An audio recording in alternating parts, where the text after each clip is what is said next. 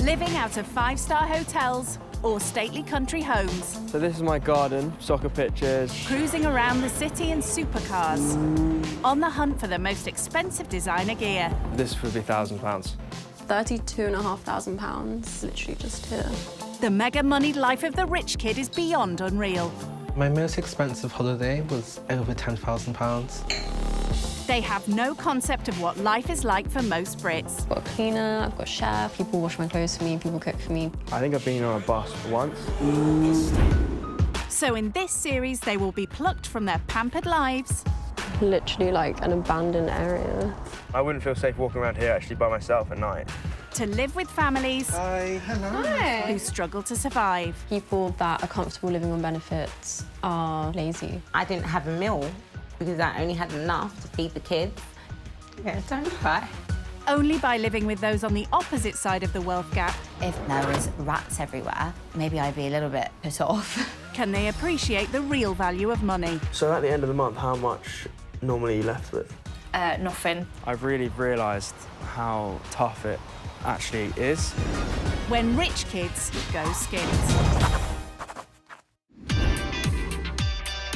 I think I was a spoiled person, yeah, when I was young. I think I'm still now. Today's rich kid going skint is the son of a wealthy estate agent.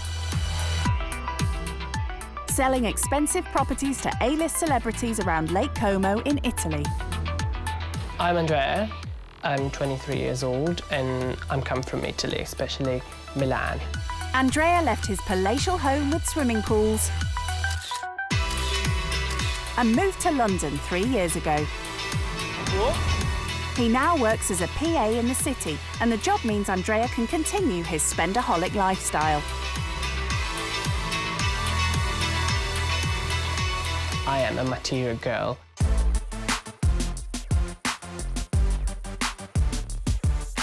This is a limited edition.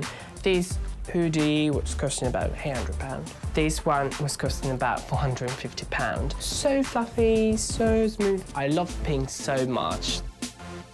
That jacket cost £1,000 and the price of this was £690. The cost of this is about £1,500. This is a wonderful piece of art. It was costing me £3,000. I had to have it. I just like the feeling of when you own stuff which is valuable. Especially bags. We have a Beer King, size 40. It costs about £10,000. Excuse me? He also has a collection of 50 pairs of shoes that cost him around £25,000.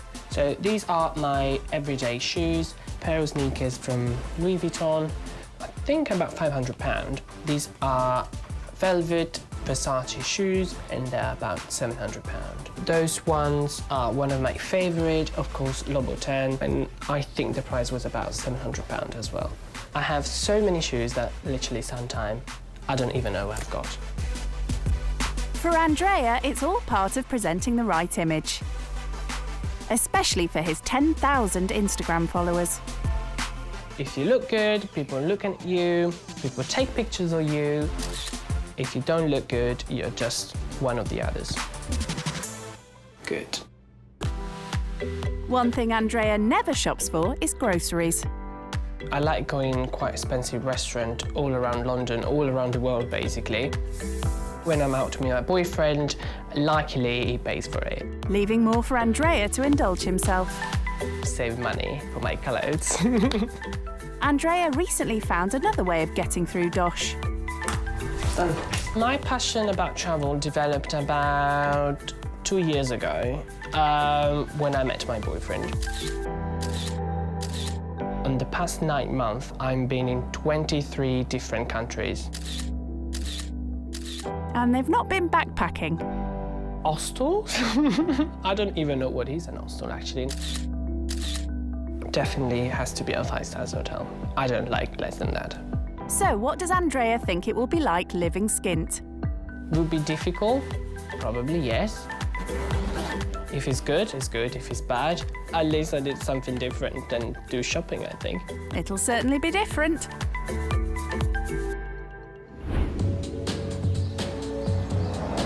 Andrea's days living skint are going to be spent in a 2-bedroom council house with a stay-at-home dad. My name's David, I'm 40 years old and I live in Town Hill in Swansea. Single parent David lives with his 2 daughters.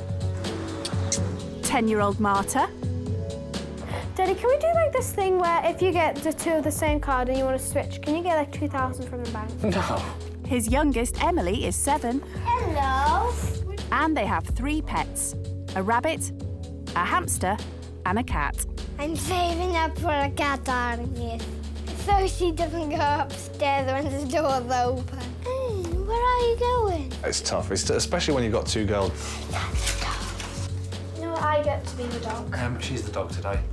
It's challenging every day, you know, they wear you out, they want things constantly, but I wouldn't change anything. All the fun stuff I like doing, like bowling, is for money. Oh, yeah, it is. Bowling would be nice, wouldn't it? David gave up his career as a head chef to look after his daughters. I kind of fell into being a full-time parent when my youngest was on her way. My ex decided that she wanted to go back to work when she was born, so I became the parent.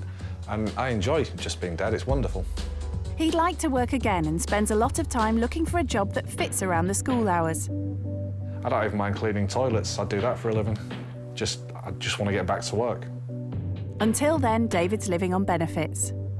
Every month we get approximately £1,400.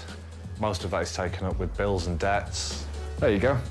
Works out on this budget, I'm left with £65 for the month. I knew it was tight, but that's not even 20 quid a week. That's ridiculous. Because I don't like paperwork, so I don't do paperwork. So I've never actually realised the full extent of how skint I actually am. Wow. So what is David hoping rich kid Andrea will learn from his time with them? You know, seeing what it's like to not be able to do what you want when you want. We have to walk most places. Is your best boyfriend? No! Oh, Bobby. I think people should walk a mile in my shoes. The ones I've got left anyway, that don't have holes in. Just get them to live my life as it stands, you know. Having to eat crappy microwave meals because you can't afford to buy fresh veg. Oh, I could even teach them to cook something, because who knows if they know how.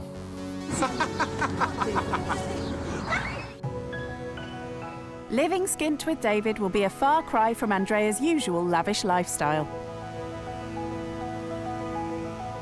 Before he sets off to Wales, he breaks the news to his best friend, Adriana. Oh, there she is. Hello. How are you? Good. What about you? Very good. Oh my God, you look amazing. Well done. I love the outfit. You too. Yeah. You're amazing. Yeah, so thank you for coming. And I have to tell you something that I decided to do. Okay. So I'm going to be living with a full family. Oh my God. Really? Yeah.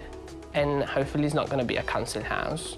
That would be a shock. I'm worried because I know you are very picky and fussy about cleaning stuff. Yeah. And hopefully they won't have any animals around. You're gonna wear your expensive clothes? I mean, that's me. I don't have cool clothes, actually. Yeah, no, you don't. I know. You don't have a normal pair of jeans. No, I don't. Even a normal T-shirt. No, I don't. Are you taking the Hermes bag?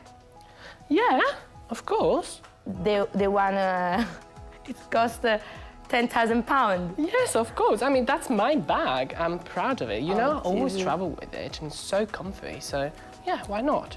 I think you will learn a lot of things and maybe you will cry in the end.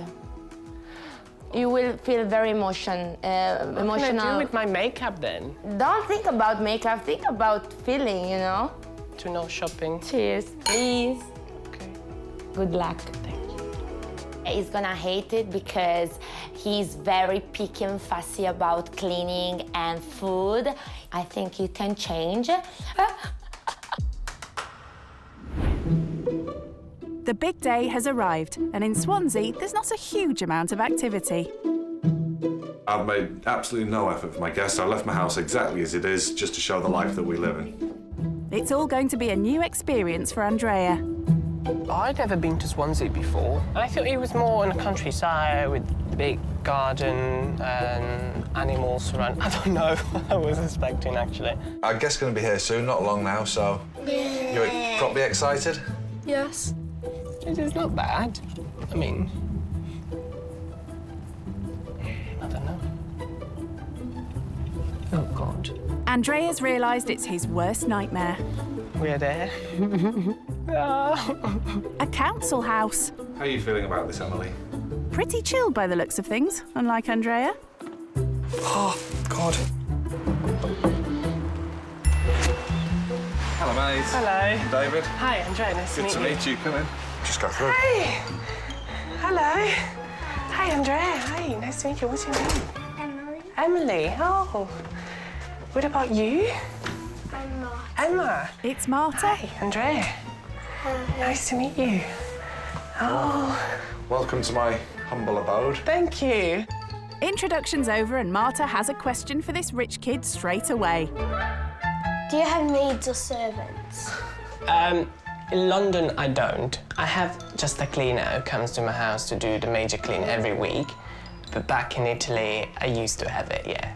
Andrea's impressed Marta. Now he's trying to win over their cat. Hello. She's in a very playful mood at the moment. Because the fleas are gone. What? Fleas have gone.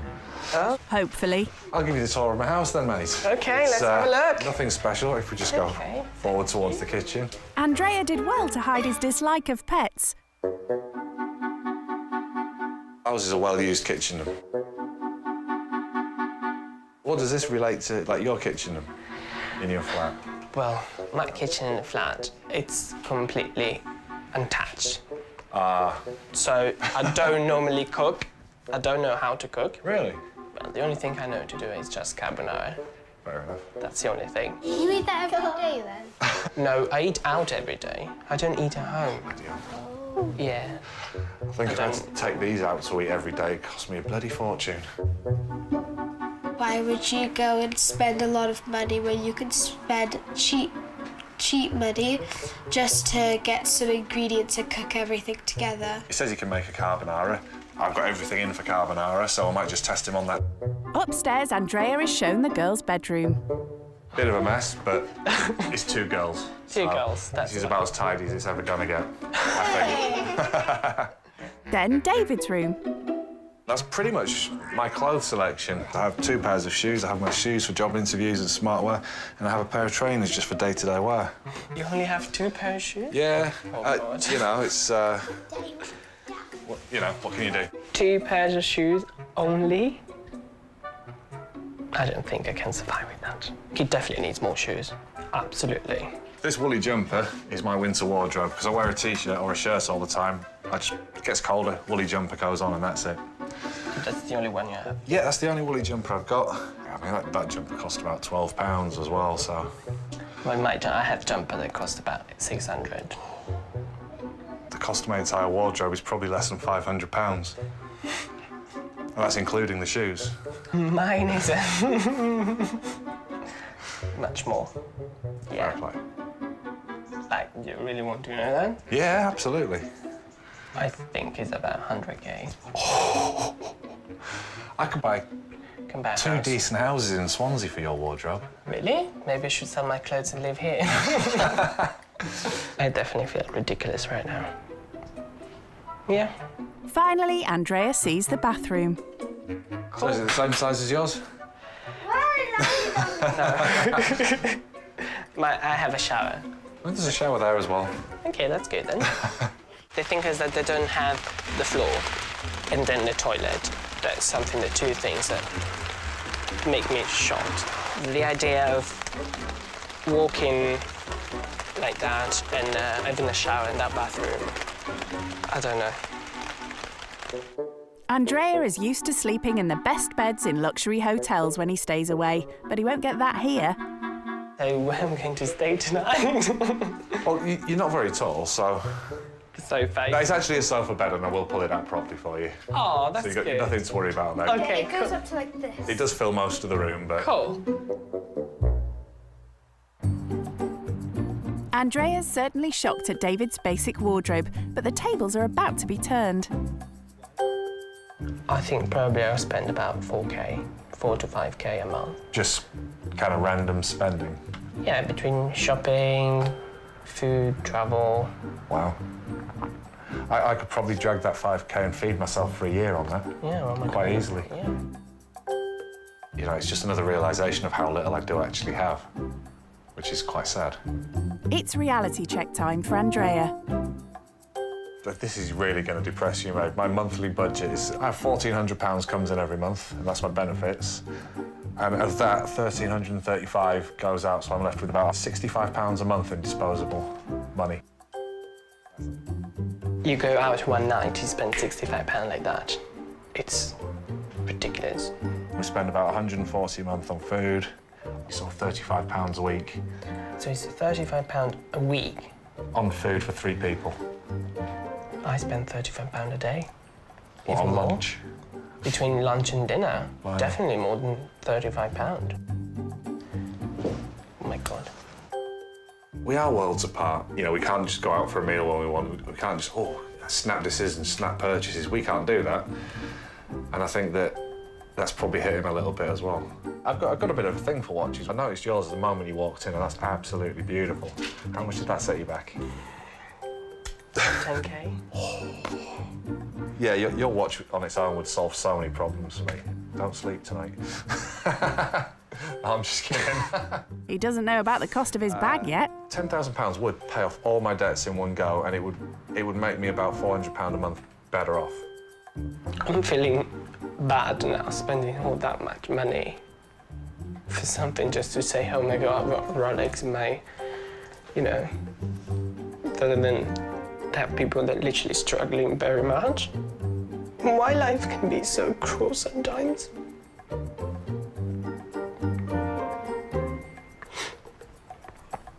What do you mean? Well, they are a happy family, right? But they deserve more.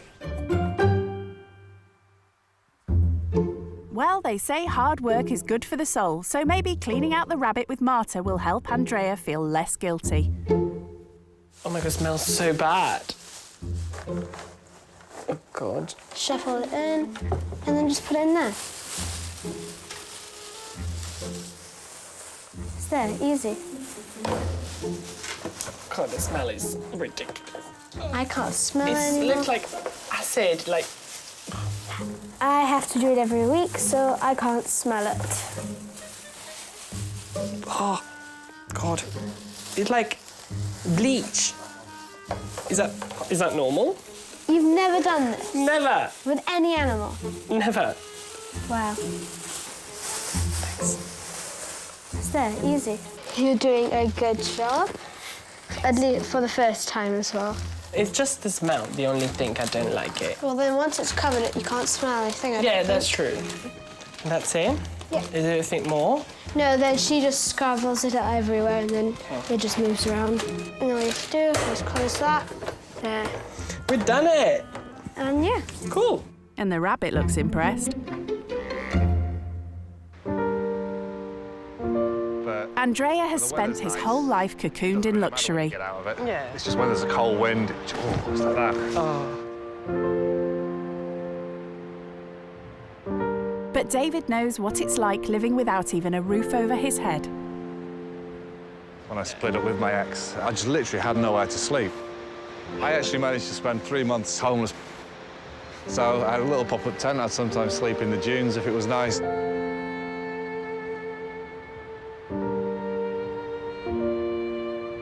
If it was terrible, I'd just sleep underneath there.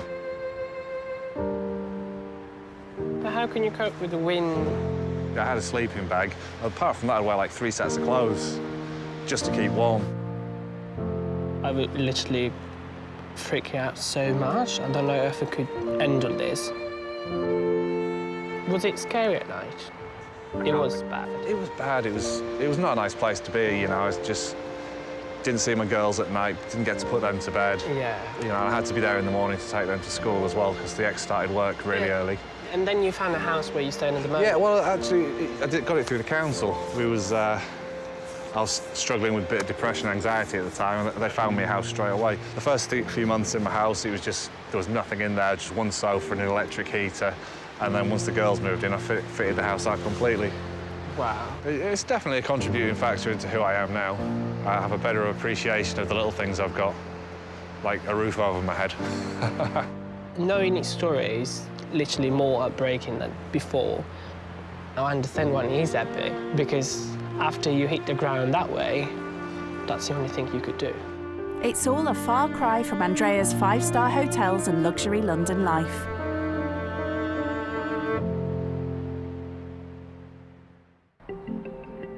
Back at the house, Andrea has time to reflect on his experience so far with best friend Adriana. Hi! Hi, my love. Hi, baby, how are you?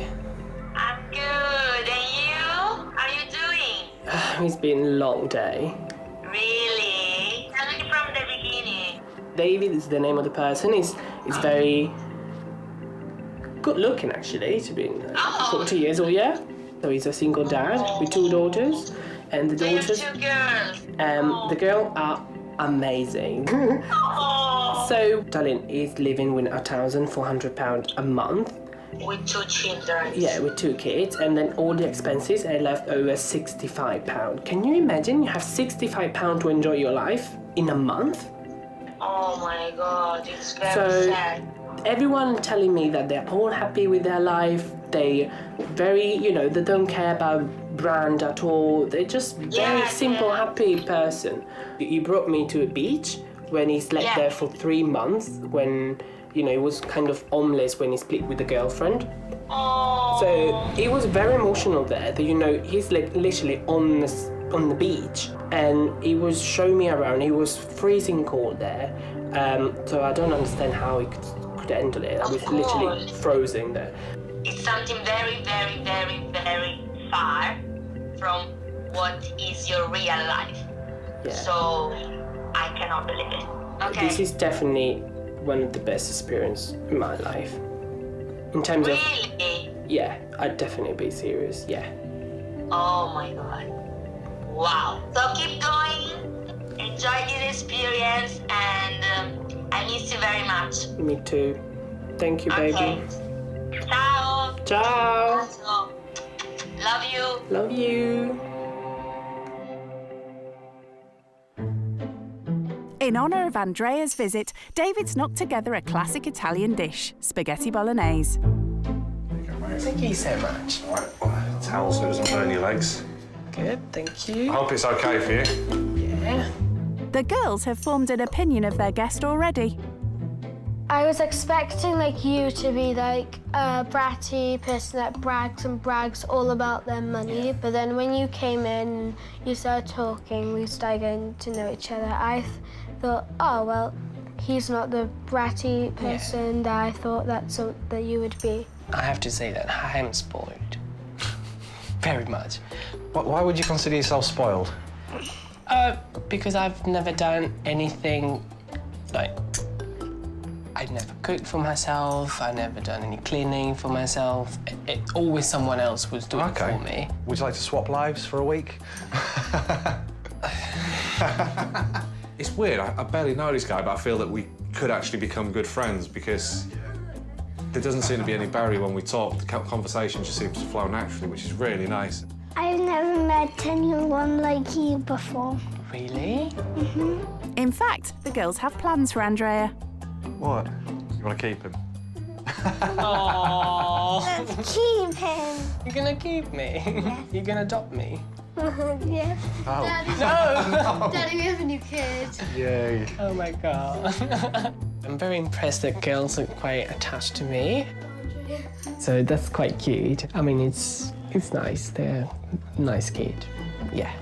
My girls have both said they want Andrea to stay with us, and I think that's absolutely wonderful. It just shows how mature my children actually are for a 7- and 10-year-old. They seem to really appreciate him and where he's come from, and they actually seem to have a really good grasp of his side of life, the way he explains it to them. It's quite nice to see.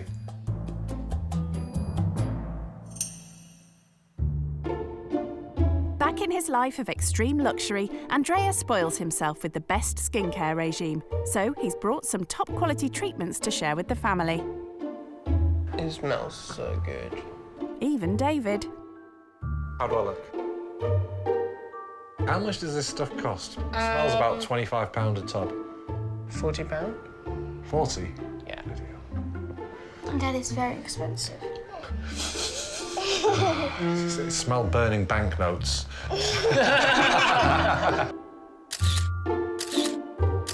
So how to enjoy a facial is just sit back, relax, close your eyes, think of nothing. Good night, everybody.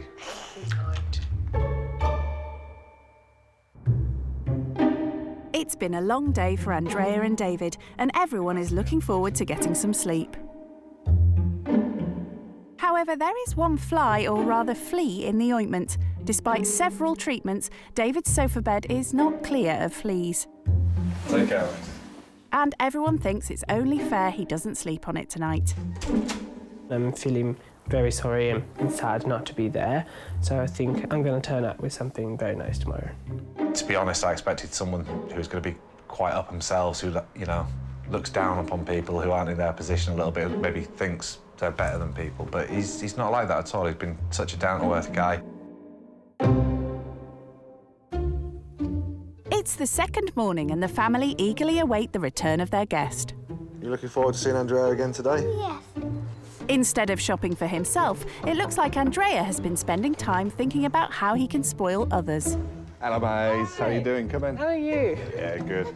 Hello. So I wanted to tell you I'm very glad I couldn't stay last night. And so I decided to bring some breakfast. Wonderful. And a nice new pair of shoes for you. Really? Yes. No. So that's the shoes. Oh, wow. Well, thank you. You're welcome. Andrea turned up this morning with coffees and pastries and bacon butties and shoes for me, actually, as well, which is absolutely incredible. Oh, wow. Oh, wow. Wow. Beautiful. Oh, mate, thank you so much. Yeah, hold those. Hold that. I can't just squash in my cave. You're gonna have to. It's the nicest thing that someone's done to me in a long time. It's good. Feels good. Wow, that's comfortable. I think they look amazing on him. Coffee and a breakfast bun and shoes. It doesn't get any better. Treating himself to coffee and breakfast is the norm for Andrea. He wouldn't even know what a fridge is. When you do go grocery shopping, when you go, how much do you sort of normally spend? I really don't go. You don't go at all, no. you just eat out mostly. Yeah. Yeah, I don't, to be honest, yeah, I don't think So your fridge and freezer are pretty much empty? it's completely empty. Oh, wow. Yeah. So at least they're clean. Yeah. So, Andrea, what I'm going to do today, I'm going to take you out. I'm going to give you the challenge of doing my £35 a week shop. Good. You think you can Yes. cope with that? Yes. It's quite important. You've got to think about what you're getting, because you've got 2 young children to eat. They're not going to eat spicy food. But I think I'd be really surprised if you could come back with a shop that included a decent quantity of fresh food, you know, meats, vegetables, things like that, to actually make fresh meals, because I don't do as much of that as I'd like. So, you know my job, so I'm a super organised person, super organised PA, so let's do it. I like to think that I'm sharing something like part of a life experience that he's never had before, and it might make him actually think about his spending in the future, you know, and maybe not be as frivolous with things. Hopefully. Here's your bags. Thank you so There's a much. bag inside, and whoop, Give me money. here's your £35. Thank you. Right, good luck. Thank you so much. I'll be waiting for your arrival. Good job David supplied a bag. Andrea couldn't fit much in his £10,000 bag for life. £35 for him's probably nothing. Like a drop in the hat, or maybe, you know, a quick lunch with a couple of glasses of wine. I think for him it's more or less throwaway money. Andrea tries working methodically by thinking what the family might eat for breakfast first. Eggs. Do they eat eggs? I don't know. We might need to have toast. And he's trying to work out exactly how far one loaf could stretch for a family on the breadline. 12, 13, 14. 14 divided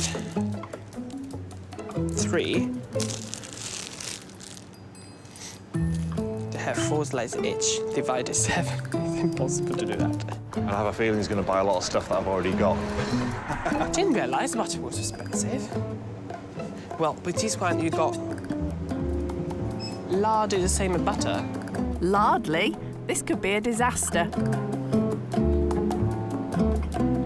I'm trying to get, you know, some fresh stuff. Oh, look at that. That's quite cute.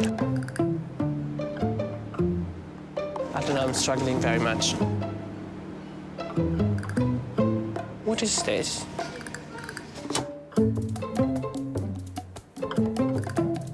Salmon. Oh my God. Shall we spoil them with salmon? Probably never eaten salmon before. Oh my God, they have a spongy cake for 65p. Oh my God, should I get with a healthy one or just spoil it with a sponge cake? I don't think it's as easy as you thought it was going to be. They maybe need beans, no? Okay, fuck this. This could take a while. Oh no, they're too expensive. Oh, I have £1 that costs £1.89. No. It would be very different for me if I had unlimited, you know, budget. But he hasn't. I think I should treat them with a pizza. After an hour, yes, an hour, he finally makes it to the checkout. Fine. How can I carry all this? That's so heavy. Is that promotion, right? I get 2. Okay, good. Yeah. How much is it? 32? Yes, I'm in the budget! Yes. Hang on, you've not finished yet. 36.55, just over. So, I know exactly what you have to remove. Remove this. He then goes under budget. Okay, I know exactly what to do. He's got some leftover cash for a treat.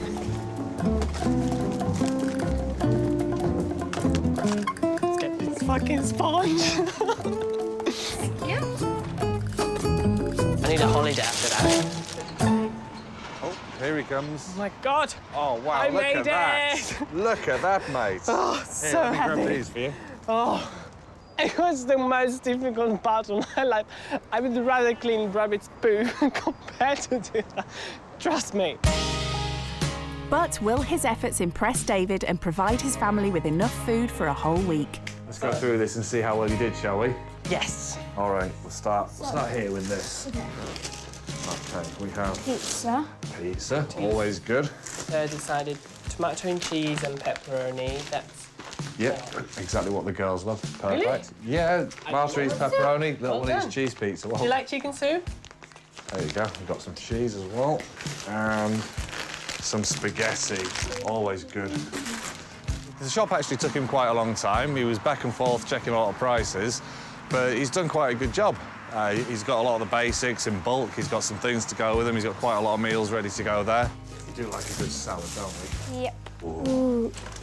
The only thing that I would have done differently is probably I would have bought some chicken and not as much pasta because I have a cupboard full of pasta. But, you know, he didn't know that. That was cake, I think. I saw that. No, it's not cake. But... Dun, dun, dun. Ta-da! Cake for Daddy. No! I don't know how you do it. You do it great. So it's very impressed. And so, well done. Thank you very much. Yeah, this is... Well, you've done a cracking job and I'm really made up. Which is a similar shop to what I would do. It's a really good shop. Impressive. Good lad. After a bite to eat, they head out for an intrepid treat down at the local leisure centre. Something that doesn't happen often for this family. Like a special treat for the girls, so, you know, we actually get out and do something that isn't just playing in the park or walking on the beach. You know, it actually gives them some physical exercise that they can focus on properly. There's a climbing wall here, but the family have no idea what that means for Andrea. I'm so terrified. I mean, I'm gonna do it, but let's crack on with it, right?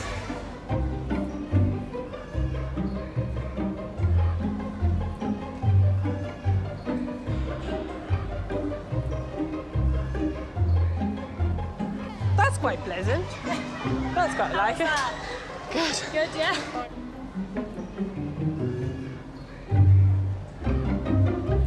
Feeling good.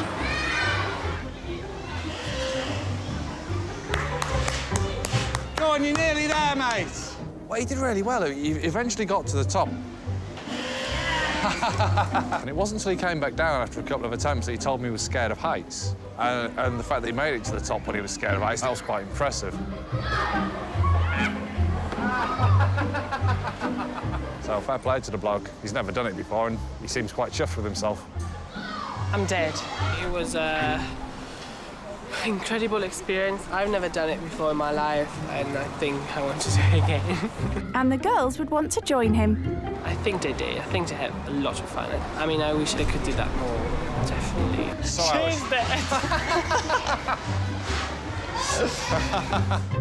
But for this family, a return visit will be another special occasion. I'd love to be able to bring them down every weekend and just get them climbing or get them swimming every weekend, but it's just not financially viable.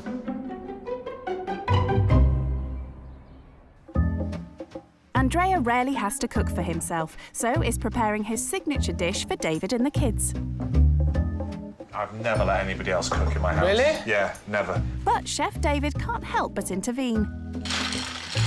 Then do you put salt?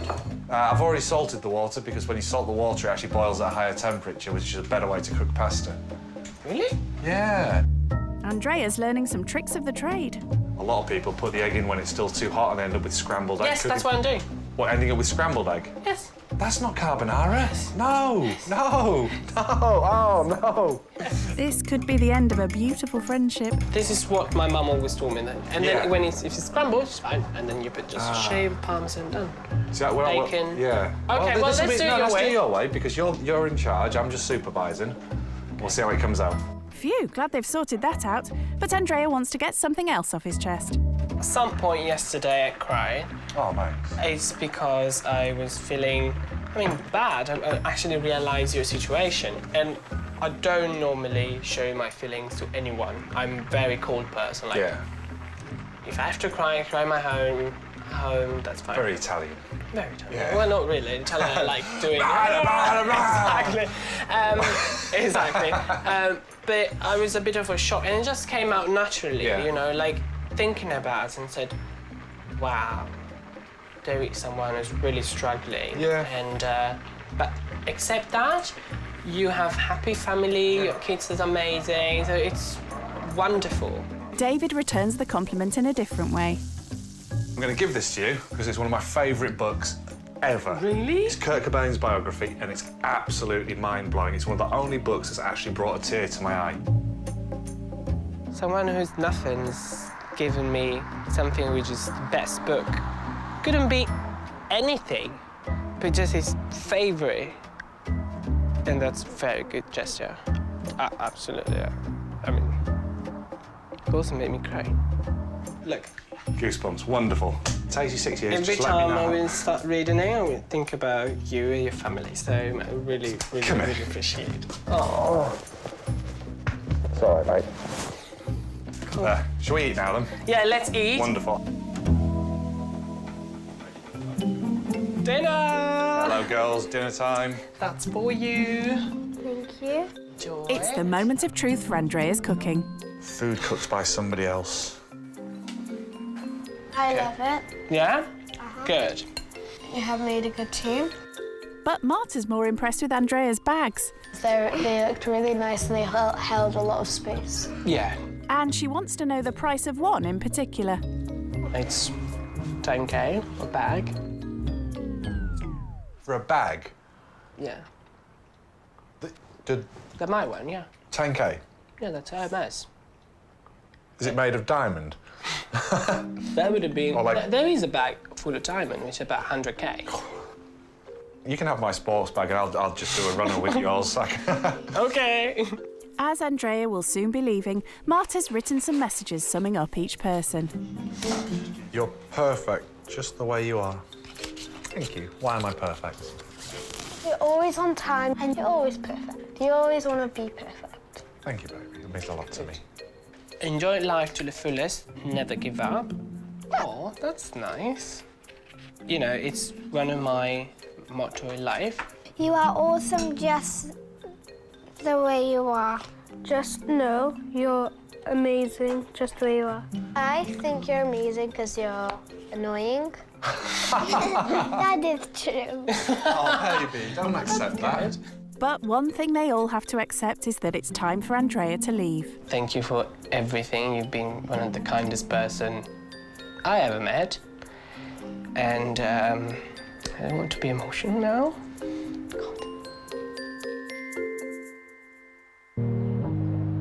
Living skint with David and his family has been a hard dose of reality for this rich kid. My important book. It's shown him just how tough life could be living with almost no disposable income. But even with no money, Marta has some goodbye gifts for their special guest. I have something for you. Oh my God, so many things. What is it? Necklace, bracelet, card, and...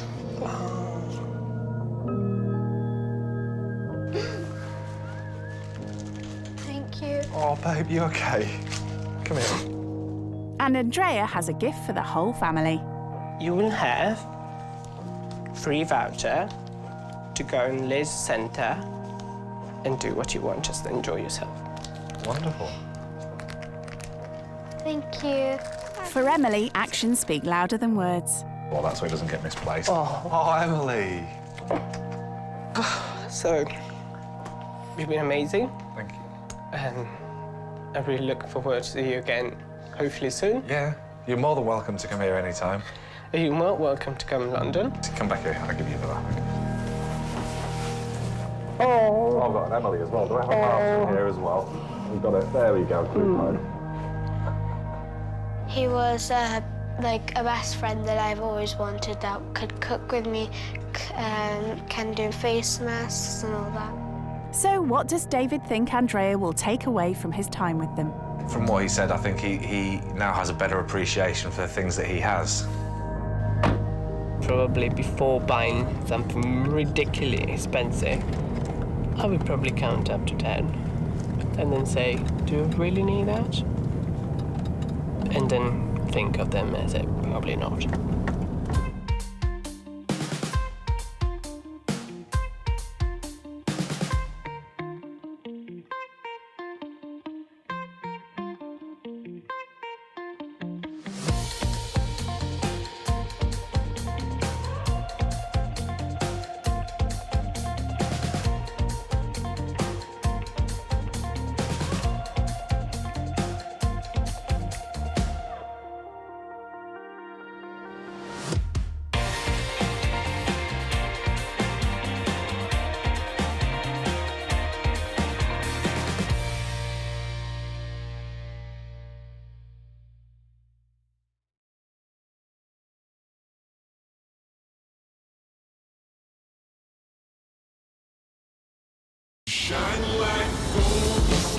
Living out of five-star hotels or stately country homes. So this is my garden, soccer pitches. Cruising around the city in supercars.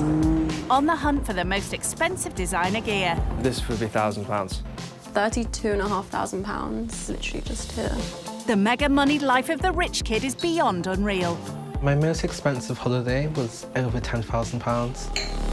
They have no concept of what life is like for most Brits. I've got a cleaner, I've got a chef, people wash my clothes for me, people cook for me. I think I've been on a bus once. So in this series, they will be plucked from their pampered lives. Literally like an abandoned area. I wouldn't feel safe walking around here actually by myself at night. To live with families Hi. Hi. who struggle to survive. People that are comfortable living on benefits are lazy. I didn't have a meal because I only had enough to feed the kids. Yeah, don't cry.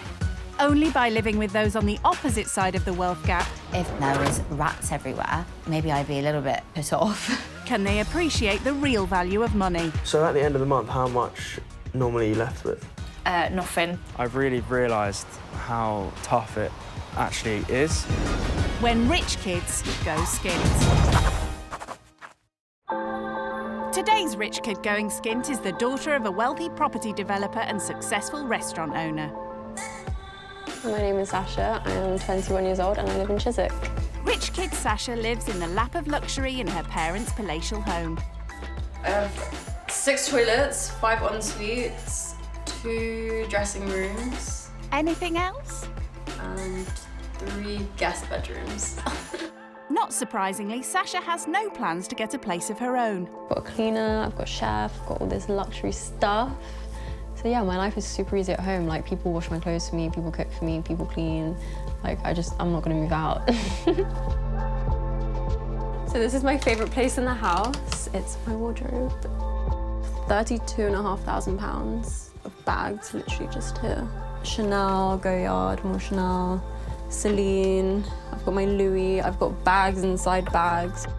From a very young age, Sasha's always been a right old bag lady. This was my first designer bag. Like, it was my school bag. I think it was like £2,500.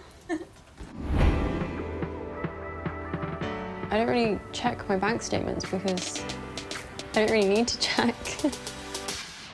And Sasha also doesn't have a care in the world when it comes to her regular swanky shopping sprees.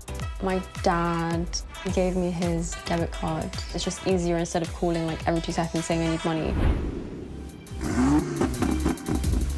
As well as being a self-confessed shopaholic, this rich kid's also a posh petrolhead. So my favourite thing in the whole world would be my car. It's a BMW M2. It's really nice, really fast. It's also rather expensive to run.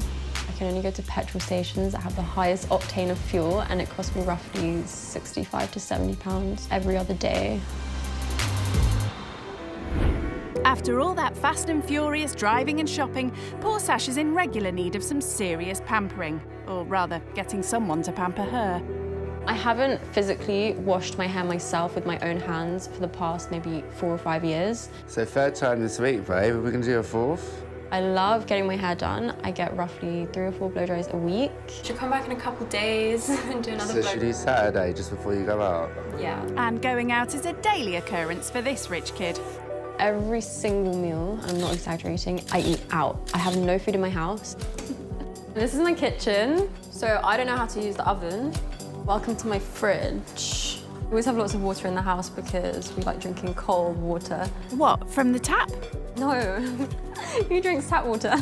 I would need about £1,000 a week to fund my lifestyle, just because I'm always out. I sleep all day, socialise all night, come home and repeat. Parking all that privilege and party lifestyle to go skint with a poor family on benefits won't come easy for this pampered princess. I think people that are comfortable living on benefits are just lazy. I don't think they should complain about being on benefits and struggling because everyone can help themselves. Little does she know, she's the one about to get to work. But if you come and tell me, like, mop the floor, I'm just going to be like, I don't even mop the floor in my own house. Why should I mop the floor in your house? Well, that's what she thinks. Ready to shock Sasha with a taste of life in the real world is single mum of 3, Juanita, from Orpington in Kent. So I live with my 3 kids, Marnie 15, Kai 8 and Riley 5. I absolutely love and adore my children. It's really hard work being a single mum. Oh, dead. Come today. Life is certainly not a holiday for Juanita, who scrapes by on benefits. Biggest struggle for me at the moment is not being able to provide everything for the kids. The money is just so low. It's literally ridiculous to live on. I worry every night when I go to my bed, how am I gonna feed the kids? How am I gonna get through another week? How am I gonna do all of these things on £200? Life hasn't always been this difficult for Juanita, who lost her much-loved dad a few years ago. Life completely changed from the day my dad died. I literally left the hospital after 9 days of watching him pass away, and I was a complete different person. He was my biggest fan and my biggest supporter. He adored me and I adored him. There you go. If I went to him and he did £100, needed a couple hundred, it didn't matter how big or how small, my dad would give that to me. So to lose not only that love, that support, but that income, how do you come back from that? The day my dad died changed everything for me. You enjoying that? I would like the rich kids come and stay with me so I can let them know that your life can be here 1 minute, happy, healthy, money, successful, all of that, and equally it can be taken away tomorrow. And I want you to see, like, how do you keep the lights on? How do you pay the bills? How do you budget your shopping when you're used to any kind of shopping limit? I've done it. You can do it too. Seeing what life could be like if she lost her parents' support will more than likely be a shocking experience for Sasha. So, before setting off, she wants to seek some encouragement from Ty, her friend and fellow fan of flash cars.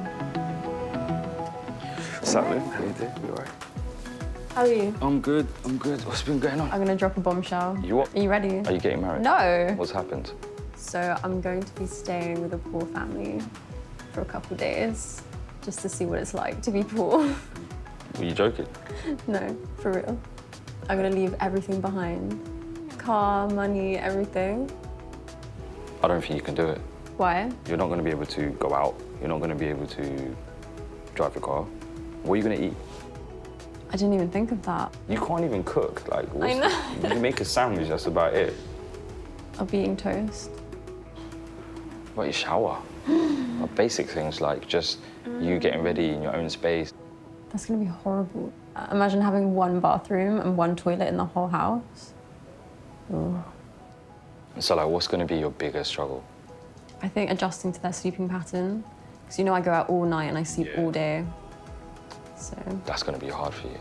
I know, but I think it'll be fun. It'll be an experience, an adventure. Do you think you can do it? Yeah, but pray for me. Pray for you. I need help. I'll pray for you, but I don't think you'll be able to survive. I don't think you can survive a night. You do come back changed, I'll make sure I take my words back. My hope is that she comes back a little bit changed. I feel like she needs to have this wake-up call. She needs this adventure for her to appreciate what her parents have given her, appreciate what she has. As Sasha sets off to experience living life skint with Juanita, it's already apparent that Orpington feels like a foreign country. Looks really poor, not gonna lie. It looks a bit grimy. The houses are super small. That's so ugly. As Sasha gets used to the idea of slumming it in the suburbs, Juanita's feeling unsure about what the experience holds in store. I am slightly worried because it's a stranger coming into my house. You don't know what they're going to think, you know. Maybe to me and my friends, like, I look like I live okay, but to her, she might come in here and be like, whatever, you know, like, I'm just nervous about her perception of me and my family. I'm worried about the house smelling. I feel like if it smells really gross, then I'll just feel sick constantly. So yeah, that's going to be a massive issue. It's just literally like an abandoned area.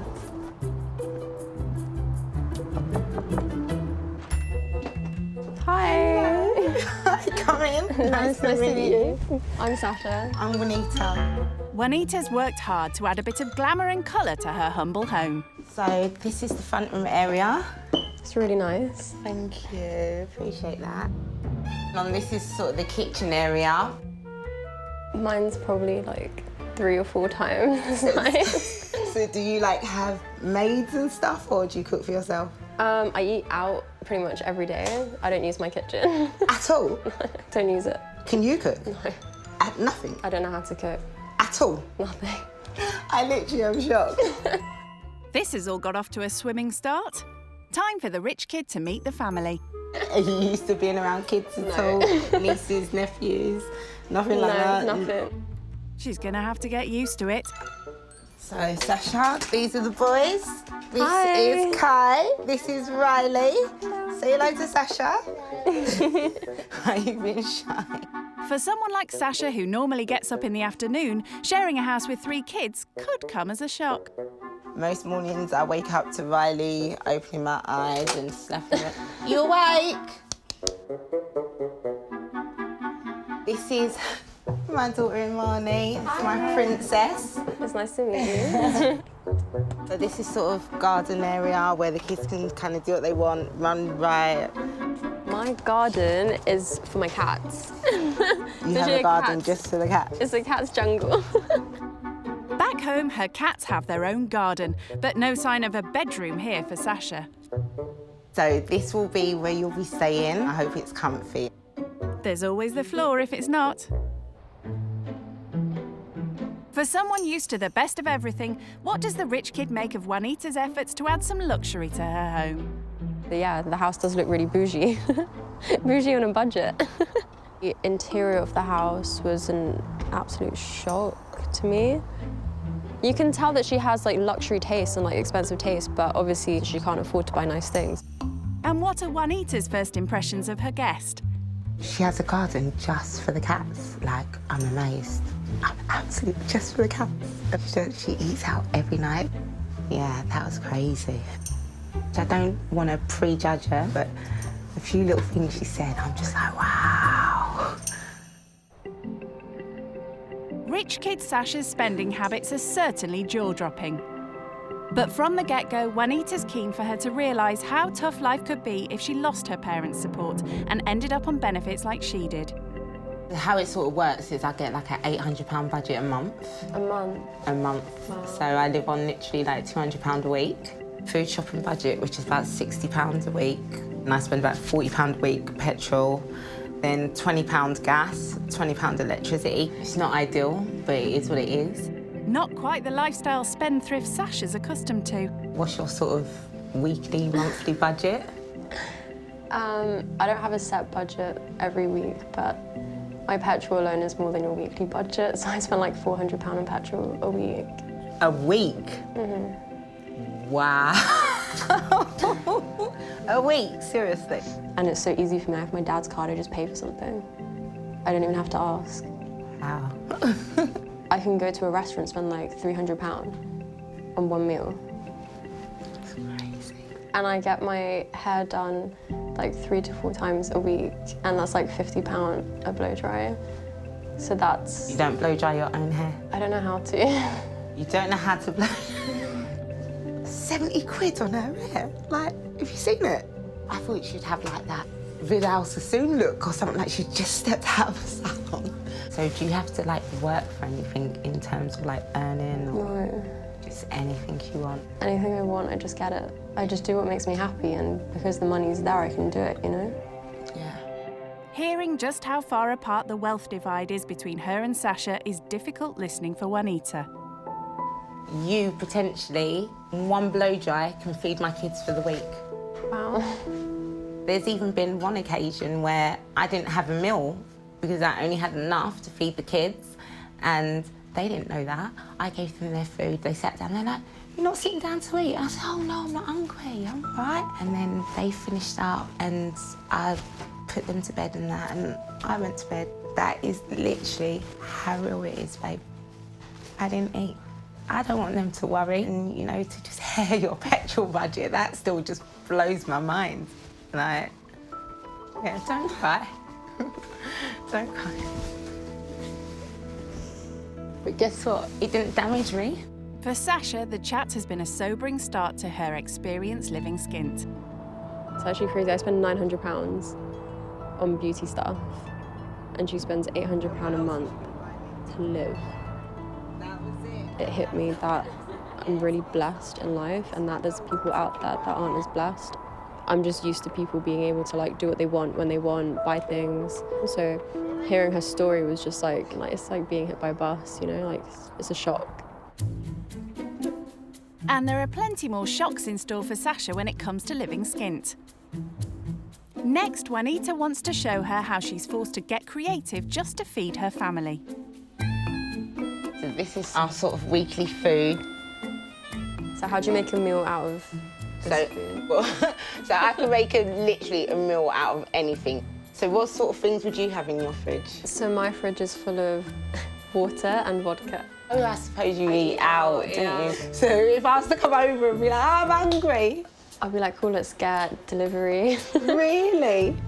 No such thing as takeaways when you skint. To give Sasha her first taste of dining on a tight budget, today's lunch menu consists of pizzas made with a personal touch. Obviously, I buy the plain ones because it's cheaper like that, and then obviously we can put all the toppings and bits, and it just gives the kids something to do. Bye-bye. Look, we got pizzas. Using all types of leftovers for the topping, Peppers, corn. Making lunch is a family affair. Even Sasha's getting stuck in. Is it full of water? I'm actually really proud of you. Teamwork means the pizzas are soon ready.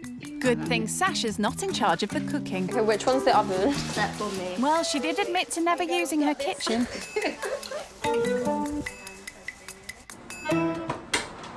Grubs up. But how does a low-budget lunch compare with the high culinary standards that Sasha's used to? How's that taste? Is that all right, Sash? It's really doughy. Where do you normally eat when you go out there? So I usually go to, like, Harrods Pizzeria. Have you heard of Nobu? Yeah, I've heard of Nobu. I go to Nobu quite a bit for sushi. All the Mayfair restaurants. What's your favourite restaurant? I couldn't really say I've got a favourite restaurant that we go to now because we don't really eat out like that no more. It's just not on the list of priorities to do right now. Although restaurants are a rare treat, Juanita's shown that meals at home are an opportunity for the family to spend quality time together. If my mum closes the restaurant on a Sunday, we'll go to the pub for, like, Sunday roast. And that's all the time that I spend with my family. Just on a Sunday? If that. Yeah, we don't really spend that much time together. Thanks to her parents' money, Sasha's constantly surrounded by opulence. Next, Juanita wants to show the rich kid how she's had to find new ways of adding luxury to her living room since losing her father's financial support. Welcome to my playground.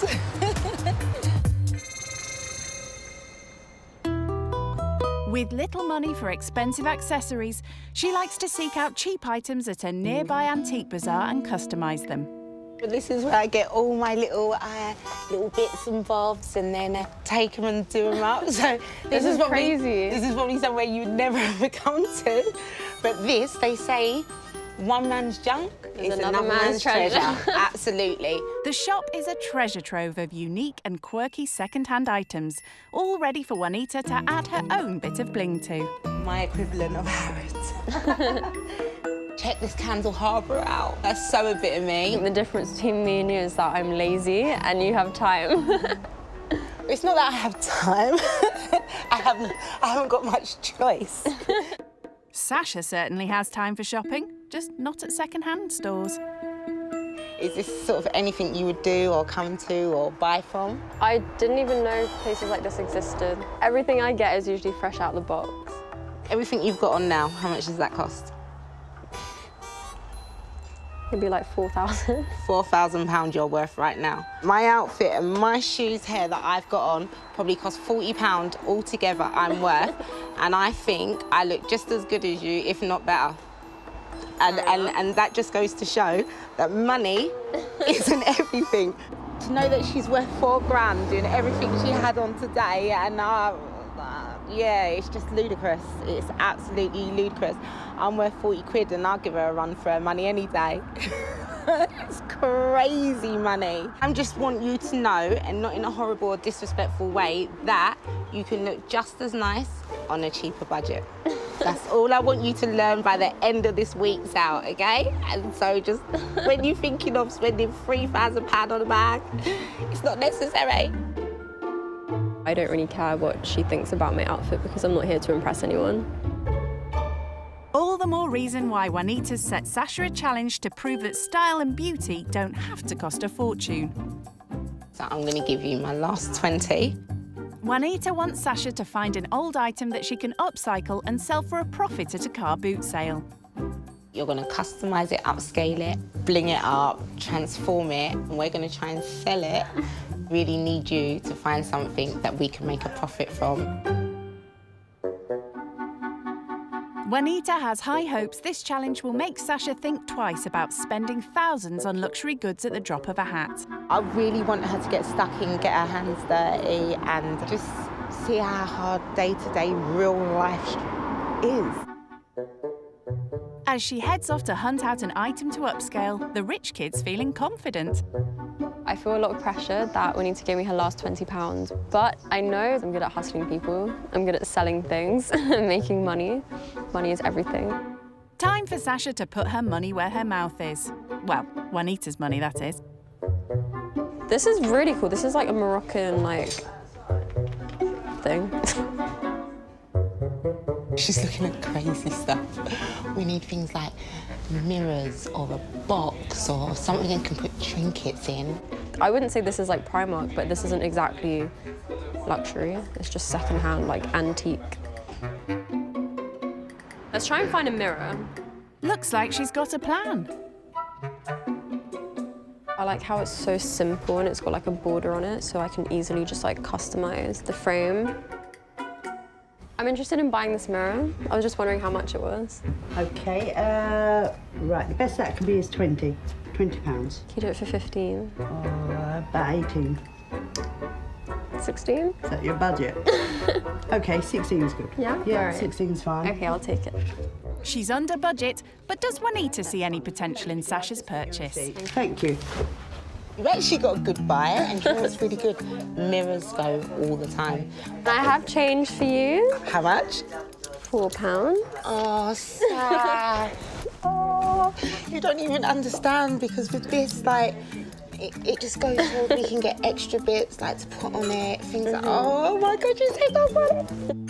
She put love into getting something, getting it under budget, so I had some change left over, but I need her to put the same love, attention and detail into customising it so that we can actually make the profit. Kai, Riley, Amani. But before that, it's dinner time. As the family sit down to eat, do you want me to do it? Know about wisdom too. They're keen to find out more about their guest's life of luxury in London. What do you have for breakfast, Ash? So I usually eat breakfast around 4 p.m. You can sleep in until 4 o'clock. And then I have dinner around like 2 a.m. 2 a.m. So what would your breakfast be at 4 o'clock? So I go to Mayfair and get eggs royale every day. Same breakfast. What's the egg royale? It's smoked salmon, poached egg, on like muffin with sauce. And roughly, like, how much is something like that for breakfast? Like £12. What? For some runny egg? That's actually cheap. Sasha may think her posh breakfasts are a bargain, but she's soon going to have to prove she can embrace life living skint. I actually like this. You like that one, yeah? Tomorrow, Juanita's taking her to a car boot sale to try and sell the mirror Sasha bought earlier. But not before she's customised it well enough to turn a profit. Have you got any more of this? After a few pointers from the professional. Spray like that. And then you just place your placement. Give it a few minutes to dry. And then obviously you cut your edging, and then, you know, I'll let you do the rest. Time for Sasha to show what she's made of. So kind of do it sort of zigzaggy. Yeah. So then, you watch me. So we're gonna come in as close as we can, line it up, just stretch that out a pace. Upscaling a mirror is a far cry from what Sasha would normally be doing in her spare time. Like, how many nights a week would you be out? Probably like every other night. How much like would that you spend on one night out? So if we get a table, could be up to like 10,000. £10,000. Are you joking? Ludicrous. Absolutely. So when your dad gets his credit card statements at the end of the month, what does he say to you? Nothing. Nothing? They don't, there's never a month they say like, go a bit easy, or we can't afford this, or I've never said that's crazy so much in one day. A bit of bling's gone a long way to give the mirror a magical makeover. It's also helped the rich kid realise how easy it is to turn the cheap into chic. You happy with it? It actually looks banging. Tomorrow I will sell this mirror for you and I will make you lots of money. I hope so. All right, let's call it a night. As Sasha beds down on the sofa for the very first time, I want to go sleep. She's beginning to realise her party lifestyle may not be all it's cracked up to be. I feel like I'm seeing a different side to family life. When everyone goes to bed at the same time, everyone eats dinner together, and it reminds me of my childhood, so it's really nice. Who gets gets up at 4 o'clock in the afternoon, who goes out every single night up to now. I've been giving it to her easy, but tomorrow things change. I'm going to be getting her up bright and early for the boot sale. Wake up! So far, giving up her parents' money and party lifestyle hasn't been easy for Sasha. So, as she gets woken up in the traditional way in Juanita's home, Time to wake up! Time to wake up! is the rich kid raring to go after a night roughing it on the sofa? We'll take that as a no then. Good morning, Sleeping Beauty. We got to get up. Boot sale time, babes. Wake up!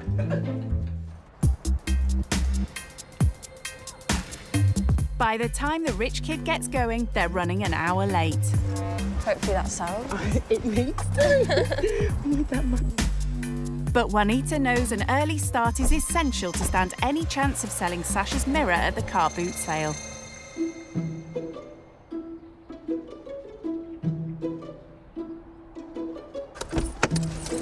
As you can see, we've got here late because of you. So what we're going to do is we need to set up as quick as possible.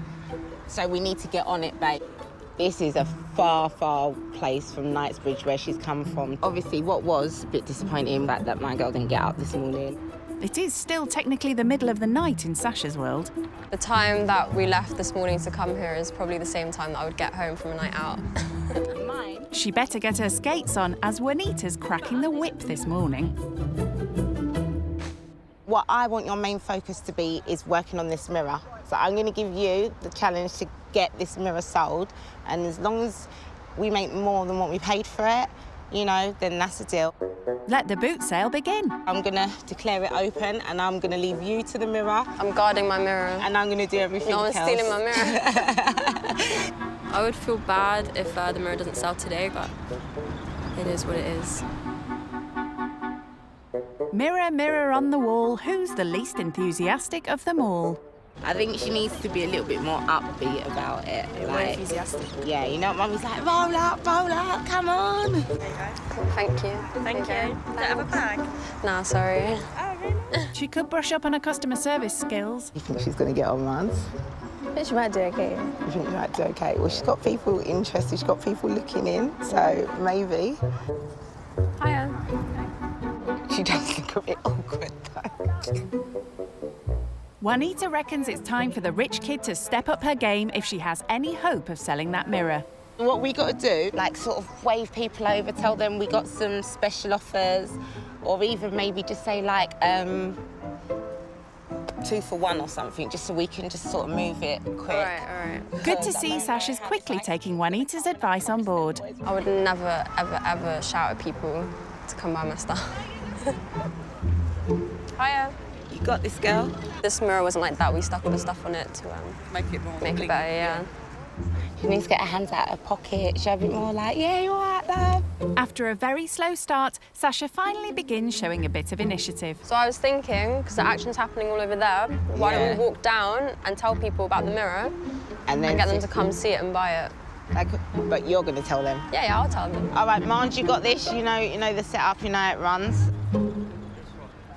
And not surprisingly, the rich kid's rather good at spotting those most likely to spend. I like your car. So we have a store at the very front, and I was wondering if you wanted to purchase a mirror for £25. It's like that high. It's got crystals on it. We're right at the front in the corner. Okay. Oh, that'll Thank you. Thank you. An hour later, Juanita's getting desperate. All right, before we go, everything's going for like 50p or £1 or 2 for £1. Come on, look at my stall. But just when they were losing hope... Hello. How much is the mirror? It's 20. Are you taking any lower? 17? 16? All right, go on then. Yeah? I sold it. Well done, my G. Enjoy the mirror. Thank you. Well done. Well done. Obviously, She didn't make the profit on it, but it was just nice to see her work and just having fun. Her fun nights out, yeah, they're cool and that, but it's expensive.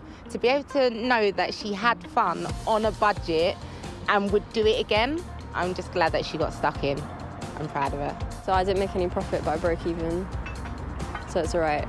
As long as there's no loss, that's all that matters.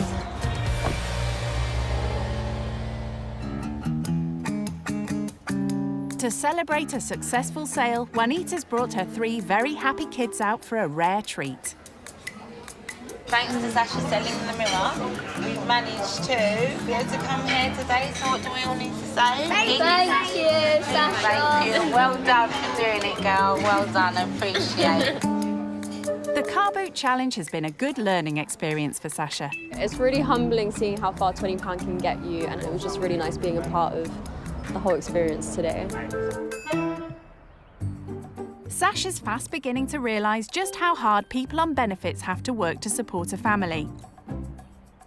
To help add a little glamour to her life, she's brought a treat from home for Juanita. It's nail polish, but it's Oh Christian my Louboutin God, nail I polish. know what this is. So now your nails can match the song. I have seen this and I have wanted one of these for so Yeah, it's I literally really like my have. favourite nail That polish. is so beautiful. Ah, look at my nail polish. Oh my God, don't shake the table. Well done, girl.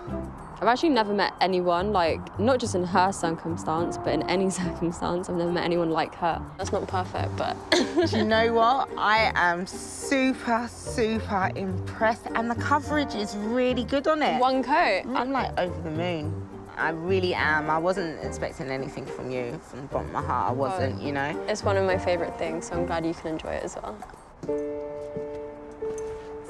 With Sasha having shared something from her life, Juanita wants to share a bit more about hers. I brought you to one more place. This is where I come most Sundays. My dad's here. I'll tell you a bit more about it. When Juanita's father sadly passed away, all the emotional and financial support he provided disappeared overnight. My dad passed from cancer, and after that, we lost everything. He didn't sort out a sufficient will before he died, so he lost everything. And there's nothing more coming. And so I have to start from scratch. I got so depressed and so low, I just couldn't do anything. So I'm coming back now, and I'm gonna make him proud. Sasha may have always had her parents to fall back on, but Juanita wants to impress on her how it could all be lost in the blink of an eye, like it was for her. The only thing that makes us so similar is we both have a mum and we both had a dad that we love and adore, and that they do a lot for us. So I just want you to just be mindful. They can be here today and gone tomorrow. If they're ever gone one day, how would you know to live from what you're used to nothing, you know? As difficult as it was going to the graveyard with Juanita, I really appreciate her showing me her life and what she has to go through, and just like the struggles in life that she's been through. This got me so depressed and so low. I didn't even want to get out of bed and look after the children. I had a baby in the same month I lost my dad, so it's like I gained a person and lost a person in the same month. And I just want you to just be mindful, okay? And tell your parents a bit more how much you love them. Yeah? Because I can only say it to a grave, okay? Let's go. She knows that I appreciate everything I have, but she wants me to appreciate my family more and spend more time with my family while they're still here. So I think her telling me about her dad and showing me everything just like hit a bit close to home.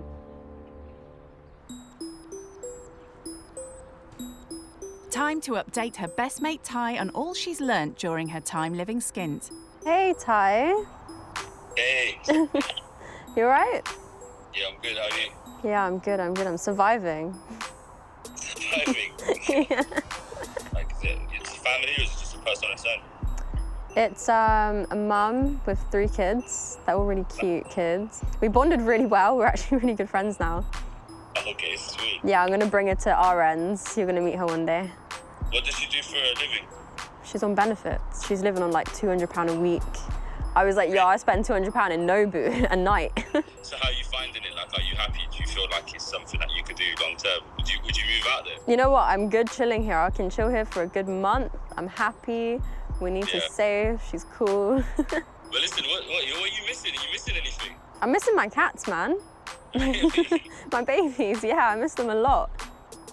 There's no cats here. I'm proud of you. You know, you've stuck it out. It sounds like a good time. Learned a little bit. I just can't believe that you did this. You know. I told you I would do it. Proud of you. Well done. You deserve a pat on the back, and it's going to be nice to see what you've learned and what you can bring back in. Are you going to change all of us? Are you going to give us tips? I'm going to humble all of you.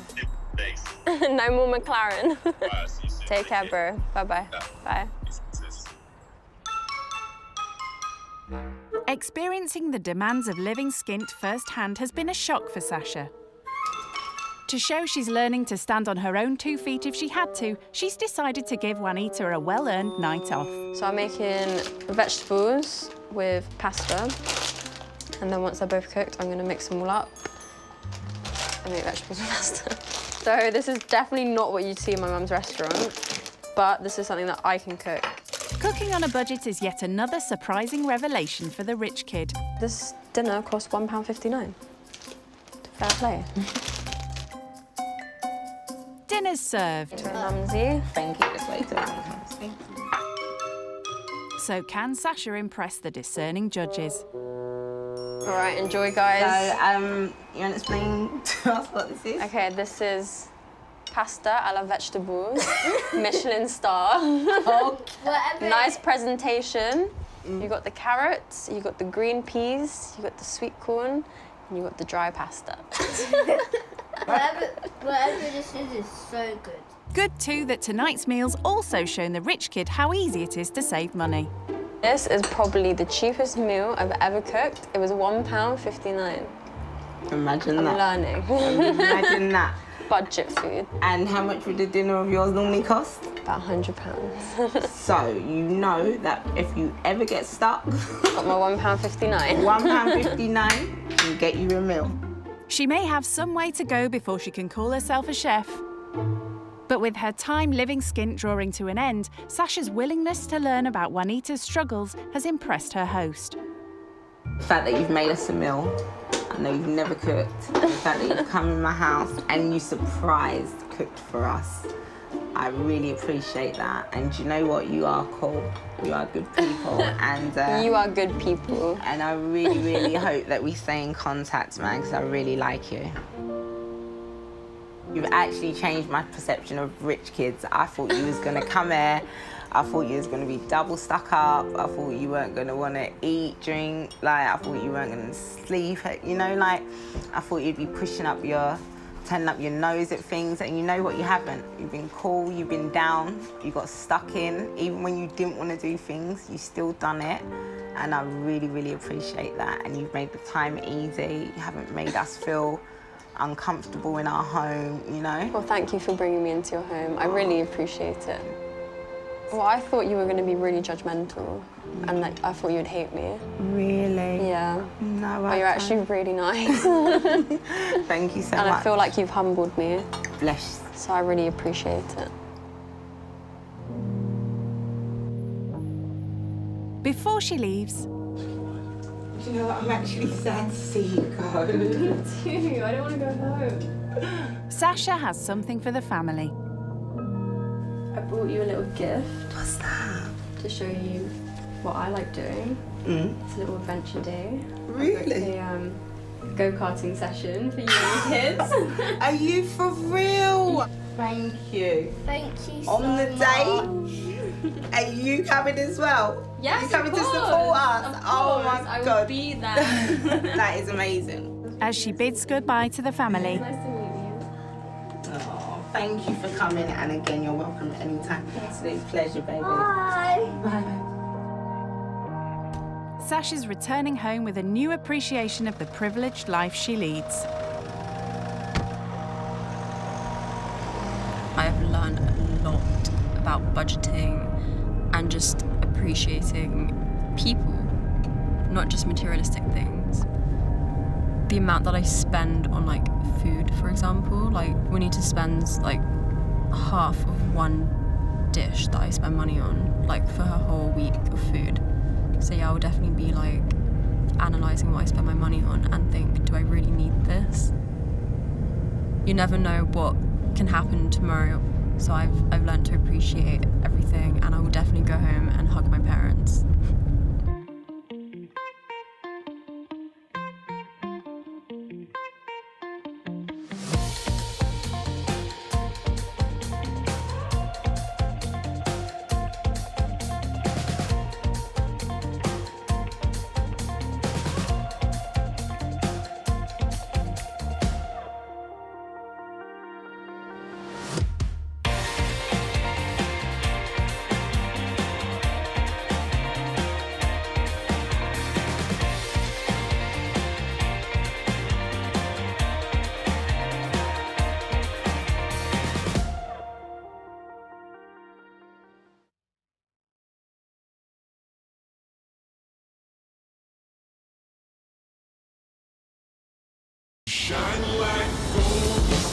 Living out of 5-star hotels or stately country homes. So this is my garden, soccer pitches. Cruising around the city in supercars. On the hunt for the most expensive designer gear. This would be £1,000. £32,500, literally just here. The mega-moneyed life of the rich kid is beyond unreal. My most expensive holiday was over £10,000. They have no concept of what life is like for most Brits. I've got a cleaner, I've got a chef, people wash my clothes for me, people cook for me. I think I've been on a bus once. So in this series, they will be plucked from their pampered lives. Literally like an abandoned area. I wouldn't feel safe walking around here actually by myself at night. To live with families Hi. who struggle to survive. People that are comfortable living on benefits are lazy. I didn't have a meal because I only had enough to feed the kids. Yeah, don't cry. Only by living with those on the opposite side of the wealth gap. If there was rats everywhere, maybe I'd be a little bit put off. Can they appreciate the real value of money? So at the end of the month, how much normally are you left with? Nothing. I've really realised how tough it actually is. When rich kids go skint. Chelsea, London. One of the most expensive neighbourhoods in the country and home to rock stars and the mega rich. It's also where today's rich kid going skint lives, 21-year-old international jet-setter and socialite, Becca. Not only is she the daughter of a wealthy insurance broker, this rich kid is so posh she even has blue blood running through her veins. On my mother's side, I am distantly related to royalty, and that's just been a very interesting part of my life growing up. And Becca certainly lives like royalty, dividing her time between her parents' palatial homes in the country and a luxury pad in Chelsea. I'm always travelling, so I'm either in the country or if I'm in London, this is where I stay. This is the kitchen. As you can see, there's a nice wine section over there, lots of different artwork. Ooh, very fancy. This is the living room. I'd say the house is a mixture of classic things and also modern things, like the kitchen. Being the international socialite she is, Becca requires more than just one designer wardrobe. I'm in and out the country all the time, so these are some of my things I have here. This is my Canada's Goose, which I absolutely love. These, I'd say, go for around £800 to £1,000. So I have this Chanel bag. Basically, when I go out, it's easy access, so put my phone in and take it out. I do have a bit of a thing for Tiffany. I absolutely love their jewellery. I guess each piece of jewellery is in the hundreds again. So just how does an unemployed 21-year-old afford all of this expensive designer gear? I do have an allowance, and that is from the bank of Dad's. He has always given me what I want. And that means Becca's never had to lose any sleep when it comes to finding work.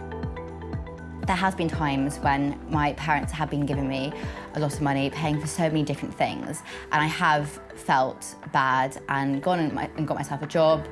It's usually ended because the summer holidays have come and all my friends are inviting me to go on holiday with them. So, winter job then? One thing Becca does work hard at is racking up the air miles. I go on holiday every year. I would usually travel business class or first class. We have stayed in hotels and resorts that are from around £2,000 to £4,000 a night. The view from one of my villas that I stayed in. When Becca's back home in Chelsea, life is still one big holiday. I'm literally always on the King's Road. There's so many different amazing restaurants to go to, and I love trying them all out.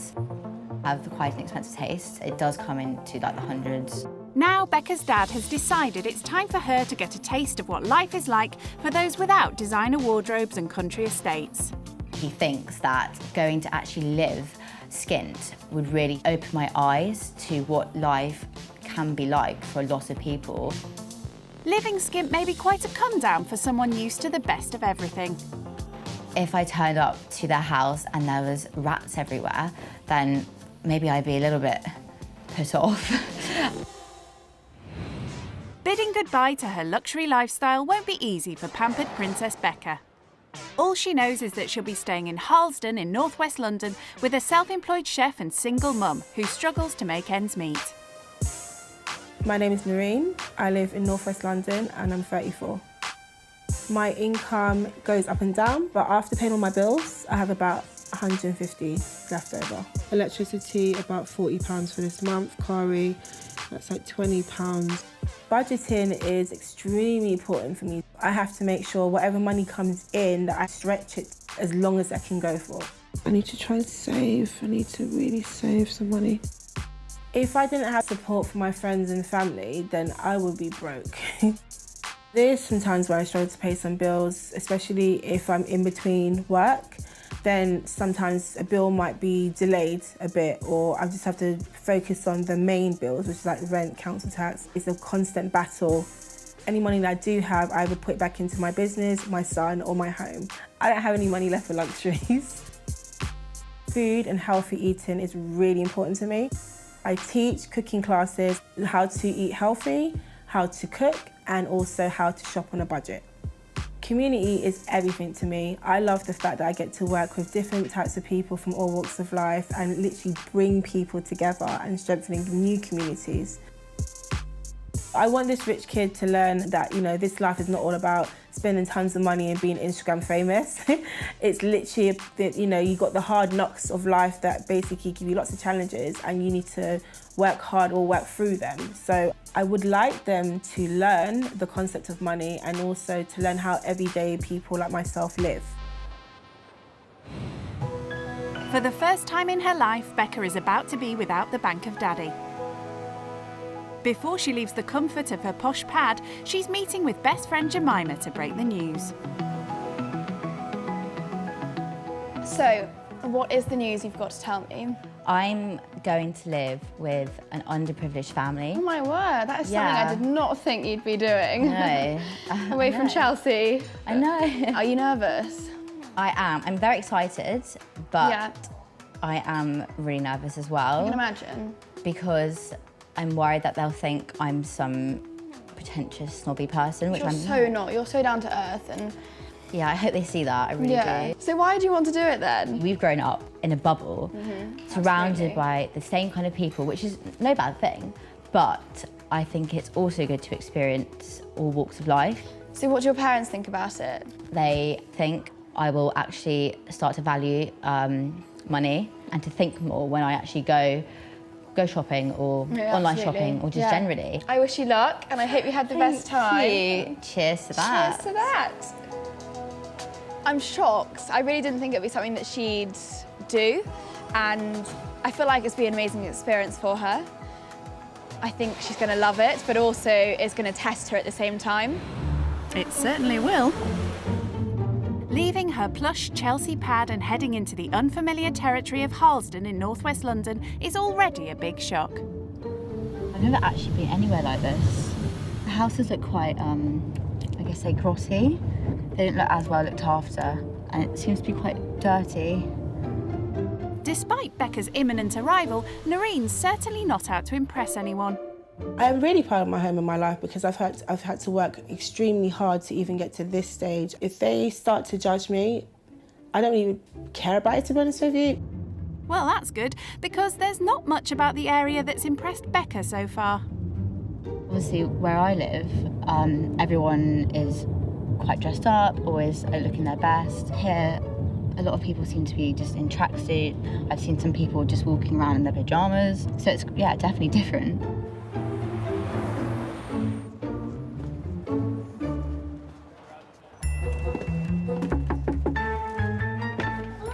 Hi, I'm Becca. Nice to meet you. I'm Noreen. Lovely to meet you. So this is my living room.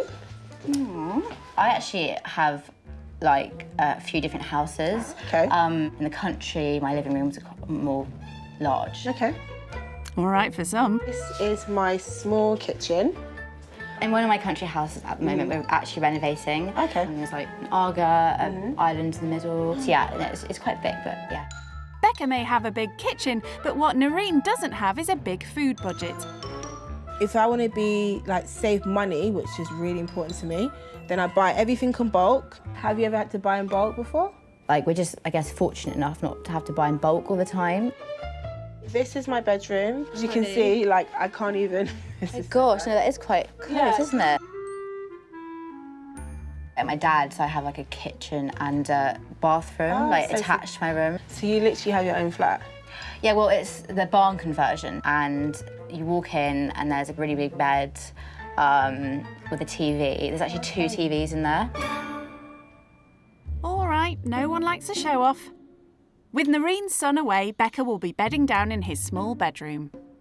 Okay, so this is my son's room, and he's not here this weekend. He's actually with his dad, so you'll be staying in his bunk bed today. Oh, thanks. You can feel it along. Oh, thank you.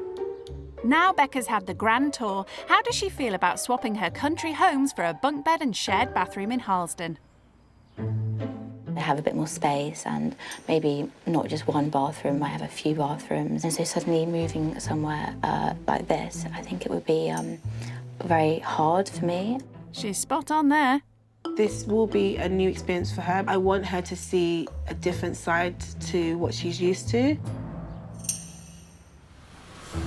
Becca's certainly got a lot to learn about life outside her own neighbourhood. In the meantime, she's brought a taste of Chelsea for Noreen to sample. So I got you a little something. These are just a few of my favourite things. Oh my gosh. This is beautiful. Wow, afternoon blend. It always actually fascinates me, like how much do these things cost? It was around £100 for like, this whole thing. With £100, I would be able to feed my family for about 3 weeks. Really? Yeah, 3 weeks. Gosh. Having always had her daddy's dough to fall back on, it's fast dawning on Becca that living skint will be a big adjustment. Do you have to budget, like, at all? No, I don't actually. How come? I'm not going to lie, I do live on the bank of Dad. If I need something or I'm in a situation where I need more money, I will always be given it. I have a clothes allowance. Okay. On top of that, I also have a travel allowance. For example, recently I've been to South Africa, and I mean, that whole trip was a lot of money. Like, how much is a lot? I'd say my summer has been around 15 to 20 grand. Like 15 to 20 grand could literally be like a year's salary. Her meagre income means Noreen's spending habits are in stark contrast to Becca's jet-set lifestyle. My income roughly, say about 1,500. And a month? Yeah, a month. And so I would have like different expenditures. These are like some of them, and I got like rent. You don't have to pay rent, do you? No, I don't. Yeah, so my rent would be around 600 per month. Okay. And then I've also got council tax. Do you have to pay council tax? I don't think so. And that's like £100 a month. And then for like food shopping, I normally would say I like to spend about £150 a month. £150 on food? Yeah, a on month? food, yeah. So travel would be anywhere between £150 to another £100. Basically, I'm just trying to make ends meet. After I paid for everything, I might have like £150. So with the 150, is that like just to buy some things for you and your son at the end? No. So it's just basically like personal survival. So it's like if I have leftovers, then I'd have to use it for something. Either paying for something for my son or just something always comes up. So I've always got to like budget for that just in case. Oh, I just feel really like bad, like that I've had this, that I can just go and buy some shoes or something, and which are obviously expensive and not even really have to think about it that much. And I don't even work for it. You're okay. Come here, baby. It's okay. It's all right, honey. Everything's gonna be okay. When she told me about how much money is left at the end of the month, it really shocked me because, I mean, I can spend that money really quickly. I just thought I've had a really like good life, and like not anything has really like gone wrong. It just really made me emotional because it made me think, gosh, I've been so lucky, and I've, you know, just had so many privileges, and it really touched me. I'm always surprised that she got emotional. I think she's just realised how fortunate she is, but also how hard I've had to work. The fact that she doesn't have to work if she doesn't want to, but I think she's starting to value or see money in a different light as well, which is quite nice. Becca will often spend her host's entire monthly food budget on a single meal out. Fancy restaurants aren't an option for Noreen, though. Do you have like a personal chef? I don't have a personal chef. My mum and my dad cook for me, and when I think, yes, I'm gonna cook a big, amazing meal, I just think, oh, but the washing up after. I mean, do you have a dishwasher? No, I don't have a dishwasher. Really? No such luxuries when you're living skint. Time for Noreen's guest to get stuck in and help out. I'm literally cutting it like this. Yeah, cutting it, but maybe not like that. I don't know what I'm doing right now. I want her to learn basic life skills. Is that enough? Yeah. Yeah, that's enough. She has a dishwasher, so it'd be nice for her to use her hands, wash the dishes, but also cook. Yeah, have you peeled a chopper on you before? I have, actually. Yeah, I think my cutting skills are just not really No, it's okay. You've got to start off somewhere, darling. Yeah. Come on. By the looks of things, Noreen needs to finish things off. Still, it's a chance for Becca to sample her first. Here you go. Home cooking on a budget.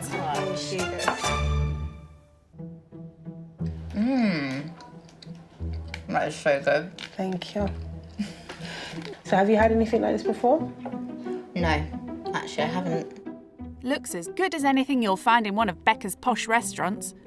If I go out to eat for dessert, I'd usually pick sweets over chocolate. Okay. Although the chocolate bomb from the Ivy, which is this restaurant in Chelsea, it's like so nice. Is that one like a Michelin star restaurant? No, I don't think it's Michelin star. It's just a normal restaurant. How much would it be to like buy food at the Ivy? I mean, if you're gonna get a lot, then maybe like 100 quid or something.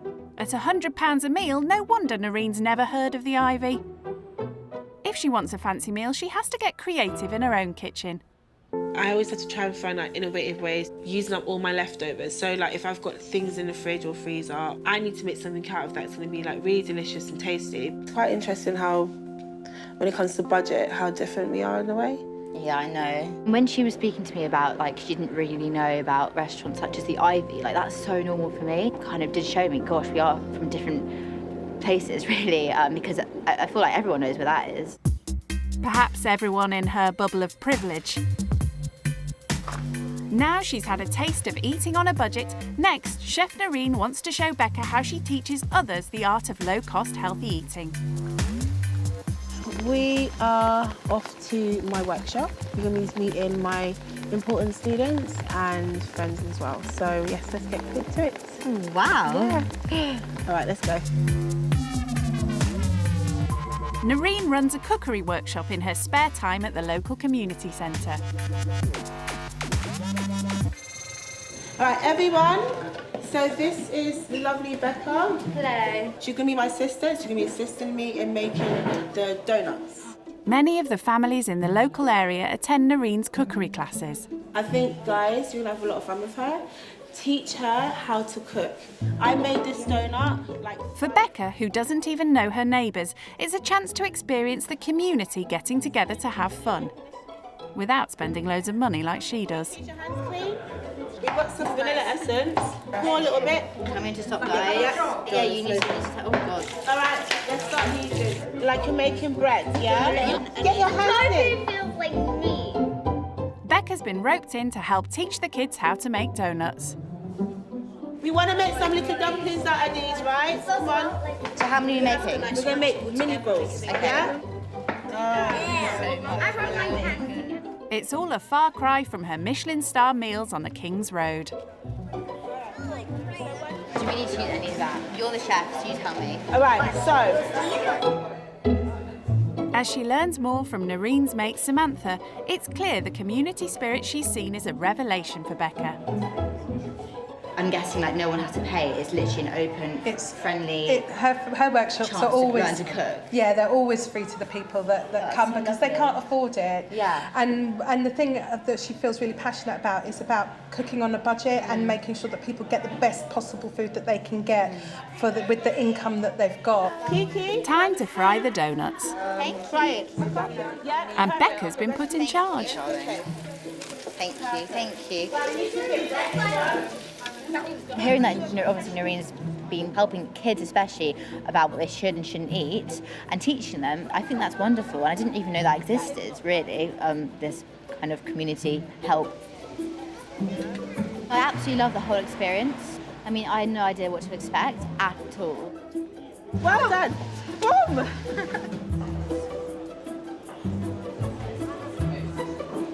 Is that nice? Oh, so sweet. Guys, thank you guys so much. Today was amazing. You basically showed Becca why I love doing what I do, and you was fantastic. Yeah, thank you so much for everything, guys. Noreen hasn't obviously been given everything on a plate, so it makes me respect her even more, like seeing how much she wants to help people, and it's just really humbling. Living Skint is giving Becca the chance to broaden her horizons. She's keen to update best mate Astrid on what she's learnt so far. Hello. How's it all going? Oh my gosh, so it's actually like one lady. She's lovely. Really? She's a chef. I had to be involved with kids and their families, and I had really? Yeah, and I had to cook with them. I cooked donuts. It was so much fun. They're so lovely. Are you learning anything there? Yeah, no, I've already learnt so much. The sense of community in this area, everyone is so close together. You don't have to pay to do this class, it's so nice. Are you finding anything hard though there? When I arrived, we spoke about Noreen's budget. I got quite teary and emotional because I just felt like I've been so lucky. Are you missing anything from home then? Missing you. Okay. I love you. Love you too. Bye, bye, bye.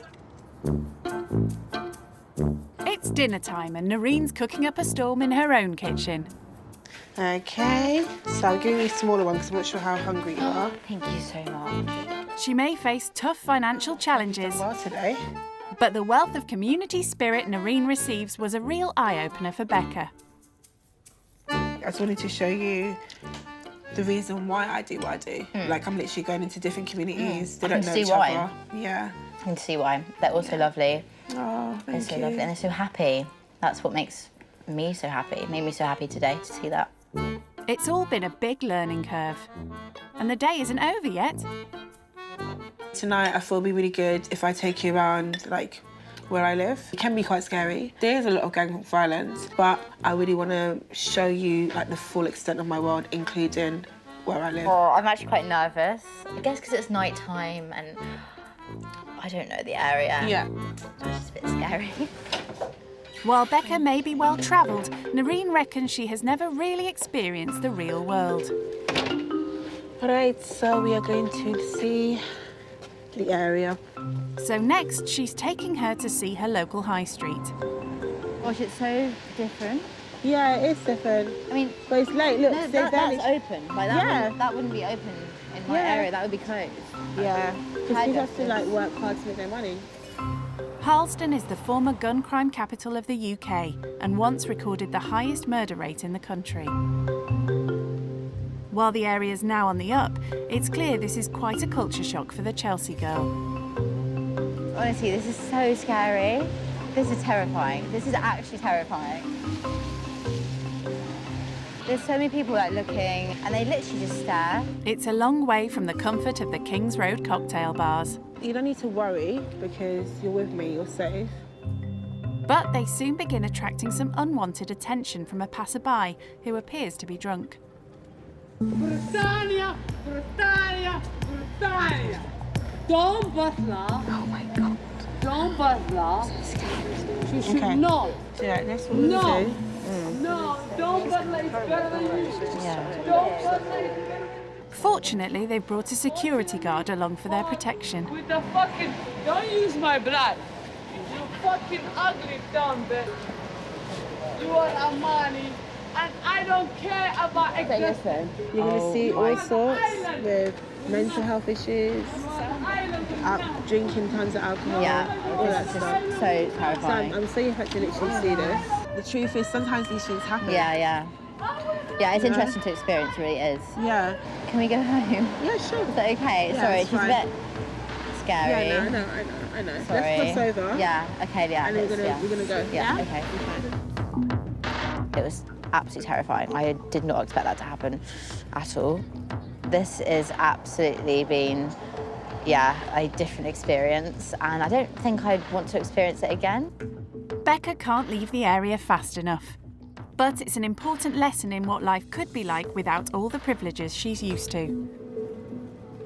Thank you so much for protecting me. You literally shoved me behind you. I know for you it's a culture shock. You would never come here at night. Yeah. You know, and you're experiencing all sorts of madness. Yeah.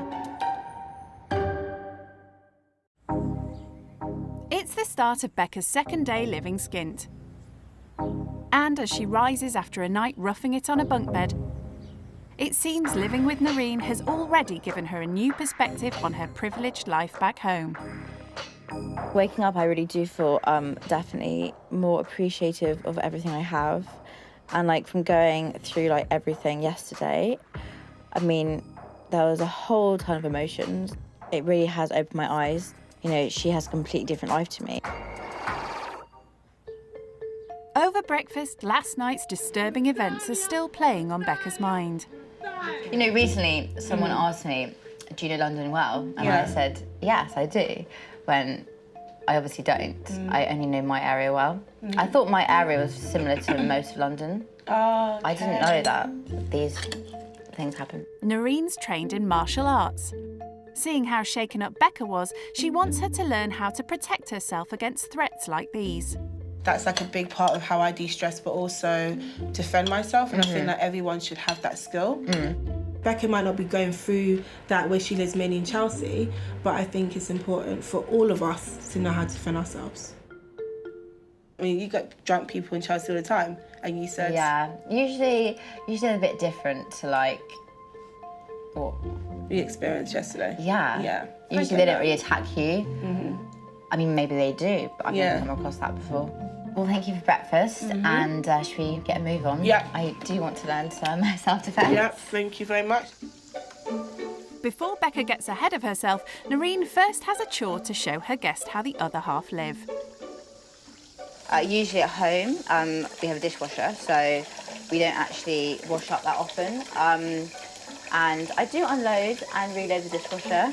What do you want, a medal? Stepping into Noreen's shoes at least gives Becca a chance to contemplate how she'll cope with learning self-defense.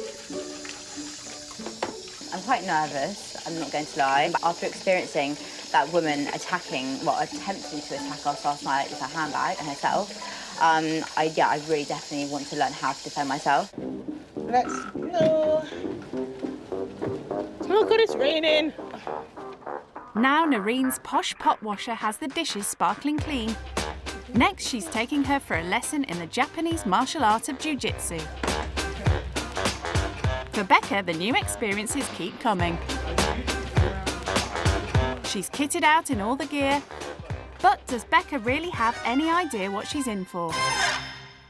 Your head on the chest, and then move around to the side, taking this hand under the armpit like so, and put your head under their heads. All right, now watch me do it a couple of times, and then you're going to do it. So watch, it comes in, just watch me do it. You're going to pull the arm here to the side. Okay, put your head here. underneath. Can you see? Okay, and what's that stopping him from doing? It's stopping you from hitting you. I'm not expecting you to remember all of that, but we are drilling it. So just see if you can get to the first stage, we'll build it up. So, okay, and then... Oh my God, Okay, you're gonna sit down. I'm actually hugging you. It's not quite the move she'd be making on the dance floor of some flashy Chelsea nightclub. Becca's willing to give it a go, though. When you're giving her a hug, you're just getting to the side. Okay. To the side. Yeah, because you need to... However, it soon seems it's all a step too far outside this rich kid's comfort zone. God, were I putting this here? Yeah, it's just... I did. On my back. I can't, I'm so bad at this. You're not bad, you just started. Yeah, I know, but I'm terrible already. I just don't want to do it. I need some water.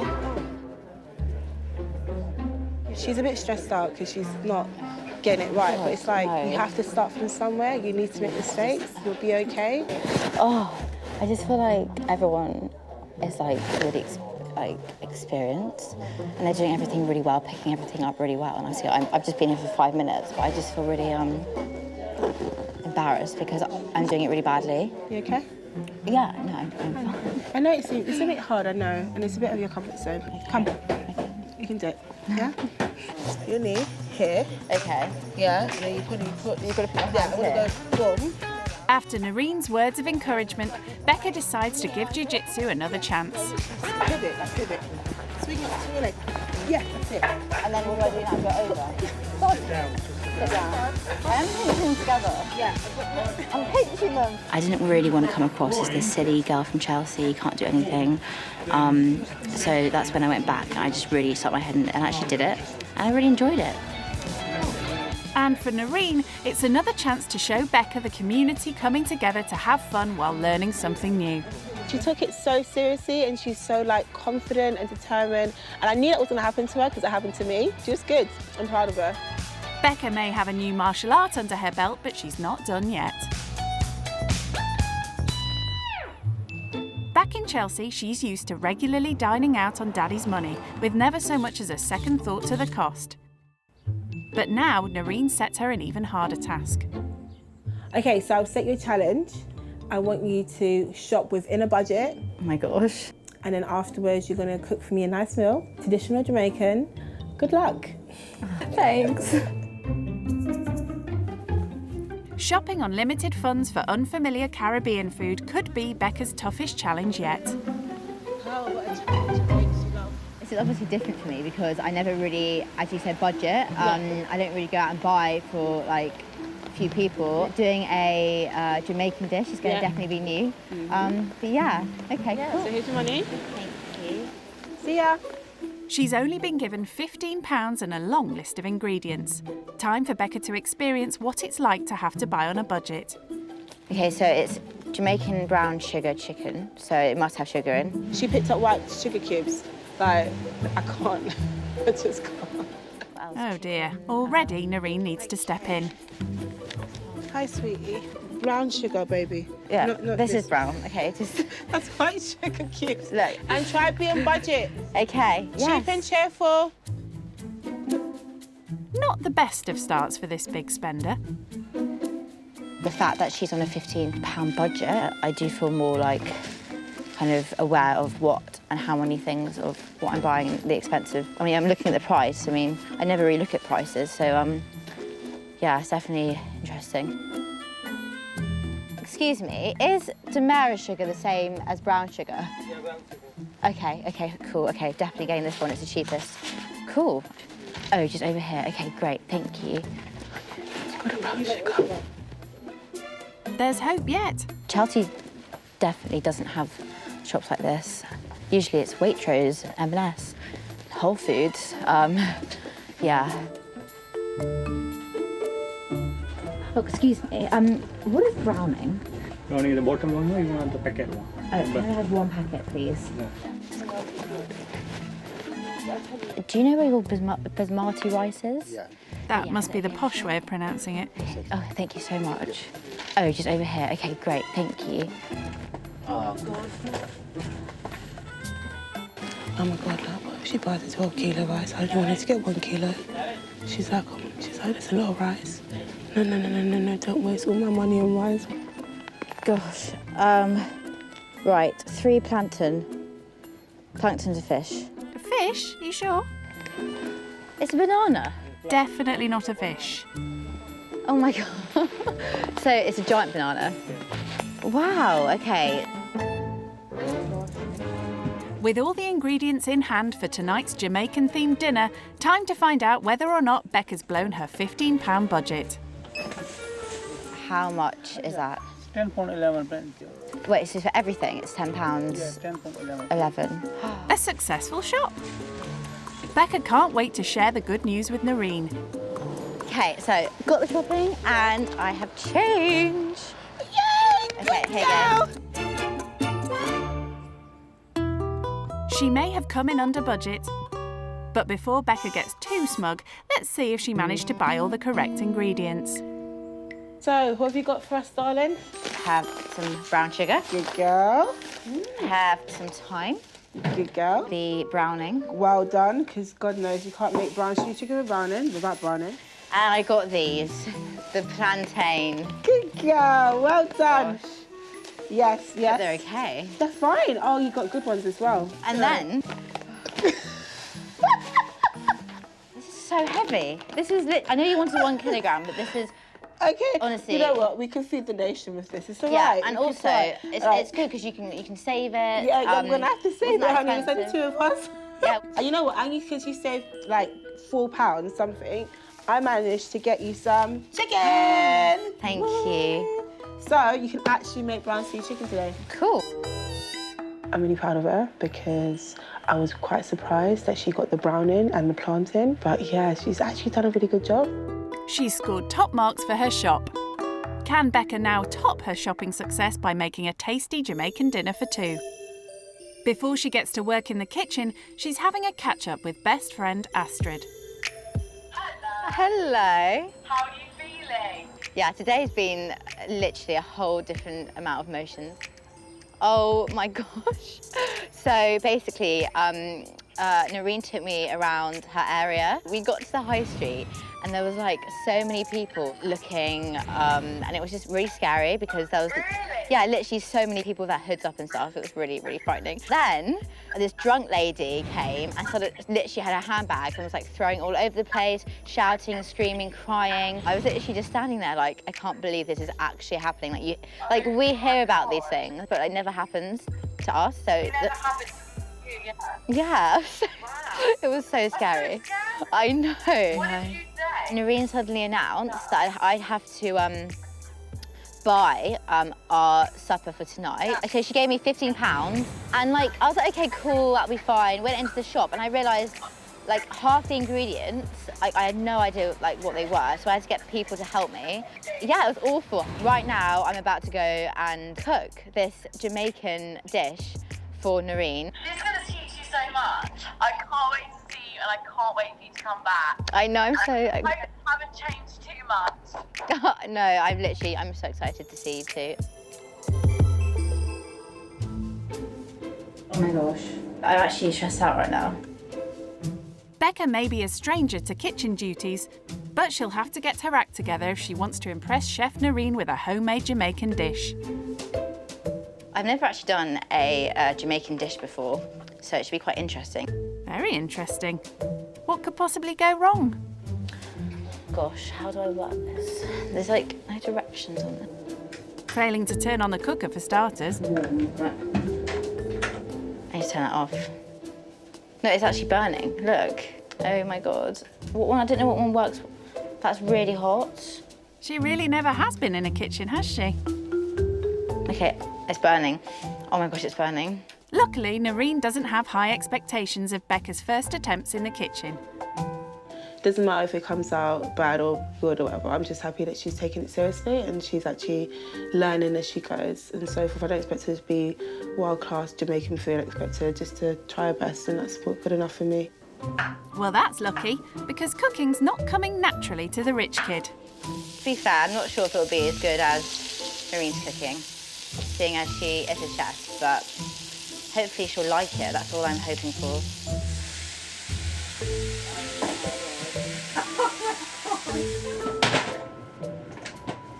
It smells like hamster dust. That should be enough. Oh gosh.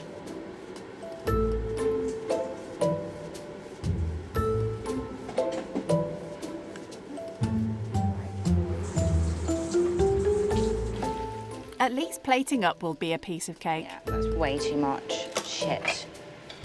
Oh my gosh. Look how terrible that looks. It's so embarrassing. That looks, no, that's absolutely vile. I just hope she likes the taste. Yeah. Oh. The moment of truth. Oh, thank you, Has Becca Susie. managed to pull it out of the bag? Yeah, that's good, you know. Really? Yeah, it tastes really good. As a token of appreciation for all she's taught her over the past few days, Becca has something for Noreen. I also wanted to give you this as another thank you. No, but you've given me stuff already. Honestly, just open it. Yeah, but why, though? You've taught me so much, honestly, so much. Meeting everyone in the community. I've never done anything like that before. I mean, even the martial arts. I mean, I didn't think I'd be able to do that, and it was all because of you, honestly. Like, everything. Open it, don't cry. Open it. Oh my God. You got me a master cooking class. I'm you sorry. like it? Oh my God, that is serious. Oh my gosh. Oh my God. You taught me so much, honestly.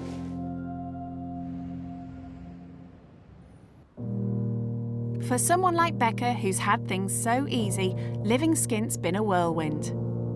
But her time with Noreen's now come to an end. I'm actually really sad that I'm leaving. I didn't think I'd feel like this at all. I don't want to leave, I really don't. I'm definitely going to be seeing her soon. Money can buy some things, but money definitely can't buy experiences like this one.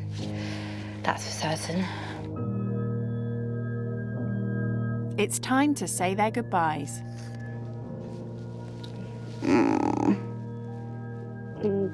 I'll definitely see you soon. No, I know. I thought the same. Before you go, as you like platypus so much. Oh, platypus. Oh, my plantain. Yes, your plantain. Oh, thank so you. when you get home, just peel it and then slice it lengthways. Okay, lengthways. Yeah. I've got it. Becca's experienced a side of London that she didn't even know existed. And as she reluctantly heads home, she's taking with her not only a new appreciation for the hardships people like Noreen face, Oh, thank you for everything. No, thank you. but also a new understanding of the importance of community spirit.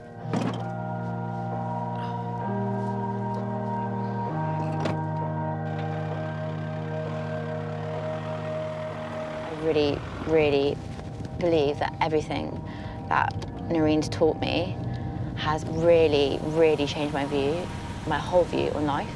And it just really makes me really want to help the community now. Even more, I can see how much happiness and joy it brings to everyone. Noreen is an inspiration. And she showed me a different side of life that I've never seen before. I might live in a really nice place. I might, you know, be surrounded by a lot of expensive things. But, I mean, it just shows that, like, at the end of the day, she's happy. And I'm so lucky to know her, and she's definitely going to be a friend for life.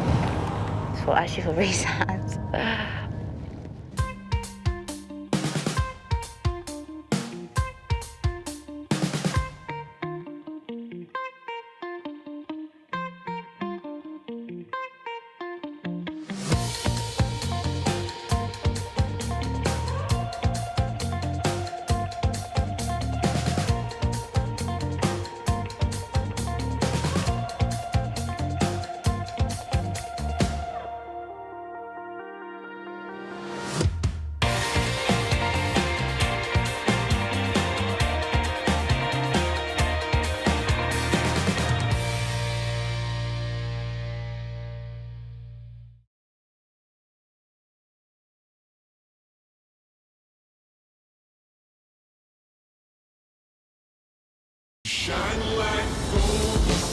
Living out of 5-star hotels or stately country homes. So this is my garden, soccer pitches. Cruising around the city in supercars.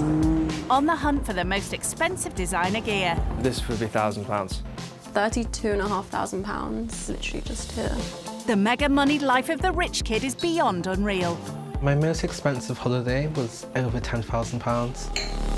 They have no concept of what life is like for most Brits. I've got a cleaner, I've got a chef, people wash my clothes for me, people cook for me. I think I've been on a bus once.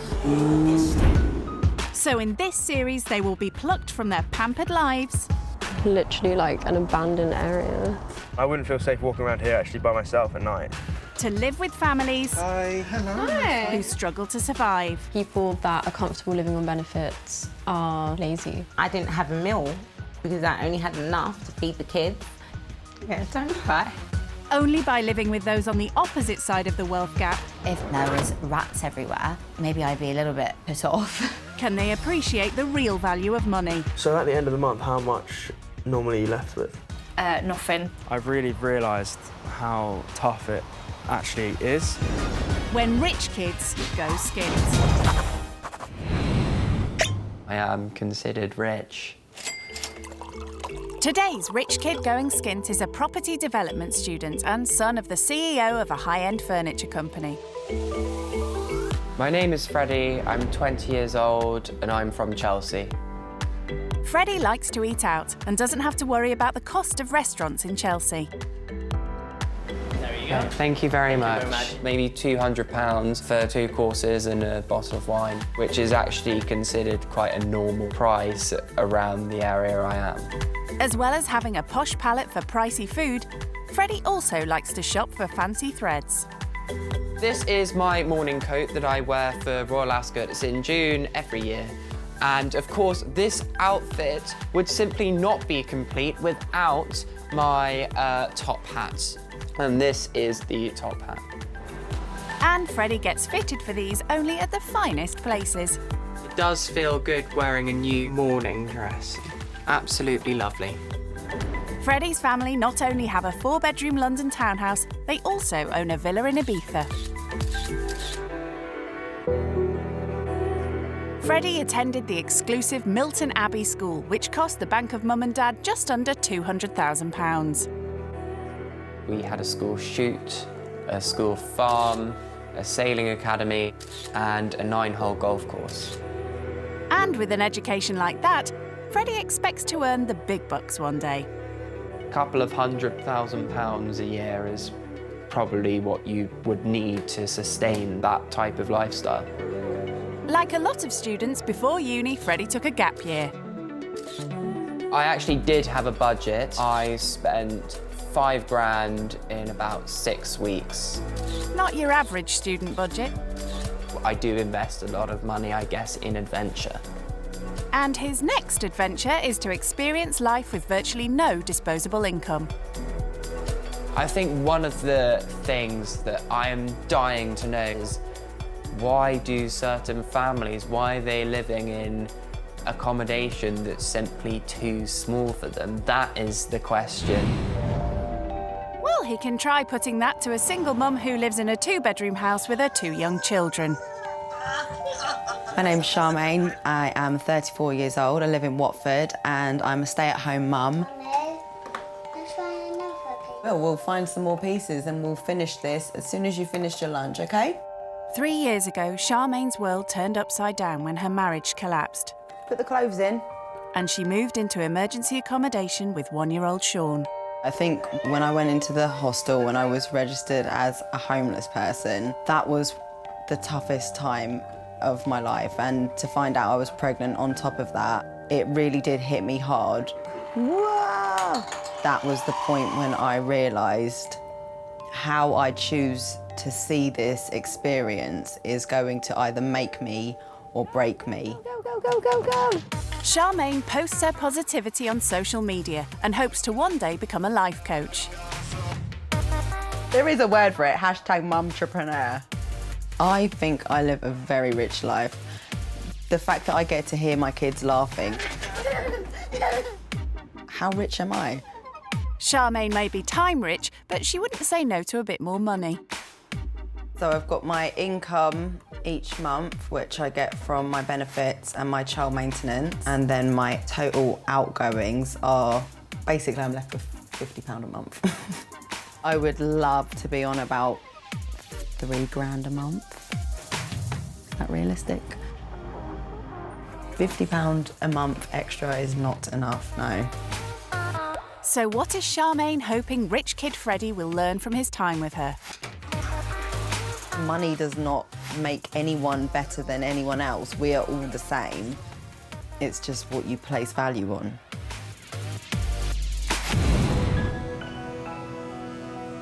Living skint with Charmaine will be a shock to the system for posh Freddie. To help him prepare for his latest adventure, he's meeting best friend Oliver. How are you doing, chap? Oliver, how are Great you? to see you. Great to Right, see you. let's get a drink. Thank you for meeting with me. No, you're welcome. So why have you dragged me into the middle of London from my house in the country?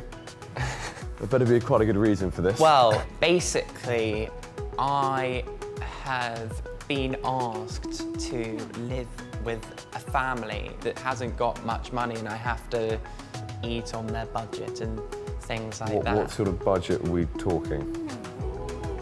A low okay. one. I can't believe you got yourself in for this. This is hilarious.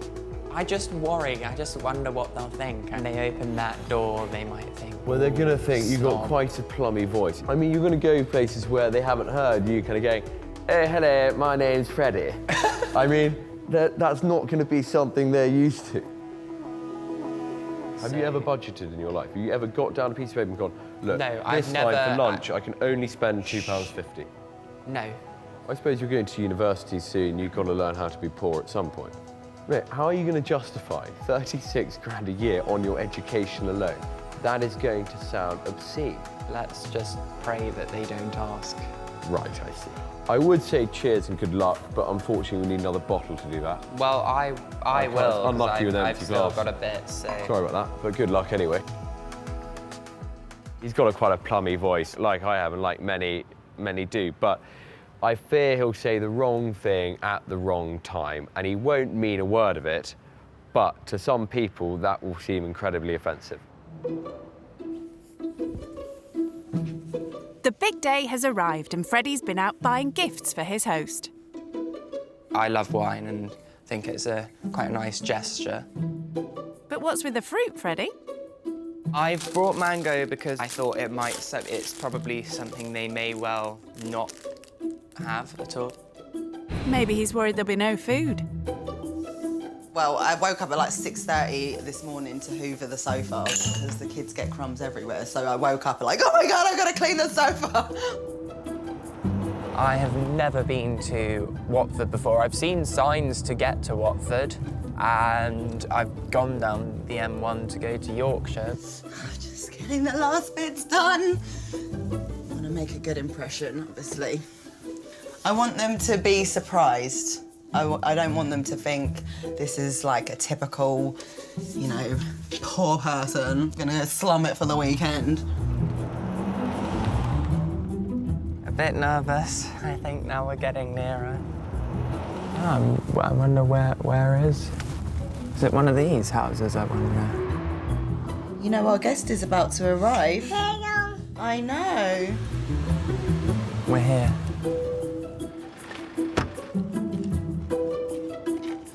I'm actually quite excited, so here goes. Hello. Hello. Nice to Freddie, meet you. nice to meet Freddie. you. I'm Charmaine. Nice to meet you. Come in. Welcome, welcome. Such a lovely house. So you. nice and cosy. Is that Freddie's polite way of saying small? This is the bathroom. What's your bathroom like? So I have an ensuite bathroom. Of course. Have you always had an ensuite? Have you ever had to share? No, we've never had to share. How many bathrooms do you have in your house? We have 5 bathrooms and then 1 loo downstairs. Okay. Wow. Yes. So they've got 5 bathrooms. That's like more rooms than I've got in this whole house. He's just got on bathrooms. It's amazing. Hopefully he'll come and invite me round. Time for Freddie to sweeten his arrival. I bought you a bottle of wine. Oh, my favourite as well. Some red wine. got you some mango as well. Thank you. Oh, he was really sweet. I didn't get them, mangoes and stuff, but like, have you ever tried a mango? It's like, yeah, darling. But they were really sweet. What else is he going to pull out? Some chocolates. Nice. Oh, you're so sweet. And I've also Like you know me so well already. got some sweets and things for the... Oh, that's so cute. So how are you feeling about having me this weekend? Yeah, I'm really excited to get to show you how we find the fun in life with a minimal budget. That is good. Hashtag winning! He seems really sweet. He seems a bit introvert. My aim is just to get him to just chill out, just let his guard down a little bit. And she has just the thing in her kitchen to help with that. This pole, I hadn't really noticed it when I walked in. This is how I let loose. Twerkology 101. Get him a little bit wavy and just see that you can have fun on £5 just as much as you can have on 500. We'll do a little spin and then you come down. Ha-ha! Wow. It's called Finding the Hoe in the Housewife. He's not actually going to have a go, is he? Hey. So foot that way, knee to the pole. Like that. Knee on the other side. Like that. That's it. Pull up. And then cross. pull up. And then, woo! Ooh, nice. I'm not really good at moving around that, so I can't. I think I'll have to let Charmaine do the show, really. We'll have you twerking in no time. The fun continues as Freddie plays with 4-year-old Sean and 2-year-old Shayla. Look what Sean's got. So windpipe, what is this one? Freddie the engineer. He's done look, it. it spins, and then you've got it spinning around. Wow. That's like a real one, isn't it? Yeah. Wow. Nice. So he likes things that spin around. Spin, yeah. I mean, that is pretty cool. You're building these all at 4 years old. I know. Do you want to be a scientist? Yeah. Or an engineer. Or an engineer, yeah. You're gonna make me some millions? Yeah. Then we're gonna go and live in Chelsea next to Freddie? Yeah. Yeah? Until then, Charmaine's content with her cosy home. But it means no spare room for Freddie. This is gonna be your boudoir for the evening. Lovely. Don't worry, it does pull out. To be honest, Charmaine's house is a lot nicer than I thought I was going to be living in. It is a lot smaller than mine, but you know, it is a nice, cozy house, and I'm not going to be worried about staying there at all. I was expecting maybe someone a bit more snooty, someone who maybe would look down on the whole place a bit more, but he seems really sweet. This bit that's not fixing on. He does sound posh, but I could sound posh as well. It's like you just got to enunciate, darling.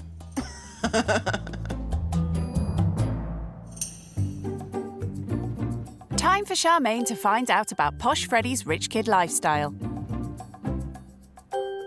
So what's your, like, disposable income that you just get to spend on yourself a week? A week I probably get maybe about £700 or something like that.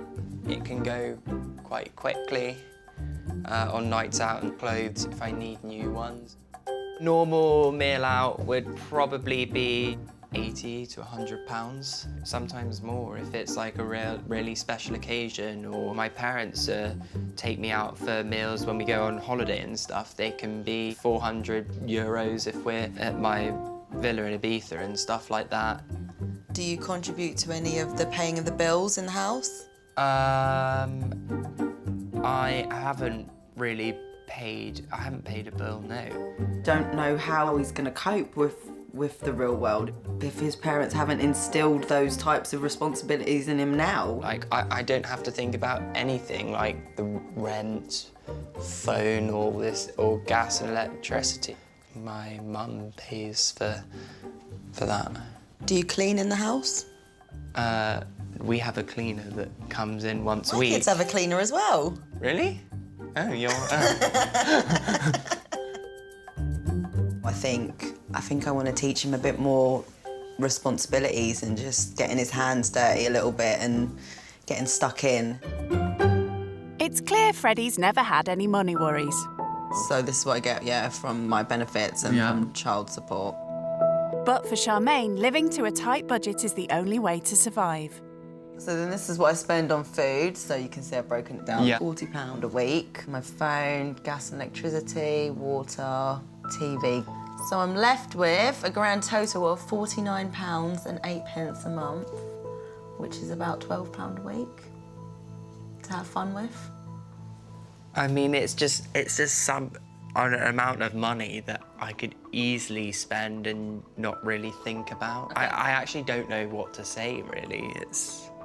There are a mixture of emotions running through me. I think I do feel a bit of guilt. I do feel a bit sorry for her, but she doesn't feel sorry for herself, it seems, and that, you know, she makes the most of what she has. I'm just really shocked how positive and happy you are all the time, and how great you are with the children and everything, and you've got £12 a week to spend, and everyone seems to be happy. His reaction really did make me think, like, how am I doing this? Like, how am I so positive? I'm really great. I'm really good at this.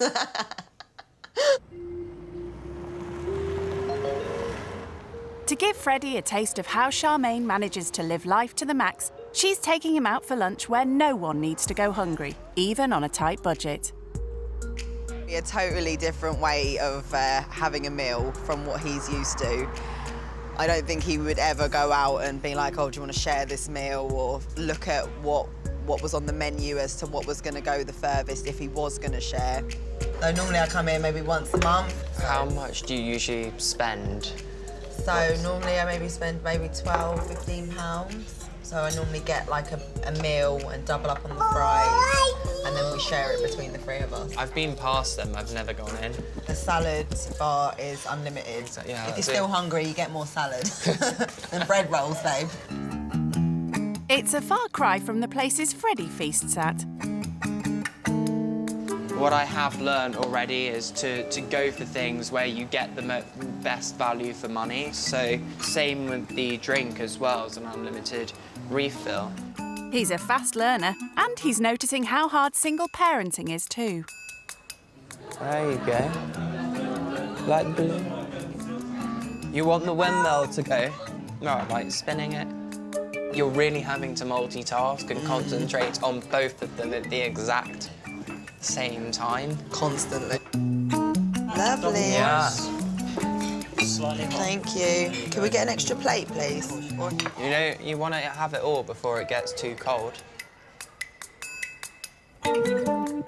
How was that? That's delicious, thank you. Did you enjoy it? Yeah. Yeah, I'm full. I'm like... Good. Satisfied. Good. One more thing to do before Freddie is satisfied, though. I'm going to get that. Because, you know, this is quite a lot for you. That's really sweet, thank you. You're welcome. She's looking for deals, not what she wants to eat, which is a bit upsetting, I think.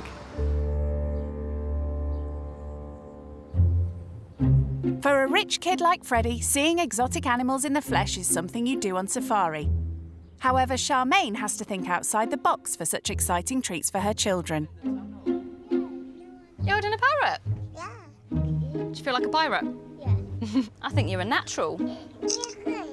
And look at these are different ones. They look quite nice here, but I don't like rats. Yeah, you don't like rats. Likes you, doesn't it, Sean? Yeah, he loves me. When I feel like the kids have been in the house for too long, I just bring them in the car and just let them come and explore for a little bit. Yeah, you know? nice. Do they ever want to buy anything? No, luckily. Charmaine is incredibly creative. She's going to somewhere like the pet shop. Her kids can have a really great time seeing all the different animals, and she doesn't have to pay for that. So I think, yeah, so she's always thinking of things that are going to be enjoyable for her children, yet aren't going to be really expensive. And Charmaine wants to show Freddie how she manages to have a stylish wardrobe on her shoestring budget. Got a little challenge for you. Oh, no. You have £15 £15 to try and get as much of an outfit as possible. for you. For you? Wearing second-hand clothes isn't something he's used to. £4.50. That's actually quite good. £4.50 for a pair of Topman jeans. There are really good prices in this shop. Oh, Jack and Jones, that's that's nice. £5. Oh, I like the look of that. What have we got there? I wouldn't buy those, realistically.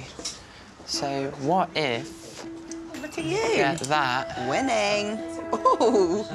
So I've got this for, where's the price? £6. Ralph Lauren, not bad. These shirts, brand new from Ralph Lauren, are like £60, £90, really. I think I've done pretty well. You gonna try it on? Yeah. Let's see. Wait, there he is. I think this is actually pretty good. I'm pretty pleased with that. That's £11 then, please. Perfect. Freddie's so happy he's keeping the outfit on. There's your change. Thank you. I have never worn an outfit that has cost £11 before. I mean, it's quite a bit more than that. So yeah, I'm very happy. I'm surprised you did it so quickly. You're like a charity shop pro like me now. Now he's all dressed up, Freddie just needs somewhere to go. This is like the party house. So I love coming here for some home cooking. Mum's cooking can't be beaten. Charmaine is very close to her family. Hi, I'm Freddie. Nice to meet you. So has brought Freddie to meet sister Naomi, brother-in-law Aaron and mum Ingrid. Yeah, very well. How are you? Sporting his... I am. £11 for a Ralph Lauren shirt and Levi jeans. I know. Do you eat Indian food? I love Indian food. Okay, well, I've made butter chicken, maybe salad, Sounds... samosas. Oh, I'm very excited. You don't live around Watford, do you? Are you... No, I'm from London. Okay. Chelsea. Oh, nice. Well, this looks delicious. After you. Oh, thank you. I spend too much time on Instagram, clearly, because I had expected, like, watches, chains, I don't know. I was actually really surprised. But they want to know more about his background. So I went to a boarding school. My sister is at a boarding school. Like, when I think of boarding school, I think of, like, Hogwarts. Hogwarts. So what sort of things did you get to do at private school that you wouldn't get to do in a normal school? So the fact that at my school you could do shooting. We had a sailing academy as well. You know, we had a 9-hole golf course. The list could go on. We had our own abbey. How much does private education cost? Oh no, that's the question Freddie hoped wouldn't crop up. It's quite embarrassing to say, to be honest, but it was £36,000 a year. Wow. Including like the extras and all that, so yeah, it's a lot of money. I don't even earn that year. Wow. Yeah. It was really shocking, considering 36,000 is what I would be dreaming to earn at this point a year, and he's spending that on education. It's like madness to know how the other side live, and yeah, he's so privileged and so lucky. It's so nice how you all seem to spend so much time with each other. Like, yeah. Charmaine's family are lovely. I think what I like is that they're all so close and that they see each other so often. And I thought they were really welcoming, got incredibly good hospitality.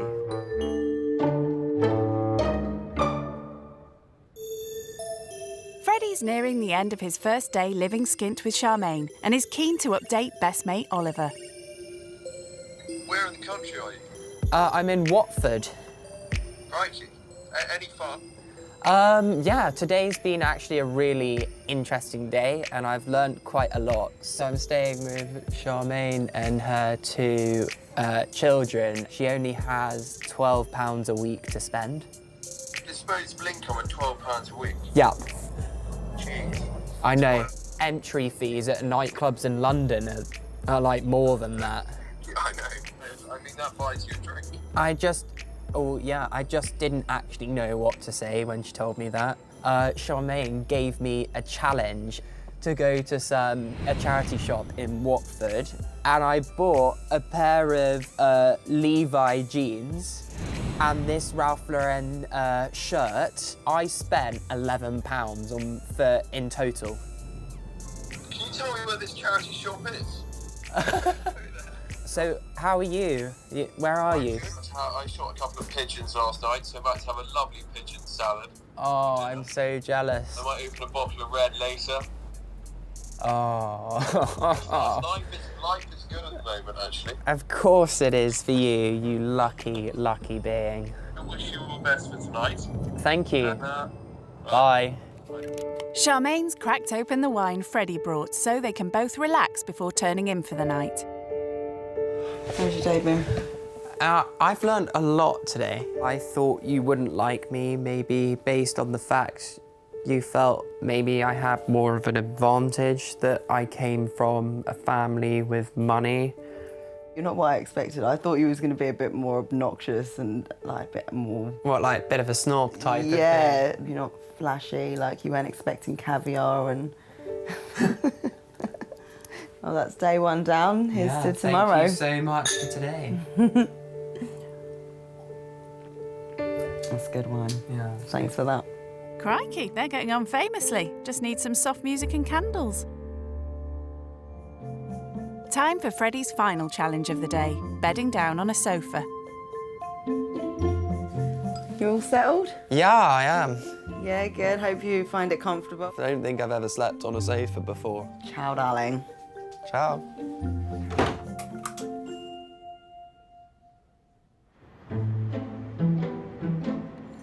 It's the start of Freddie's second day living on the breadline with Charmaine and her 2 children.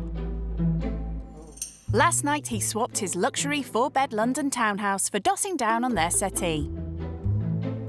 I've never slept on a stranger's sofa before. It's quite weird. It's a different experience. I have no idea what's in store today. Living at home with Mum and Dad has meant Freddie's never had to worry about money. Thank you so much for this breakfast. It's welcome. delicious. Charmaine's keen to find out more about frivolous Freddie and his spending habits. So, what do you normally spend, or what do your parents normally spend on a weekly food budget? If we're having like roasts and steaks, it could easily be maybe a couple of £100. So I'm going to give you my weekly budget, which is £40.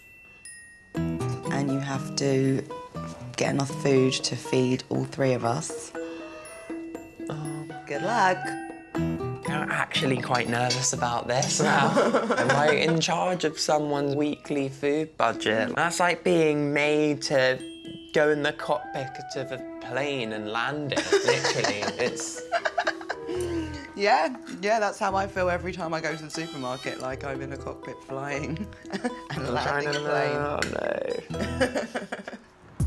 So will this rich kid land the plane without any incidents, or will he need the support of co-pilot Charmaine to guide him to a successful landing? I am seriously nervous about this shop. Just try and think like Charmaine.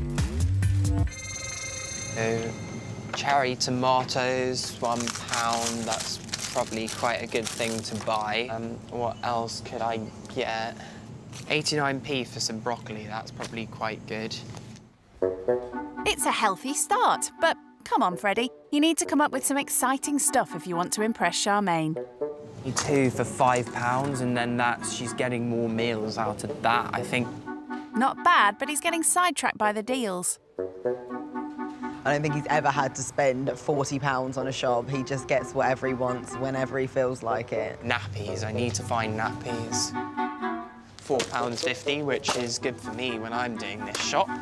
I reckon he'll end up getting a lot of frozen stuff. These are £2. Just processed stuff, really. £1 each, and some chips.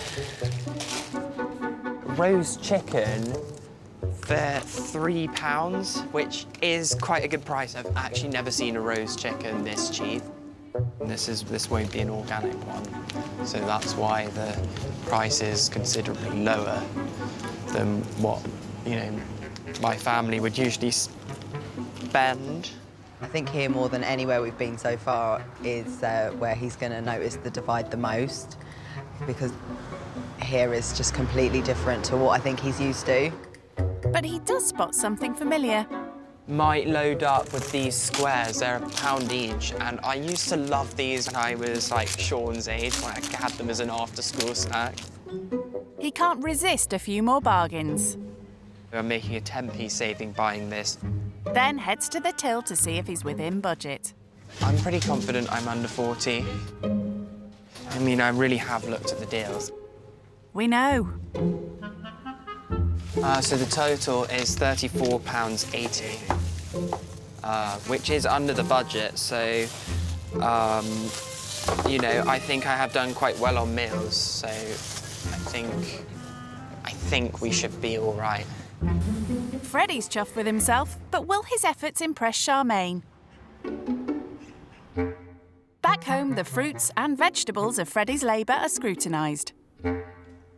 I spent £34.80 out of the £40, so... Oh. I got some broccoli. I thought Nice, you'd want I like some broccoli. veg.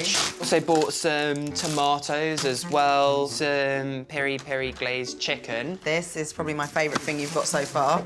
The Chelsea boys done good, but... And then I got the 2 pizzas, what, £1 each. I bought some chips as well. I thought you could maybe get a couple of meals out of that. I think it's a little bit like cliche food that someone in my position would eat.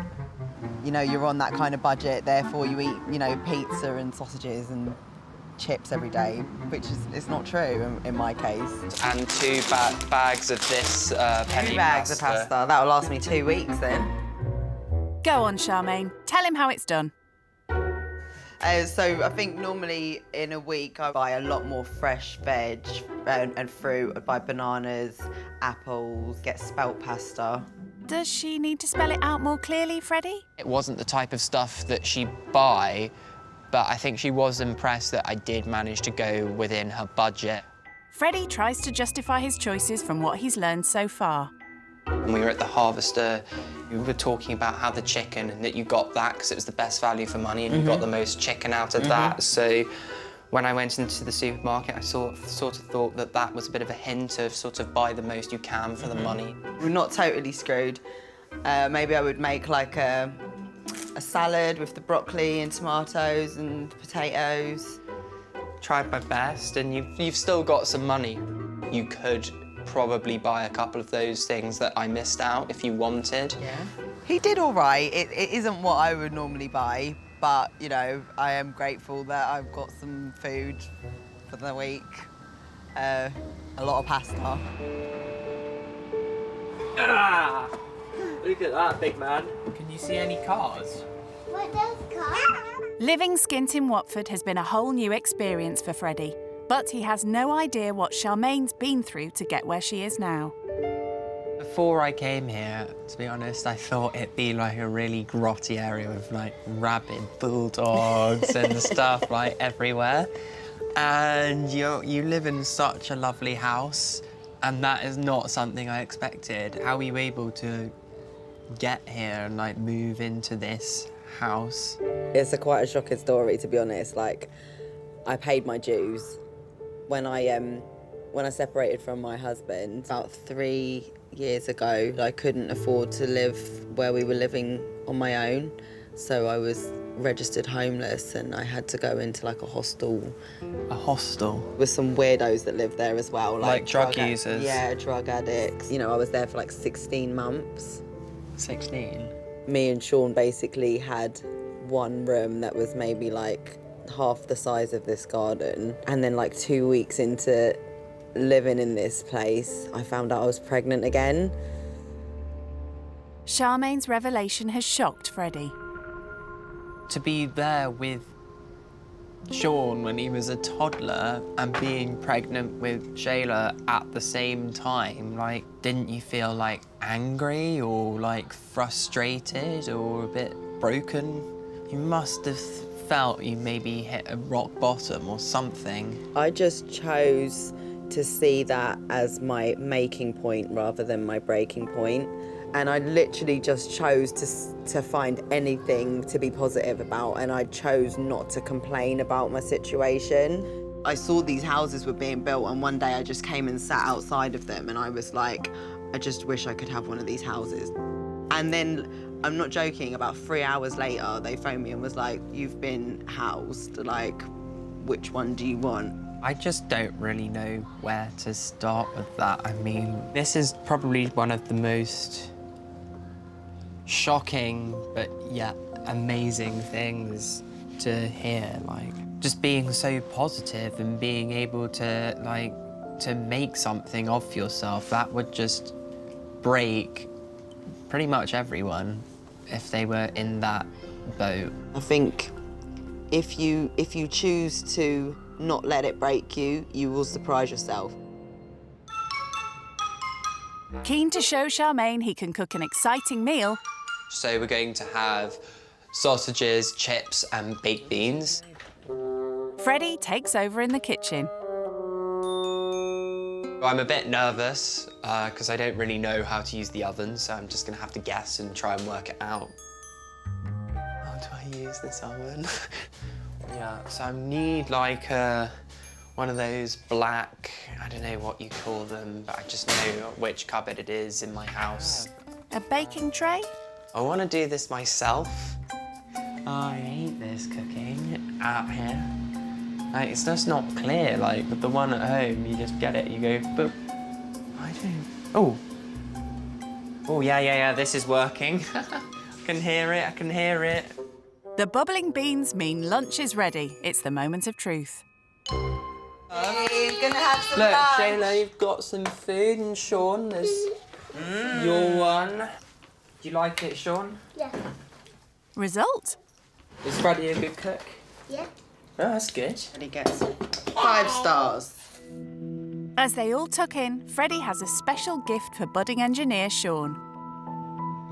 So, Sean, I got this aeroplane when I was your age. Yeah. And it's high in sentimental value. So cute, isn't it? Yeah. So, I wanted to give you this to remind you of my time staying with you at your house. Thank you. You're welcome. Freddie's gift provokes more questions from Charmaine. Freddie, how many planes have you been on? To be honest, I can't count. I've gone on quite a lot. How much do you reckon your family spends on holidays each year? Adding it all up, maybe probably £20,000. Where's the best place you've been to? To Mozambique.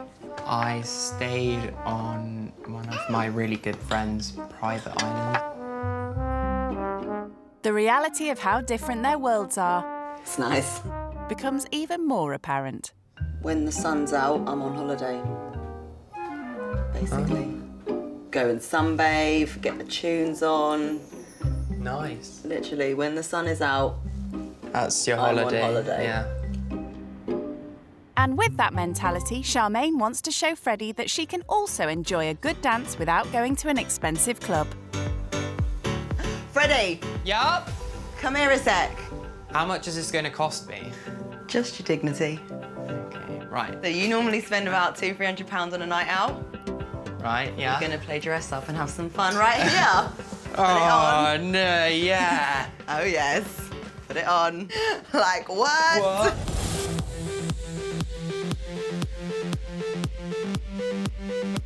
Woo! It's a far cry from Chelsea and Ibiza. Get ready, it's your birthday. But Freddie looks like he's really enjoying himself with Charmaine. Woo! And that is how you have fun with no budget. High five to no budget. High five, my G. Living skint has been a journey of discovery for Freddie, but it's almost time for him to leave Watford and Charmaine. It has been really, really nice to meet you, and I am so glad that it was you that came and that we've just clicked, haven't we? We just have, yeah, from like totally different backgrounds, and yet we found quite a lot in common with each other. Yeah, we've not been able to stop gassing, really, have we? I'm so happy that I came here this weekend, and I feel so lucky and honoured that I got to spend it with you. You taught me so much about myself and about your life, and like, even if you're in a bad situation, rather than being down in the dumps or break, find the positive side out of it, and now you know what can you learn out of that situation. We have to be like phoenixes Yeah. rising from the ashes. Yeah. Yeah. Yeah, darling. Yeah. Oh, yeah. And it's not just Charmaine who's liked having Freddie's company. Sean, have you enjoyed having me at your house? Yeah. Are you going back home in a minute? I am sadly going home very soon. Oh. You're gonna miss him? Yeah. I miss you. Yeah, oh, you want to go on my shoulders? Cheese! Cheese! Before I go, I wanted to part with a present for you. Aww. So I have got you a pass to the Science Museum to an exhibition. Oh, wow. And it is for you and the kids. Enjoy it. Lovely. You will have a blast there, won't you? Oh, thank you so much Thank for you. that. That's so lovely and thoughtful. You're welcome. Bye, Sean. Thank you so much for having me to your house. I'll come back and visit you as soon as I can. Say bye. Bye, Shayla. Thank you so much for having me to your house. Give him a cuddle. I really enjoyed myself. Yeah? And I'll hopefully see you soon. Yeah, we'll see you soon. Bye. Time for Freddie to head back to his life in London. I'm really sad to be leaving because I really did enjoy myself, and I felt I had a really good bond with the family, and they were so nice and welcoming and really friendly, so I will miss that a lot. But I think I've learnt so much from them. They've shown that you don't always need to have money to be able to have fun. I think I will always remember them. They'll always be quite close to my heart.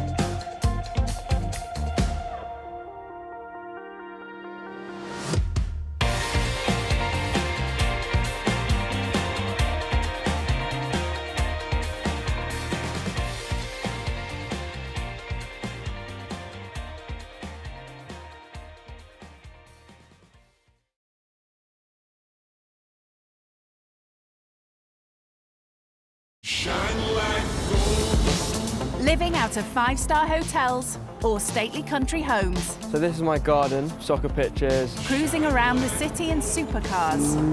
On the hunt for the most expensive designer gear. This would be £1,000. £32,500, literally just here. The mega-moneyed life of the rich kid is beyond unreal. My most expensive holiday was over £10,000. They have no concept of what life is like for most Brits. I've got a cleaner, I've got a chef, people wash my clothes for me, people cook for me. I think I've been on a bus once. So in this series, they will be plucked from their pampered lives. Literally like an abandoned area. I wouldn't feel safe walking around here actually by myself at night. To live with families Hi. who struggle to survive. People that are comfortable living on benefits are lazy. I didn't have a meal because I only had enough to feed the kids. Yeah, don't cry. Only by living with those on the opposite side of the wealth gap. If there was rats everywhere, maybe I'd be a little bit put off. Can they appreciate the real value of money? So at the end of the month, how much normally are you left with? Nothing. I've really realised how tough it actually is. When rich kids go skint.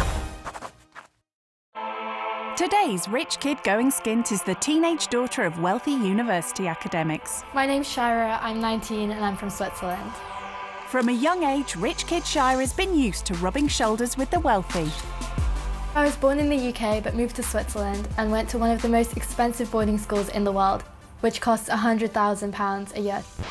Blimey. It was really a school for the most elite children in the world.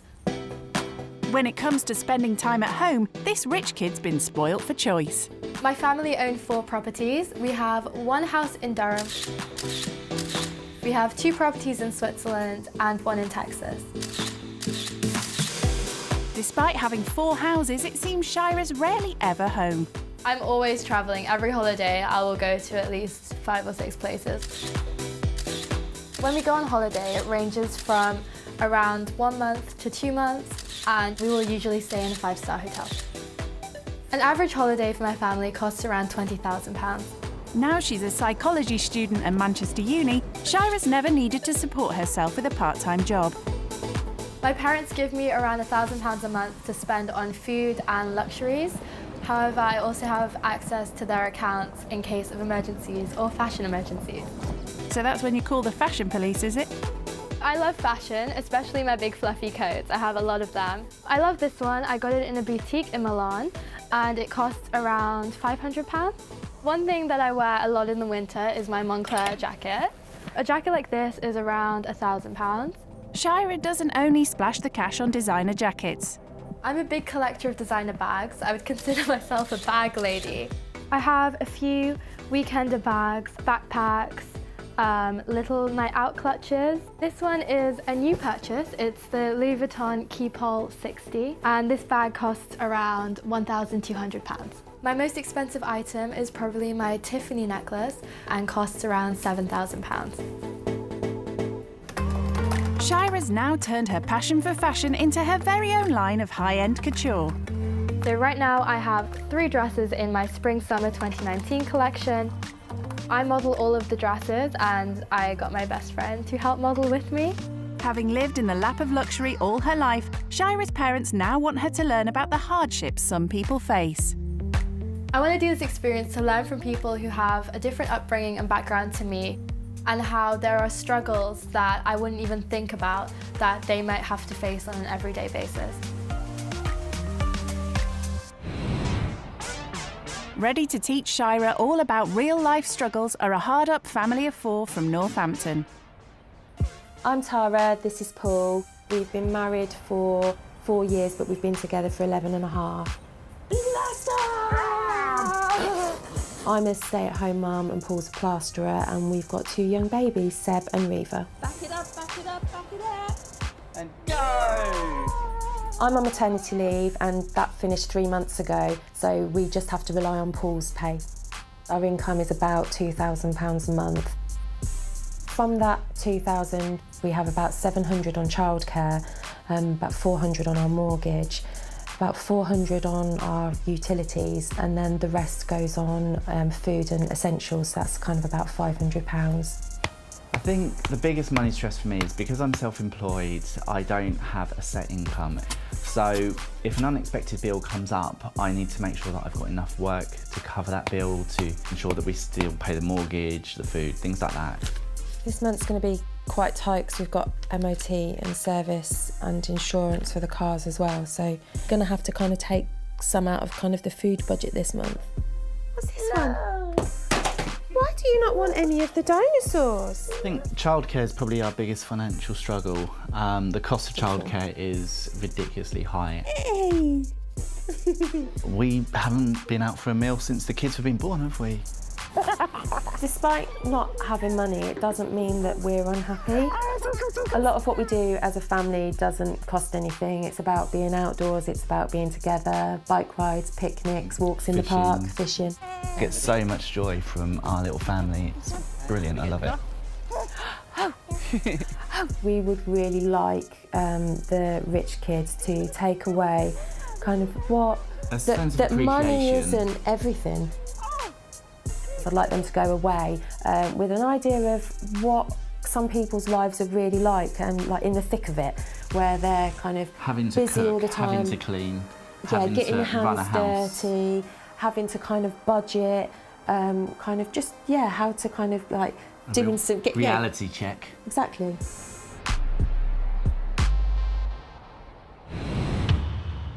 Sounds like Shira's got a lot to learn during her time living skint.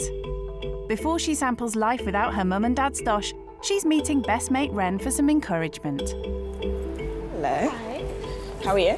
Good, you? I'm good, thanks.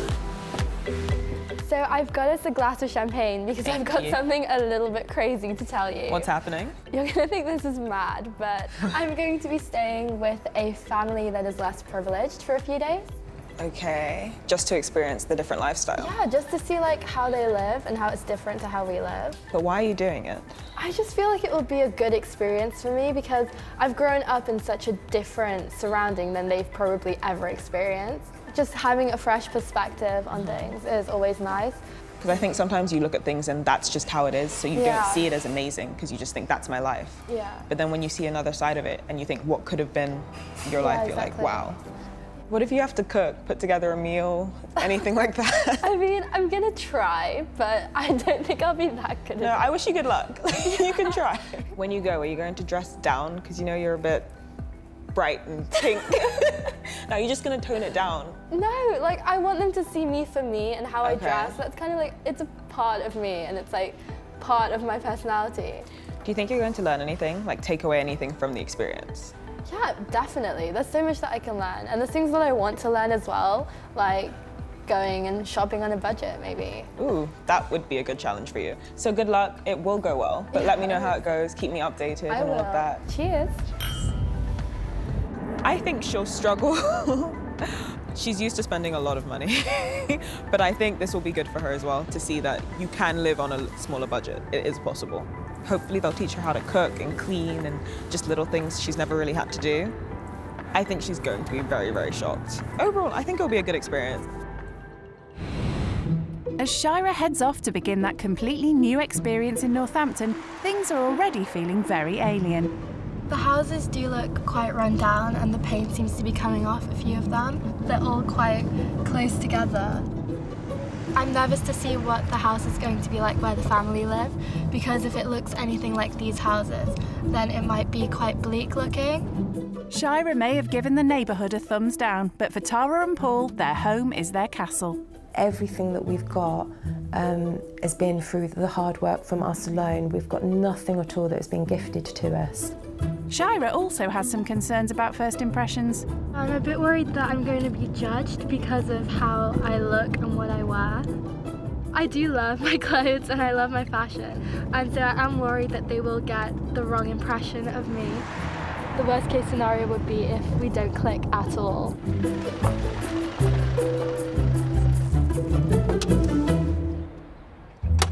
Ready? Yep. Brace yourself. Hiya, you alright? I'm Shira. Hi, I'm Tara. I'm Paul. This is Paul, this is Reva. Oh, hi. Look amazing. Thank Come you. in, go through.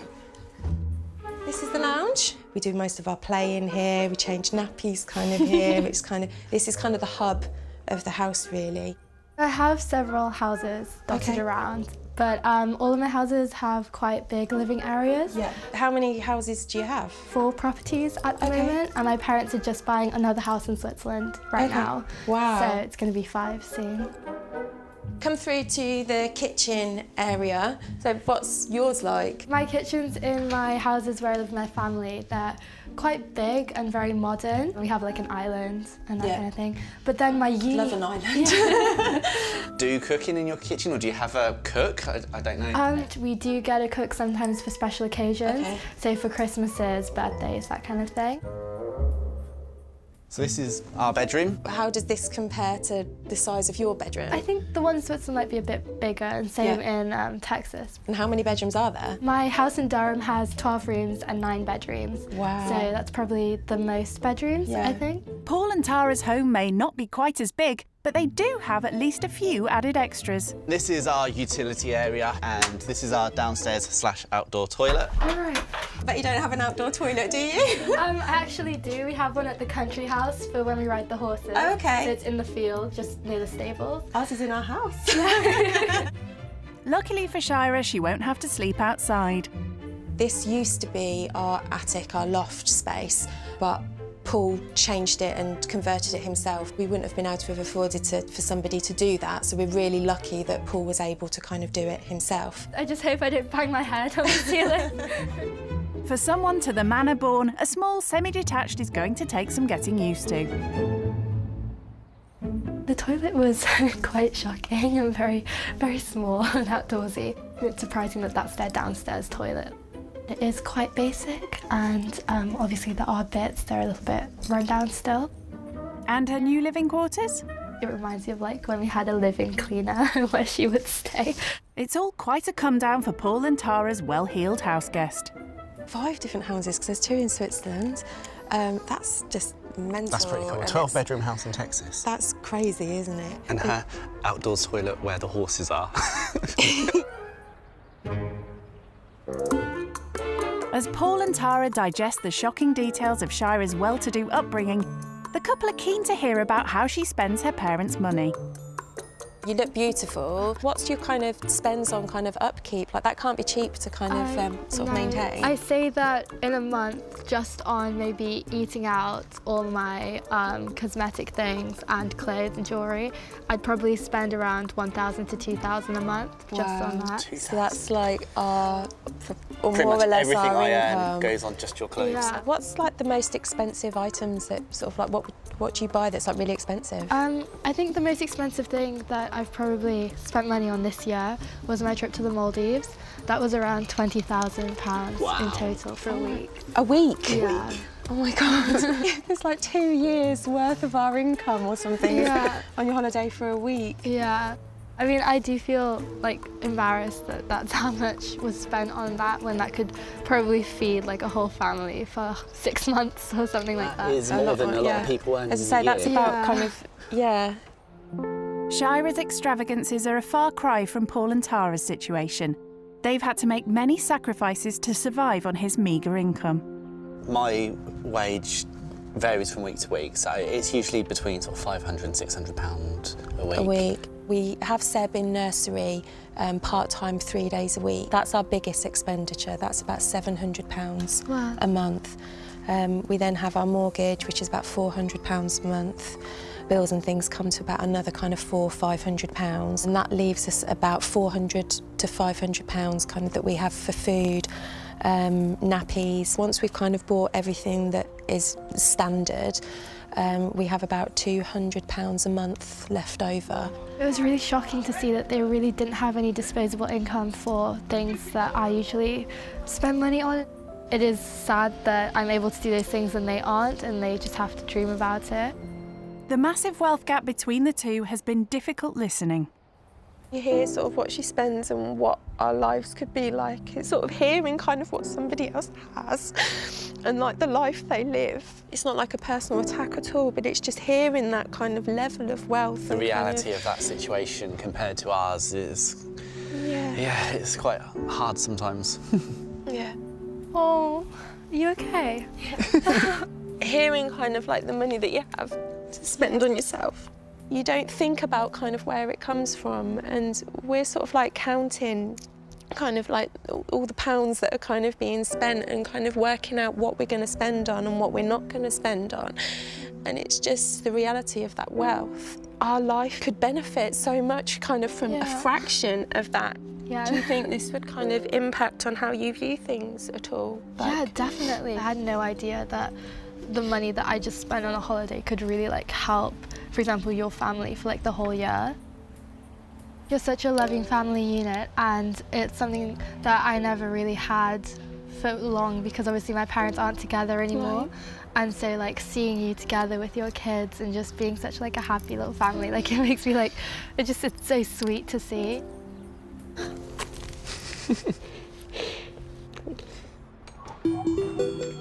It's been a sobering start to Shira's time living skint. Next, Paul and Tara want to show her that creating close family bonds doesn't require loads of money. This is where we bring Seb quite a lot. It's basically somewhere he can run around like mad and wear himself out so he actually goes to sleep at night. Completely free, it's brilliant. The park provides plenty of other free activities for the family.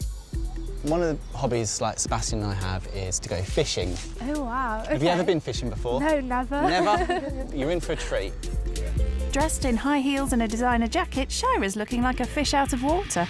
But she's still willing to give it a go. Do you know what you use for bait for fishing? No. It would be maggots in this case. Oh my God, no, they're alive. Your challenge basically is to put him on the end of that hook. Okay, wait. You got him? Oh my God, it's so squishy. It's so squishy. It is very Oh squishy. my God, oh my God. You can do this. Oh, this is so gross. Come Can on. I just like I hold believe it with in the you. ends of my nails? Yeah, if you want. Oh, don't move me, I'm so sorry. I did Yeah, it. you did it. Well done. Oh. Never done anything like that before, and I honestly hate anything slimy, so it was a really big thing for me to touch that and to put it on the hook. Then hold it. She's giving it a go. She sat there. I think this is obviously like something totally different, and I wouldn't touch the maggots if I'm honest. Right forward. And let go of the line. I need to let go. How are you finding it? It's actually really relaxing. Yeah? Just to, like sit here, like by the lake. It's quite exhilarating, like if you actually catch a fish. Yeah. Quality time like this with her family doesn't happen often for Shira. Do you do much on a day-to-day basis, kind of with them? Obviously with me going to boarding school, we don't have kind of like those moments that much anymore. So like I feel like this kind of thing is just like, this is really valuable. This is something that I probably wouldn't get that often anymore. Yeah. We feel kind of really lucky actually that we're able to kind of just do things like this. It's kind of really simple, doesn't kind of require kind of much, but we kind of get a lot out of it. Yeah. Don't we? And it seems Shira's got something out of the pond. Then grab the fish. Oh my God, I don't think I can. It's okay. We got it. We got it. Wait, Got I the don't think I fish. can touch it. It's okay. Is he still alive? He's alive. He'll go back alive. Oh my God, oh my God. Hold your hand up there and hold it. There you go. You caught a fish. Your Oh my first ever fish. I can't believe that I caught a fish. Like, it's crazy to me that I even went fishing. So, yeah, it's just been amazing. We'll let him go because he's been out of water a little while. It's really nice to kind of bring them along to kind of show her sort of some of the things that we do as a family and kind of show her that like you don't have to spend a lot of money to kind of have a nice time. And she seemed to embrace it. She seemed to kind of recognise kind of that slow pace, that kind of like family time, that sort of bonding time. The family's tight financial situation means Paul has to make any home improvements with his own bare hands. Like a play area for the kids. It would probably cost a fair few £100s to get somebody to do it all and landscape the garden. So it's one of those things, yeah, cut the cost down, do it yourself. Paul's decided to make use of an extra pair of hands to show Shira how rewarding it is to make things yourself. I'm hoping that the nails won't break because I just got them done, so hopefully it won't be the kind of garden work that requires them to get really dirty. It's unlikely Shira's ever had to do any DIY before, but Paul wants her to realise that not everyone could afford hired help. This whole area here needs to be gravelled. Have you ever had to lug any gravel, anything like that before? No, never. The only thing I've ever lugged is suitcases. Excellent. One of the first requirements of the job is ditching the designer gear. If I was mucking out the horses or doing the stables, I'd probably be wearing horse riding gear, which is a little bit more glamorous than this. So this is really like something interesting, but I feel like it's a look, so I'm gonna like work it. She certainly will be working it. There's 20 bags of gravel for starters. Oh no. It literally says heavy on the bag. It does. It says take care when lifting. Oh my gosh. Brace yourself. Okay. Oh my gosh. I literally... Come on, lift with your leg. This is so heavy. Oh my God, I literally can't even lift it up. It's really not that heavy, come on. Ew, why is it dripping? Because they're wet.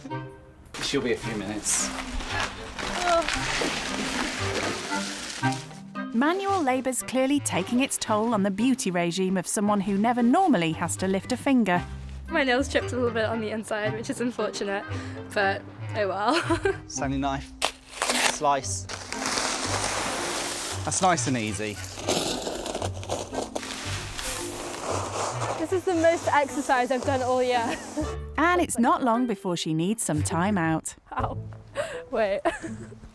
Maybe she's never used her foot muscles before. Maybe it's walking around in the high heels that when she's got flat boots on, it's like her feet don't know what to do.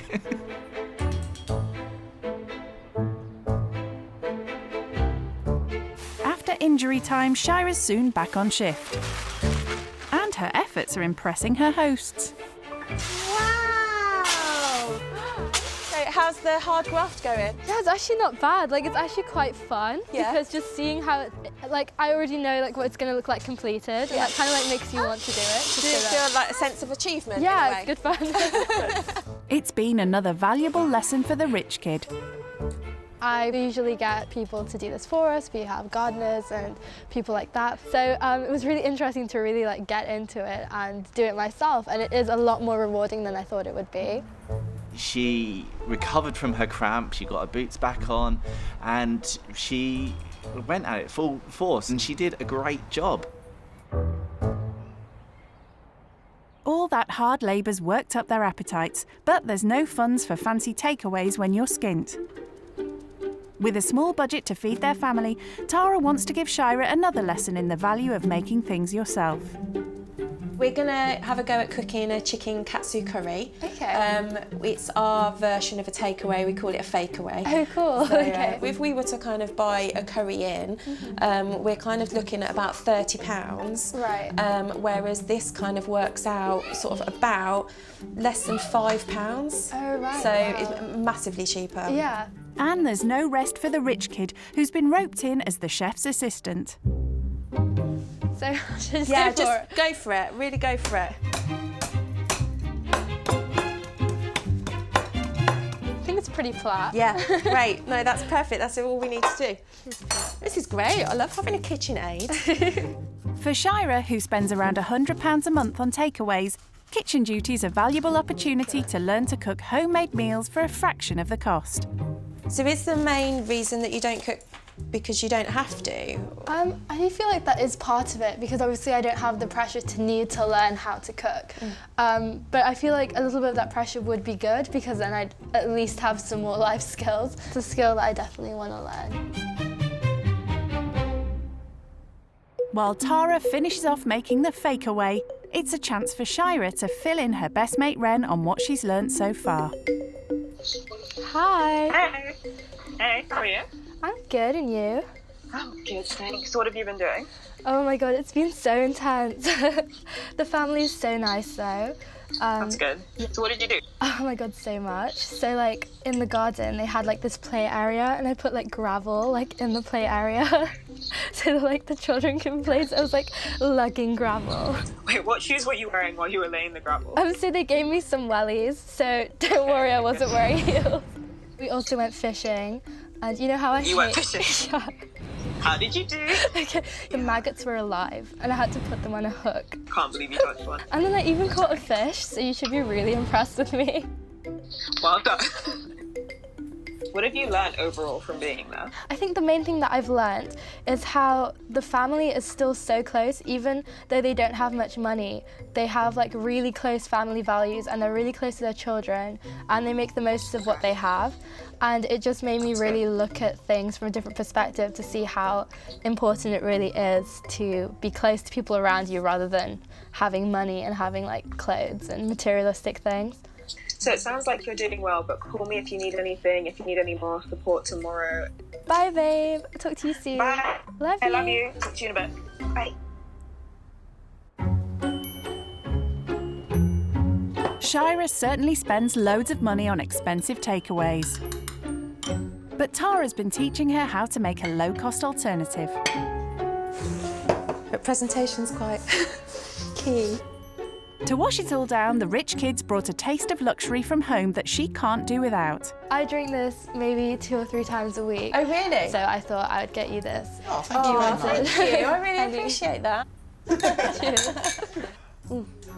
That's lovely. The bubbly's gone down well. So, is a homemade alternative takeaway to the rich kids' taste. It's basically the same, probably better than some restaurants that I've been to. We don't feel like it's really missing out so much, and especially when having champagne with it, we're definitely not missing out. Since having kids, the one thing Paul and Tara have been missing out on is quality time together. So tonight, Shira's offered to babysit. Oh, we're here, finally. It's a like night out. a year and a half. Oh, that's crazy. Like one night out in a year and a half. It was too long. I just hope she's okay with them. Yeah, Still I'm worried sure about she'll that. be okay. Just looking after Seb, it'll be all right. Perhaps not.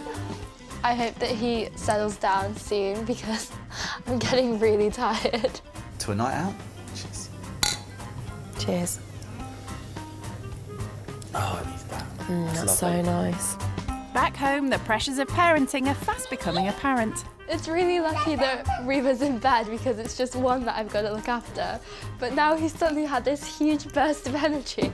I'm not really sure what to do with him because he's got more energy than I do right now, for sure.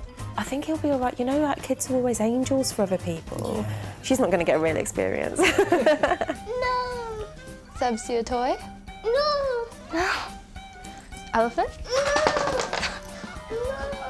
Not really sure how else to entertain him. I'm trying with the elephant, but he keeps saying no to like all of his toys.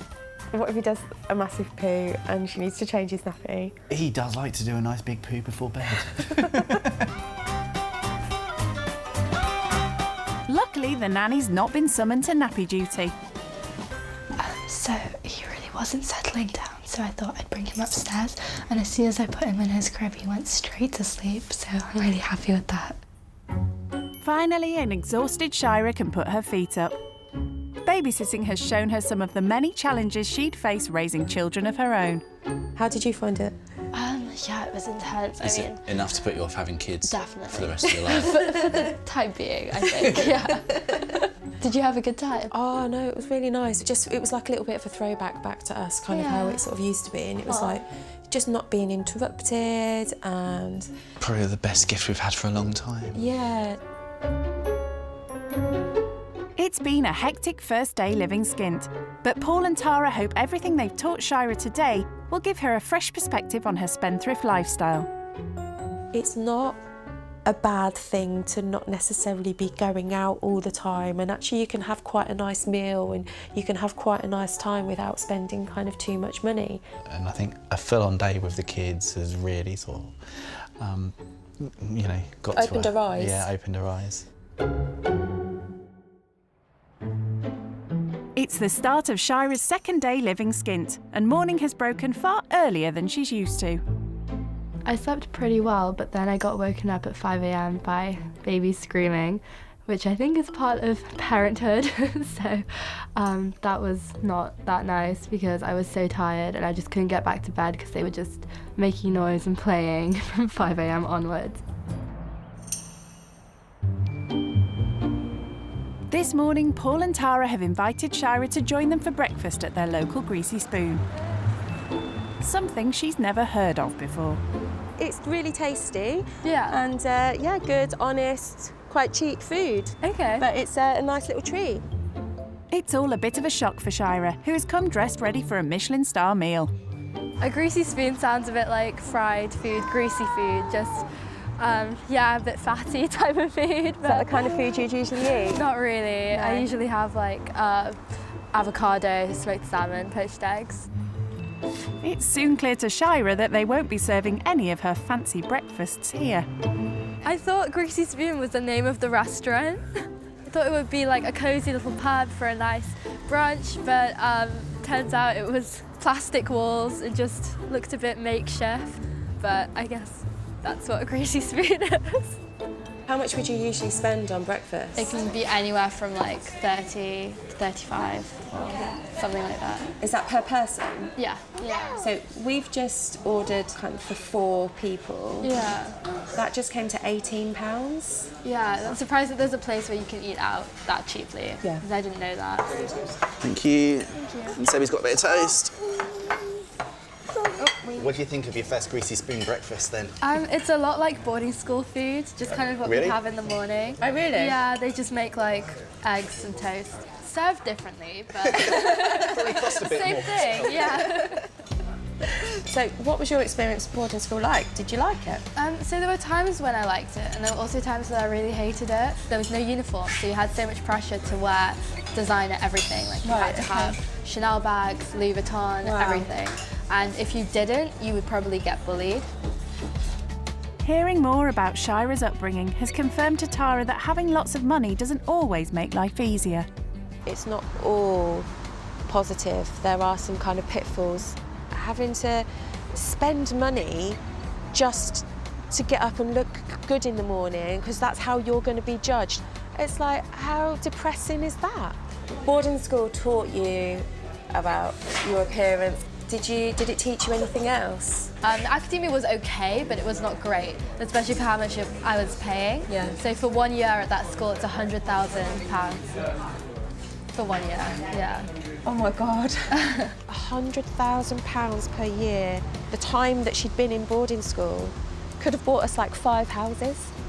And to know then that some of that time wasn't even spent on kind of excelling her as much academically. Obviously there was some academic thing, but the main thing that kind of she got out of that, she felt like it was the pressure and the kind of the fashion side of it. Is that worth £500,000?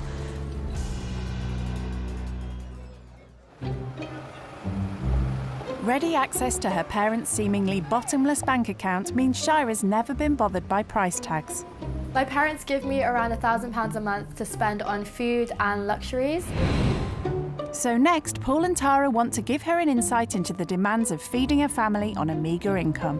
This is a different type of shopping to what you're used to. You have a £10 budget to go and get a Sunday roast for 4 people. Absolutely everything we need. For £10? For £10. Okay, I'll give it a go. For spendthrift Shira, a £10 lunch budget is a big ask. Never considered money when shopping just for food, because I feel like you can't really go overboard that much when food shopping, because you just get like what you want to eat. But this is really hard trying to stick into the budget. Okay, so what goes into a roast dinner? So I need vegetables. Where are vegetables? I don't think she's done this before. She's used to going out for meals and she would eat this kind of thing, obviously, but shopping is a whole different ball game. Can I Google it, or is that cheating? Just to see what goes into a roast dinner. I'm gonna need chicken, roast potatoes, wait. I think she's like had to Google what's in a Sunday roast. Vegetables such as parsnips, Brussels sprouts, peas, carrots, runner beans. Well, I see some carrots, so I can probably get those. There's no Brussels sprouts. I've never had frozen peas before, so I'm not actually sure how you make them. I found some gravy, but this one looks like it's the cheapest one. Oh, there's one for like a few p cheaper, so I might get that one. She's like really taking on board how much you can get for your money now and just valuing things. She's doing well. This is like reduced stuff. I've never shopped in the reduced aisle before, but it actually looks like you can get stuff a little bit cheaper. Well, the clue's in the name. So I definitely need a chicken, but it's kind of expensive, so I might get chicken drumsticks instead. Yeah. Because these are only £2, so I should still be within the budget. She'll soon find out. £10 isn't much for a family roast. I'm trying to work out how much it is as he's scanning them. Total is £12.58. Oh dear. Can I put back the broccoli and the second vegetable? This one? Yeah, and the broccoli. And it's back, eh? Yeah. That's okay. I've never had to put anything back before while shopping, so it's a little bit embarrassing, but I guess that's what you have to do to stay in the budget. Looks like you've done well. Yeah, I think I got everything that we need. So. Cool. Well, let's get this home and then we can unpack it and see how you did. Yeah. Let's go. Shira's just scraped in under budget, but has the rich kid bought enough ingredients to feed 5 people? Well, for a start, she's fallen foul with the main ingredient. The whole chicken was £4, and that was too much for the budget. Okay. So instead, I got some chicken drumsticks. Okay, yeah. It's not what we'd usually have as a Sunday roast, but okay. Okay. And there's not much else there to make up a roast dinner for the family. Sunday roast is going to consist of 1 chicken leg, 1/4 of an onion, half a carrot and half a potato each. But we've got a sack of peas. How did I think that this would be a meal? Paul and Tara have been teaching her the value of making things yourself. Oh my goodness, carrots allowed. And now Shira's going to have to put what she's learnt into practice. I've never cooked a roast before, or anything quite like it. So I just feel a bit lost. Like I don't really know what I'm doing. Seems she's having to make it up as she goes. I've seen people like poke holes in these and then put them in the oven. So I think that sounds like something that would work. Let's hope it does. There's a hungry family of 4 relying on her cooking skills. I'm just doing like what I think would work, but I'm also not sure if it will. Okay, so I'll put the chicken on the top so it cooks quicker, and I'll put that one underneath.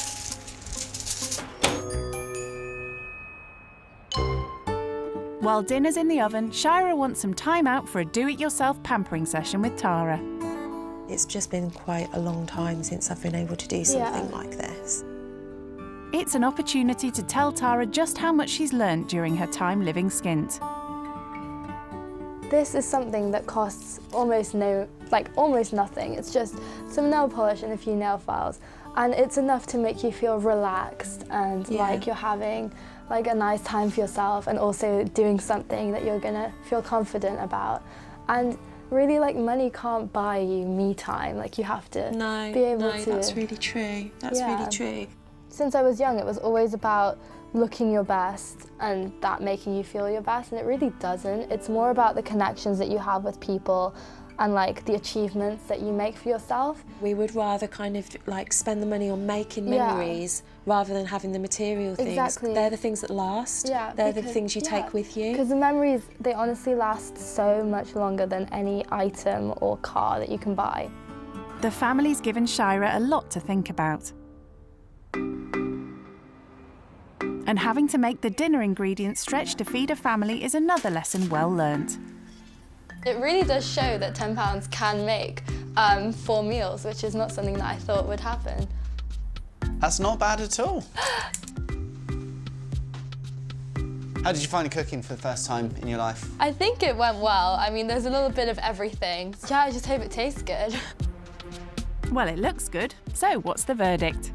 This potato is actually amazing. Small but golden. It is, it's quality, not quantity.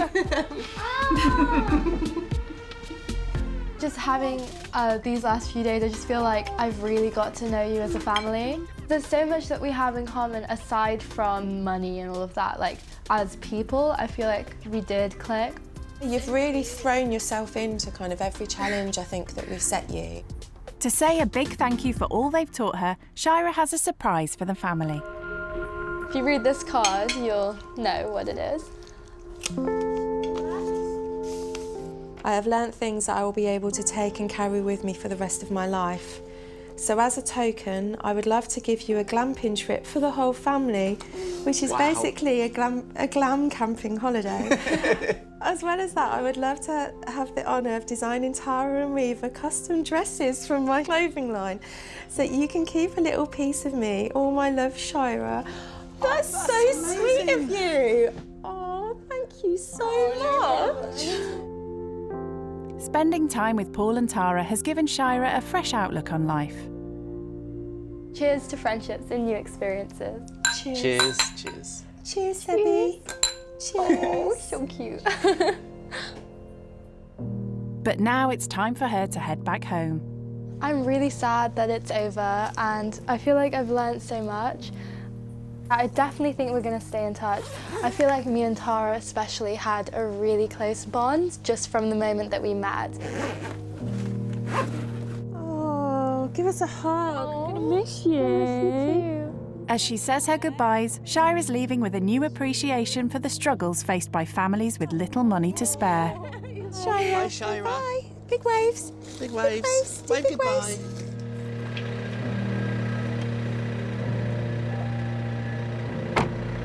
It really has changed my perspective on money and its worth, and I feel like also learning to budget will really help me in the future once I start a family of my own. I've learned a lot about family values and how important they really are, and how those kind of bonds can't be bought with any money, and that it really all does come down to those connections. I had such an amazing experience, and I'm so grateful that I had the opportunity of meeting them. And it is really sad leaving them. I didn't think that I would feel like this, but this experience has really shaped me.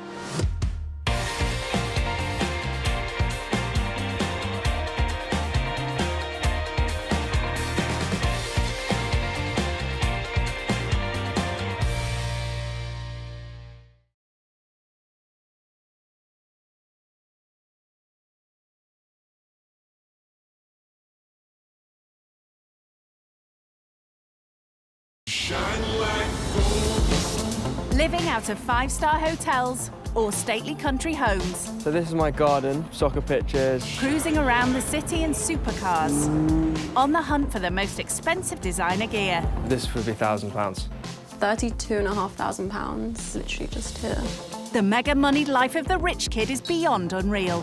My most expensive holiday was over £10,000.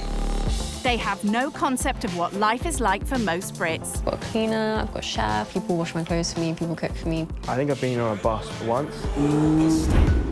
So in this series, they will be plucked from their pampered lives.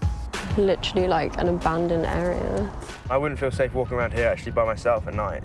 To live with families who struggle to survive. People that are comfortable living on benefits are lazy. I didn't have a meal because I only had enough to feed the kids.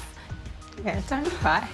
Only by living with those on the opposite side of the wealth gap. If there was rats everywhere, maybe I'd be a little bit put off. Can they appreciate the real value of money? So at the end of the month, how much normally are you left with? Nothing. I've really realised how tough it actually is. When rich kids go skint. Today's rich kid going skint is a 19-year-old university student whose parents are multi-millionaires. I'm Yasmin, I'm 19. My dad is Syrian and my mum is from the Netherlands, but I was born and raised in London. But Yasmin is not your average struggling student. Growing up, I've been very fortunate to live the life that I do. My parents have been very generous towards me. I've always been privately educated at school. I get an allowance from my parents, which I get monthly. Home for Yasmin is an exclusive area of southwest London. My main base is in Chelsea. This is the living room here. This is where I chill out a lot. And there's a lot of champagne here because my mum and I associate it as our happy drink. When she's not studying, this swanky student likes to hit the high-end bars and exclusive eateries on her doorstep.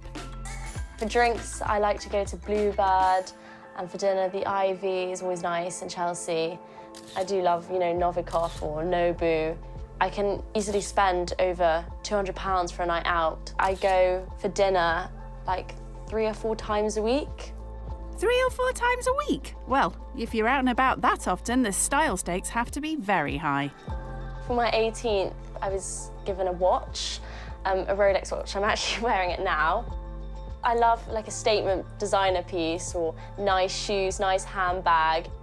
Like let's say this handbag, I got it for when I, got my A-level results back. So this is one of my evening dresses. But actually, I got it made for me for my 18th birthday in a shop on King's Road. Go on, tell us, how much was it? It wasn't cheap. When she's not in London, Yasmin can be found holidaying with the super rich. I go away around 5 times a year. In the summer, we tend to go to Marbella, as we have a family home there. I've been going skiing from a young age, so I do love the snow. Snow and sun is my fave. Some summers I spend on a boat with family. What you actually mean is luxury yacht, correct? We visit different islands, such as Mykonos, Sardinia, we go around Turkey. This summer we spent around a month all together out at sea, which was really fun. When Yasmin's not on holiday, she can be found cruising round Chelsea with her wingman. When I got my driving licence when I was 17, my parents got me a car and I drive most places, especially to uni every day. And Paolo, my dog, sits next to me in my front seat.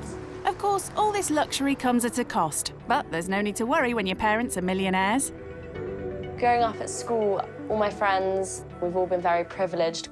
And I think it's important to view life from all sorts of angles. You know, you never know what happens. Money can come and go. And you have to be wary in life. You can't just be oblivious and live in your own bubble. The time has come for her to bid goodbye to plush parties on the King's Road and say hello to life on the breadline. So does she have any concerns about going skint? I'm quite big on hygiene, and hopefully it's clean, which I'm sure it will be, but you never know. I'm super open-minded about meeting the family, and hopefully they don't hate me. Why would anyone hate you? Ah, OK, maybe don't mention the yacht. Waiting to give this rich kid a taste of what it's like living skint are a family of 4 struggling to survive on a council estate in Hertfordshire. I'm Shayla, I'm 24 years old. I live in Welling Garden City with my partner, Miguel, and my 2 kids. I was born and raised in Mexico until I was 9 years old. We live in a 2-bedroom apartment right now, the 4 of us. We are on the top floor. With £520 a month, I have to pay my bills, which includes gas, electric, and any other bills I have. Also, I have to feed myself, Miguel, and my 2 daughters. Not having enough money for us to live and buy things that we would like to, it does stress you out. Sometimes there's nights where I genuinely can't sleep. Miguel, is food nearly ready? Miguel, he helps out a lot in the house. He's really passionate about cooking, so he likes to spend a lot of the time in the kitchen anyway. Gracias. He helps so much. I really, really appreciate him a lot.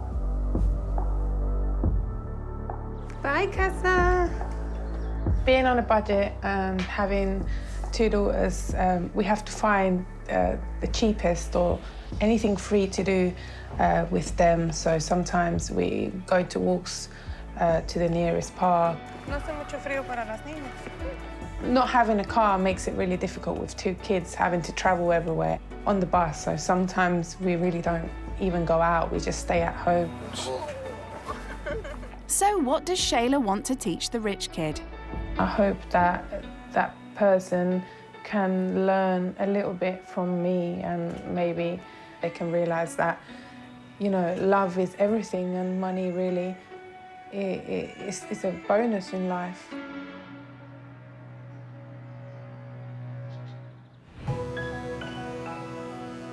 Living skint without her monthly allowance is going to give this loaded young lady the shock of her life. But before she sets off on her adventure, she's breaking the news to her posh pal, Pixie. Hey, Hello. how are you? Good, thank you. How are you? Good. Nice to see you. What's the occasion? Okay, so I'm going to stay with another family. What? You know, a less privileged family who live on an extremely tight budget, and just to see how they live. That's crazy. Yeah. Are you so nervous though? I'm really nervous, but I'm going in with a complete open mind. Yeah. So what would like your worst kind of nightmare be? It's just like things like cleaning. They might eat like the same thing like twice or 3 days in a row, you know, just to save it. And I hope that's not the case. You quite like variety. Yeah. Don't you? So like, why are you actually doing it? Like, what do you want to get out of it? You know, from Instagram, you get such a different view of someone. 100%. And I think we all like live different lives, but it doesn't necessarily mean we're different people. Yeah. Like, you don't really think about that, where like here and there you're spending like, you know, £20 on like a drink or whatever on a night out. Yeah. But then you're thinking people are actually, you know, counting all the figures. Yeah. I mean, I hope you have an amazing time, babe. I'm really gonna miss you. Me too. Thank you so much for coming here today. Good luck. Thank you. Initially, when Yasmin told me about it, I was quite shocked. But then when she kind of explained the reasons for why she wanted to do this experience and everything, it does make sense. And I think it is quite important to experience every aspect of life, so. Time for Yasmin to leave behind her lavish London lifestyle as she travels into the great unknown. Well, 40 minutes up the M1. So, what are Yasmin's first impressions? I personally don't like the look of the outside of the houses around here. They're all brown and beige, and they all have white windows. A world without sash windows, who knew? While Yasmin gets to grips with the architecture, how's Shayla feeling about the imminent arrival of her gold-plated guest? I don't know what to expect. I don't know who's coming. You know, I don't know what they're going to think of my family, my house, so yeah, I'm a bit nervous. Around here, I don't really see many shops or restaurants or, you know, like furniture shops. Houses with white windows and a distinct lack of furniture shops. It's all getting a bit real for our rich kid. I have a mixture of emotions right now. I'm nervous, excited. I don't know what I'm expecting.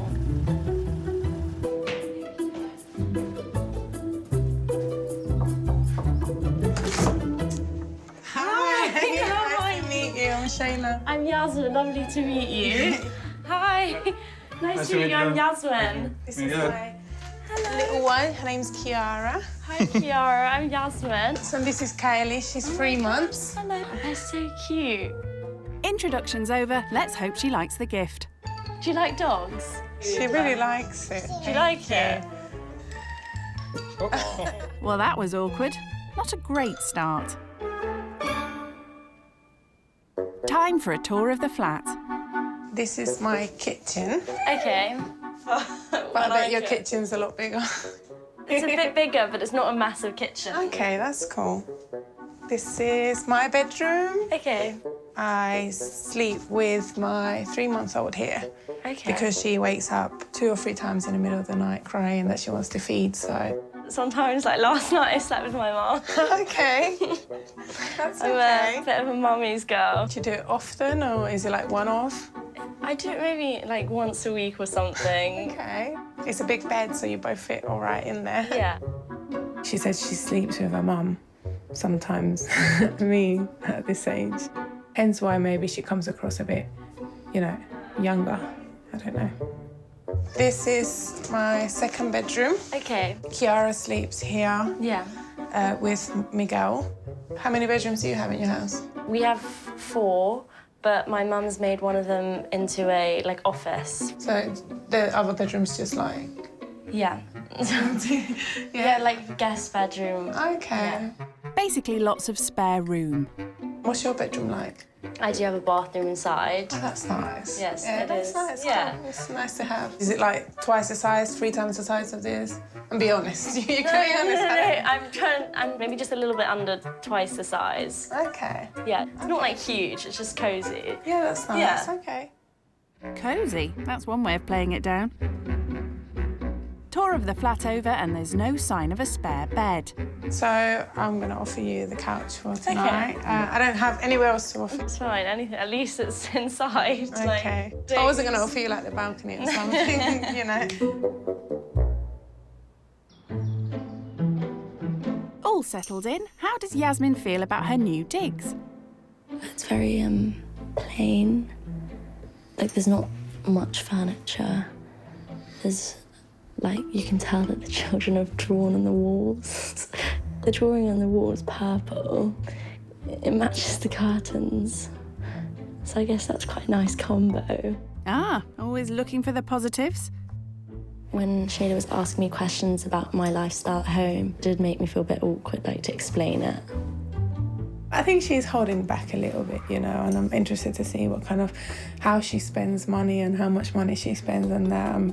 By the time she's left, I'm hoping that she goes away a bit more mature and grown up after this. Only time will tell.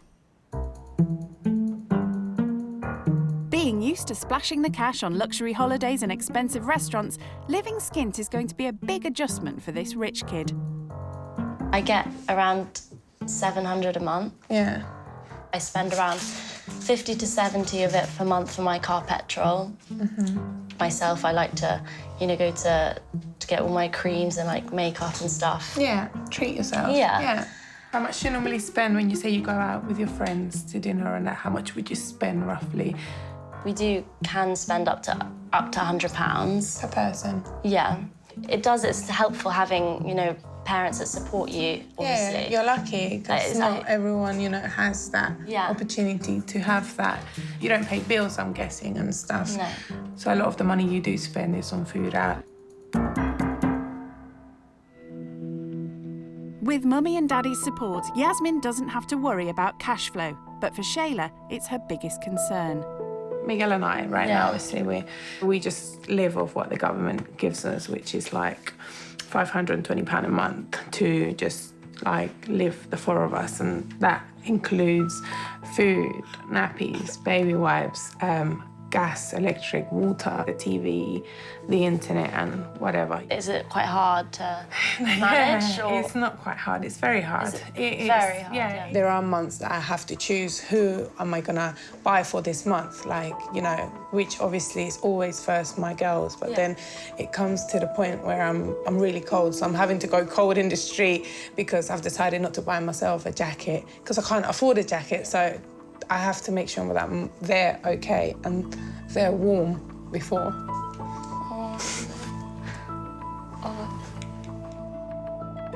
It's just something you do, you know, when you're a mum, you always put your children first. Like, sometimes it is hard, you know, because sometimes you have to suffer a little bit just to see your children happy.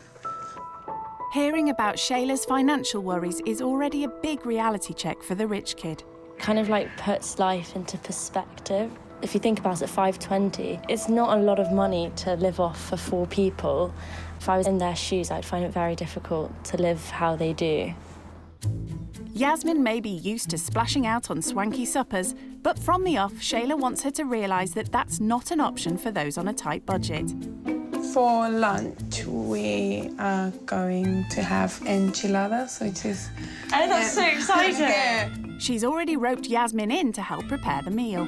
So the chicken's already made. Okay. What you can do is start shredding it for me. It's a chance for Yasmin to see how Shayla's forced to get creative in her kitchen to simply make ends meet. I'm excited to learn a new dish. I feel like sometimes I'm like, I don't know what to make that's different. Well, I've got many, many recipes that are simple and cheap to make, you know? Yeah. There are all sorts of ways Shayla's learnt to help save money. Sometimes what I do is I cook more so then it's in the fridge already, like, you know, to eat for another day. Because it just makes more sense, and sometimes I don't have a lot of time to be in the kitchen and cook because I'm with the girls. How long does it last if you keep it in the fridge? Salsas last up to 7 days in the fridge, actually. Oh, that's good. Yeah, yeah.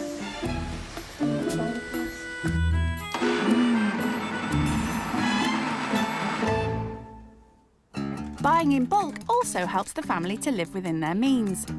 These are made out of corn, and I buy them online. The other day, I ordered 4 kilos, so I've got them in the freezer, and that lasts us around 6 months, 6-7 months. Yeah, we make them last. For Yasmin, who's used to dining on expensive restaurant dishes, a cheap homemade alternative is a completely new experience. It's really good. Have you ever eaten enchiladas before, like these ones?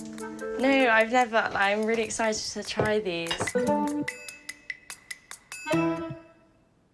So, how does the rich kid rate Shayla's simple home cooking on a budget?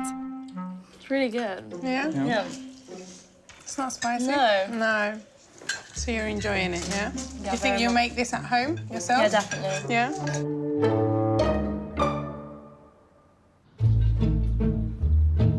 She's only been here a few hours, but already living skint has been quite an education. Shayla's local park provides a cheap form of entertainment for the girls, but living in a top-floor flat means getting there can be quite an ordeal. This is always a bit of a struggle because she doesn't like the pram since she was like 1 year and 2 months. Vámonos! I'm having to chase around. I feel like a mum. Shayla had no choice in deciding where she wanted to live. I said, what happens if I don't accept it? Because of the stairs, Yeah. you know, I knew it was going to be an inconvenience, but they said to me, if you don't accept it, you leave yourself intentionally homeless, so I wouldn't have anywhere to go. So I had to accept that, and it's been really hard, you know, it's been a struggle getting up and down the stairs, even when I was heavily pregnant, you know, it was really hard. I spent a lot of time stuck indoors. Time together in the park is an opportunity for Shayla to talk to Yasmin about her previous life in Mexico. We left, my mum and my dad chose to leave because Mexico was becoming very dangerous. You know, there was a lot of crime and we were at risk a lot of the time. There was a lot of violence, you know, and the cartels and all of that you hear, it's actually 100% true. So my mum chose to bring us here to have a safer upbringing. I didn't realise Mexico was that bad because, like, I always hear people, like, going to holiday to Mexico. But Shayla's experience of Mexico was far from a holiday. Where I was brought up, you know, like in the same neighbourhood that I was brought up, you know, I've heard of a couple of people that I actually know personally of their children being snatched, and yeah, it's hit pretty close to home. And but here, you know, in the UK, it is a lot safer. Like, I do feel a lot safer, and I feel very fortunate and very lucky that my mum and my dad made the decision to come here and bring us here, because I was, you know, now I'm blessed to be able to bring up my own daughters here, you know, because I don't know what it would have been like bringing up my daughters over there. I'd live in constant fear, and I would just feel like I have to hide all the time. Hearing what Shayla has been through is starting to have an impact on Yasmin. I do relate in that respect because obviously my dad's Syrian and we've had a lot of issues that's gone on, like, as a family. Yes, I've heard and read a lot about Syria as well. You know, it's a shame, all of what's going on around the world. It's just really eye-opening. Like, she's only 24 and she's been through so much in her life, especially with the stories from Mexico. And, like, she seems like such an amazing mum. Like, obviously she wants to do everything for her children. So I think she's, like, in a way, like a role model for a young woman.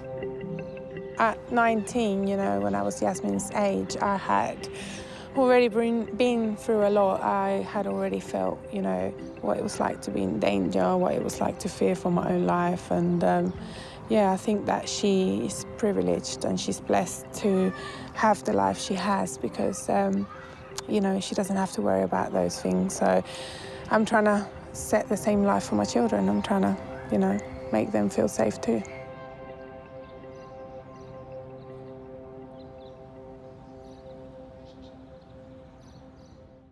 It's nearly the end of Yasmin's first day living skint. But before she gets ready for a night on the sofa...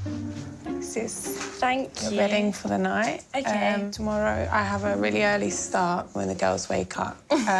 So I'd like you to help me. Don't know if you ever changed a nappy before? No. Well, you can help me with that and making the breakfast, yeah. Okay. Have a good night. You too. Today, I think I was quite easy on her, you know, because it was the first day, but tomorrow I want her to, you know, really get hands-on with what it is that I do around here. My daughters wake up really early sometimes. It can be as early as 6:30 in the morning. The time that they get up is the time she's going to have to be up and ready to help me.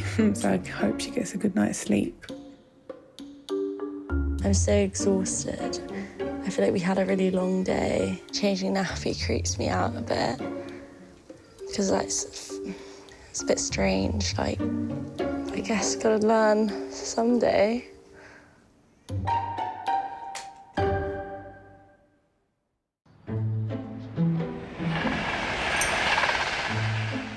Yasmin might be used to a lion, but there's no chance of that in Shayla's house. She's drafted in her loaded lodger to help with the daily chores. First on the list is a nappy change. Over to you, Yasmin. I've never changed a nappy before. No. Well, there's a first time for everything. Okay, Mama. Yeah, do that. And then the straps, yeah. That's it. I'm a pro. You haven't finished yet, Yasmin. I just didn't really know what I was doing because I had never changed a nappy before. But I guess I had to learn one day. Just put the nappy on. So But is it a particular way? just lift her legs up, put it underneath her, yep, up to her waist. I'm a diaper queen now. You took 10 minutes longer than I would, but obviously that's because I've got a lot of I'm practice. sorry. What's the verdict? Okay, let's check her out. She is fine. You've done a good job. Say thank you. Gracias. Back home in Chelsea, Yasmin doesn't have to worry about the laundry. Mummy does that. Today, she's using a washing machine for the very first time. I think this is the last bit. This is going here, yeah? No, it doesn't go in there. It goes in the washing machine. Of course. Oh dear, where's Mum when you need her? Because it is the girls' clothes, I tend to put a scoop of Vanish in. Okay. 3/4, yeah. Yeah, that can go in the washing machine with all the clothes. So, yeah. Now you press the on button, the big one, yeah. I don't think she does much of the washing. She said her mum does the most anyways, but maybe after this she's learned how to use the washing machine. Now the last bit is put in the fabric softener. Yep. For the girls, yeah. I know this one. Well done, Yasmin. Sometimes the washing machine will gather up some black stuff. You have to clean that, if not that will stain the clothes, so... Just proper scrub it, you know? It's not long before Shayla has to step in. Yep, now you can close it. Perfect. Thank you. Still keen to prove that she can stand on her own 2 feet, Yasmin has volunteered to make breakfast. It feels really nice to help out Shayla. Because obviously she has a lot on her hands, so it's nice I'm taking some of the responsibility. You know, cooking breakfast for us. Yasmin dines out all the time. The last thing she has to worry about is saving scraps of food. But for Shayla, these leftovers play a vital role in feeding her family. Nothing can be wasted. That leftover onion and chilli, you know, I can make some tacos in a couple of days, and there are times where we are running low on food and low on money, so it's kind of you know, every single little bit that's left over helps, you know, to do another meal, you know, so we just chuck things together and, you know, so we never let anything go to waste. Thank you. It's okay. It's really nice. Yeah. Actually, you've done well. This is what it would look like if I made it. Oh, thank you. Having experienced Shayla's busy daily routine, Yasmin has decided it's time for her to have a break from her hectic everyday life. I thought it'd be quite nice for just the 2 of us to get out of the house together and go for a little pamper session. So that's what we're going to do together. I appreciate that. That's a nice thought. Thank you. While Miguel looks after the kids, Yasmin and Shayla head out. For Yasmin, a good pamper session is a weekly occurrence, but Shayla doesn't have the time or money for such luxuries. Do you get pampered once in a while or get your nails done? Not in the last couple of years. I haven't done anything like this before. I just do them at home, really. I don't really have the time to go out to a salon or the money, so I just get a cheap nail polish and just do them myself. What about you? What do you do? Mostly get my nails done when I go and get, let's say, pampered. Yeah. Obviously, you're always with the kids, so you don't have much time to go out or anything, but do you once in a while dress up and... I haven't actually for the last 2 years gone out anywhere without the girls, so I haven't had that time to you know, do my makeup properly, you know, have nice clothes, high heels. I've been in trainers for the last 2 years. You know, how often do you go out? How often you get to dress up and, you know, get pretty? All my friends are all very young, and it's once or twice a week we dress up and go out somewhere. Yasmin is only a few years younger than Shayla, but it's becoming clear that their lives are very different. She's also learning that she has a lot of growing up to do. I didn't obviously say this because I didn't want to seem silly or anything, but I didn't know actually how to use a washing machine. Oh, OK. I could tell, I'm not going to lie.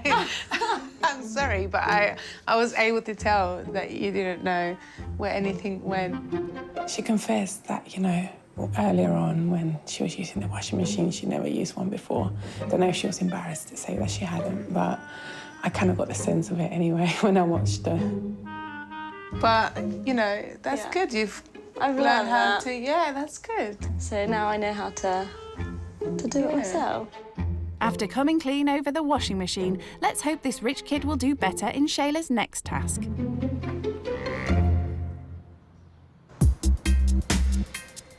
Living at home with Mummy means that this rich kid has never had to budget. So Shayla has brought Yasmin to her local shop to set her the biggest challenge yet. Here is my weekly budget of £40. OK. With this, I'd like you to buy a meal for every day of the week, for 7 days a week. And then if you can, it'd be nice if you can make dinner for us tonight with what you buy. OK. No pressure. Yeah. Yasmin needs to be frugal if she's going to feed a family of 4 for a week with just £40. You've seen how we eat, and I kind of explained to you over the last few days who eats kind of what things, didn't I? Yeah. Good luck. Thank you. She's going to need it. Yeah, I don't want to mess up for them because they've given me their £40 weekly budget, and obviously it's very important to them. And I want to make sure that I do it right. I'm going to get this lactose-free semi-skim milk because this is the milk that I saw that they drink. It's a good start. She's on the ball. Here are tomatoes. They love their tomatoes. And for my pasta dish, I'm going to be making a tomato-based sauce. So I think I'm going to get maybe this much of tomatoes. That's a lot of tomatoes. With £40, I'm sure that, you know, that's what she'll spend just on one meal when she goes out to a restaurant. But £40 has got to last her 7 days. And I just hope she doesn't mess up. This is ham. I'm going to get ham because we had that for breakfast this morning. So I assume they have ham more than once. This is £1. So I'll get 1 ham and see how my budget is looking after. It's obviously difficult because I don't know what they like. I'm only going off what I've seen them eat. What's the cheapest pasta? With cooking with Shayla, I've learned that they use tomatoes in nearly all their cooking and onion. So I'm just going to get 1 pack of tinned tomatoes. What? Really? And they're tinned.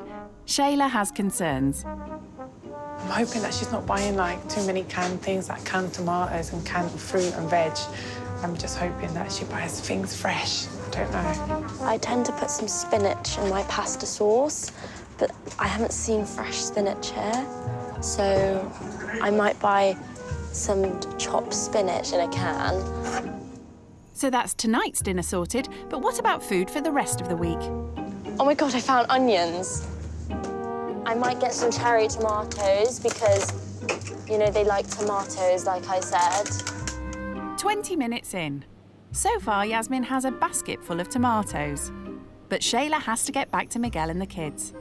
Right, I'm going to pick up my pace now. I'm stressing out slightly because I can't think. Hi. Hello. How are you? Time to find out if this rich kid has kept to Shayla's £40 budget. I really kind of don't know if this is going to be on the budget. I have a feeling around £35, but we'll see. Result! That'll be 36.05, please. Thank you very much. So I did it. You finished? I got some change left over. OK. Well, thank you. Let's go home and see what you bought. OK. She may have some change, but more importantly, is there enough food to feed the whole family for a week? Time to see if what she bought will provide enough food for the week. Shall I show you what I got? Yes, show me. OK. I hope I did it right. There wasn't much choice. Good. We use tomato a lot in this house. For the salsas. One more. Oh, wow. OK, one more. It's looking promising.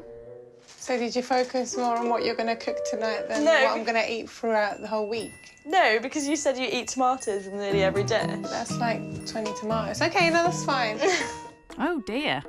So I think she got like 4 packets of tomatoes, so there's easily like 15, 16 tomatoes in there. That's going to last me, you know, probably about 3 weeks. Hey, lactose-free milk, well done. I honestly thought you was going to forget that. No. OK, grapes. OK, that's good, you know. It's a lot of fruit and veg. I think you kind of got the idea that, you know, we don't eat meat in this house. But I don't see any meat there. Despite her efforts, Shayla doesn't seem to be too impressed with Yasmin's food shop.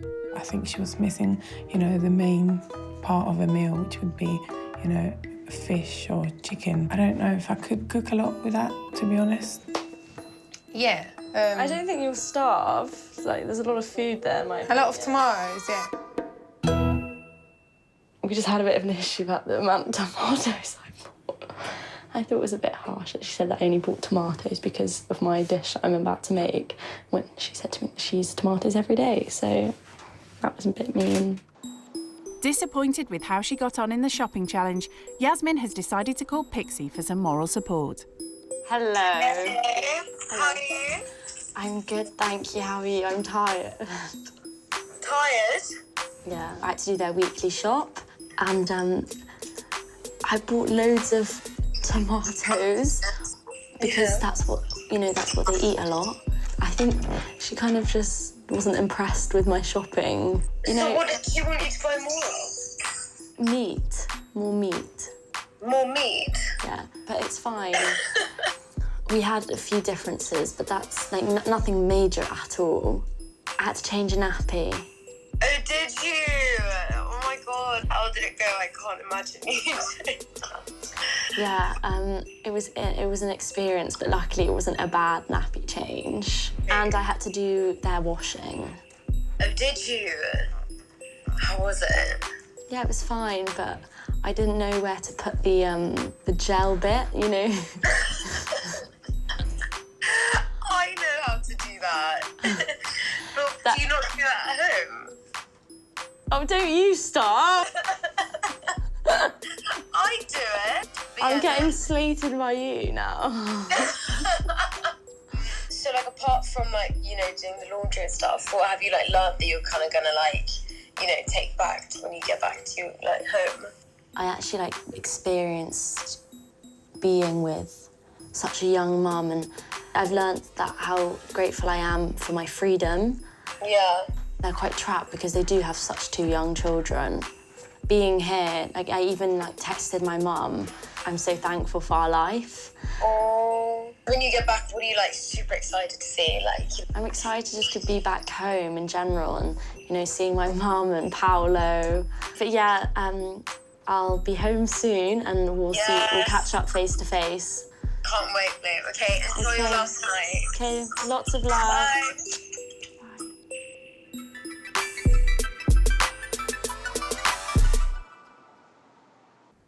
Lifted by her chat with her best mates, Yasmin gets to work in the kitchen. I actually learned to cook it in Italy, like an Italian chef. He taught us how to basically cook this sauce, but I've kind of added my own twist with the onions, because apparently you're not meant to mix onions and garlic, but I do what I want, so I'm mixing them. With her experience living skint almost over, she's determined to make a good impression with her pasta dish. Are you hungry? Yes, I am hungry. Yeah, You? me too. Very hungry. No pressure. I think I might put some of the onions in this pot, because I don't think I'm going to use it all. She's even putting into practice the food-saving skills that Shayla taught her. Can add these in.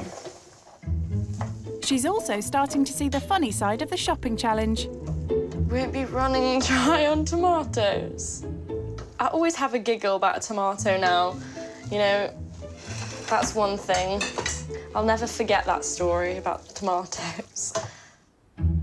It's looking good. It's decent. I hope I've done them proud with my spice. We'll soon find out. Done. Dinner time. Grub's up. Here you go. I'm sorry, I hope it's okay. Comida. Gracias. Yummy. Okay. The moment of truth. Has she managed to pull it out of the bag? It's nice. Yeah? You put plenty of chilli in that, didn't you? Yeah, I did. Yeah, it's nice. You like it? Yeah. I really didn't think it was going to taste that spicy, but you'll be surprised. Over their final meal together, Shayla reveals what she really thought when she first met her guest. To be honest, before I met you, I didn't know what to expect. Yeah. And I expected someone who was going to be completely dependent on their parents, someone who was going to be very spoiled. But you've surprised me so much. I was hoping that we got to know each other to the level where, besides money and lifestyle, that we just got to know each other as people. Yeah, exactly. And I really think you're an amazing mum, amazing parents. And I do look up to you, and I hope I'm as good with my kids as you are to yours. I'm sure you will be. During her time living skint, Yasmin has found a new appreciation for her freedom. And as a thank you for all Shayla has taught her, I thought it would be a nice idea to give you 10 hours worth of driving lessons. Really? And here's a car theory test book to get that theory.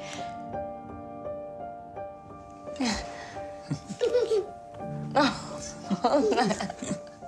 Thank you. It's just a really thoughtful gift, you know, like I didn't expect that at all. And that's nice that you've taken, you know, my goals into consideration and no, that's really nice of you, thank you.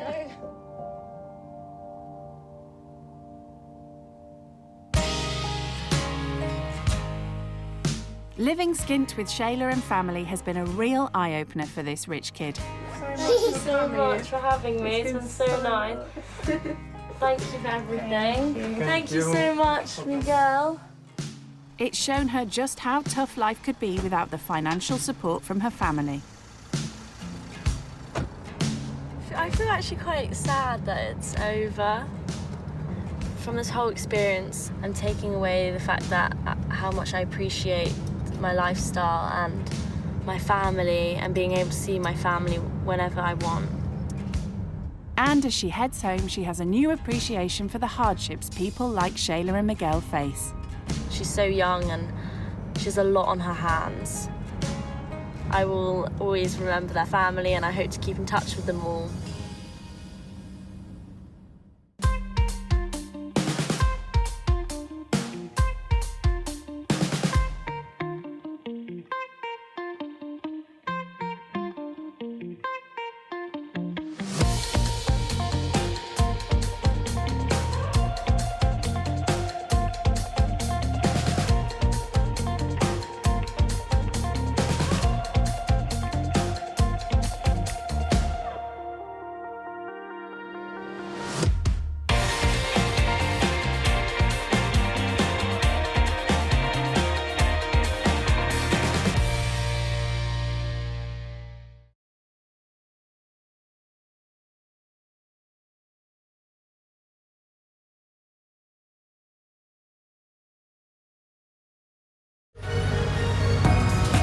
The mega-moneyed life of the rich kid is beyond unreal. It costs about £10,000. And went to one of the most expensive boarding schools in the world, £100,000 a year. They have no concept of what real life is like for most Brits. I've got a cleaner, I've got a chef. I haven't washed my hair myself for the past 4 or 5 years. I think I've been on a bus once. So in this series, they will be plucked from their pampered lives. It seems to be quite dirty. I wouldn't feel safe walking around here actually by myself at night. To live with families Hi. who struggle to survive. I am dying to know why they're living in accommodation that's simply too small for them. Only then can they realise the real value of money. £150 on food? Yeah, a on month? food, yeah. Basically, I'm just trying to make ends meet. You're okay, come here, baby. Life can be so cruel sometimes. When rich kids go skint.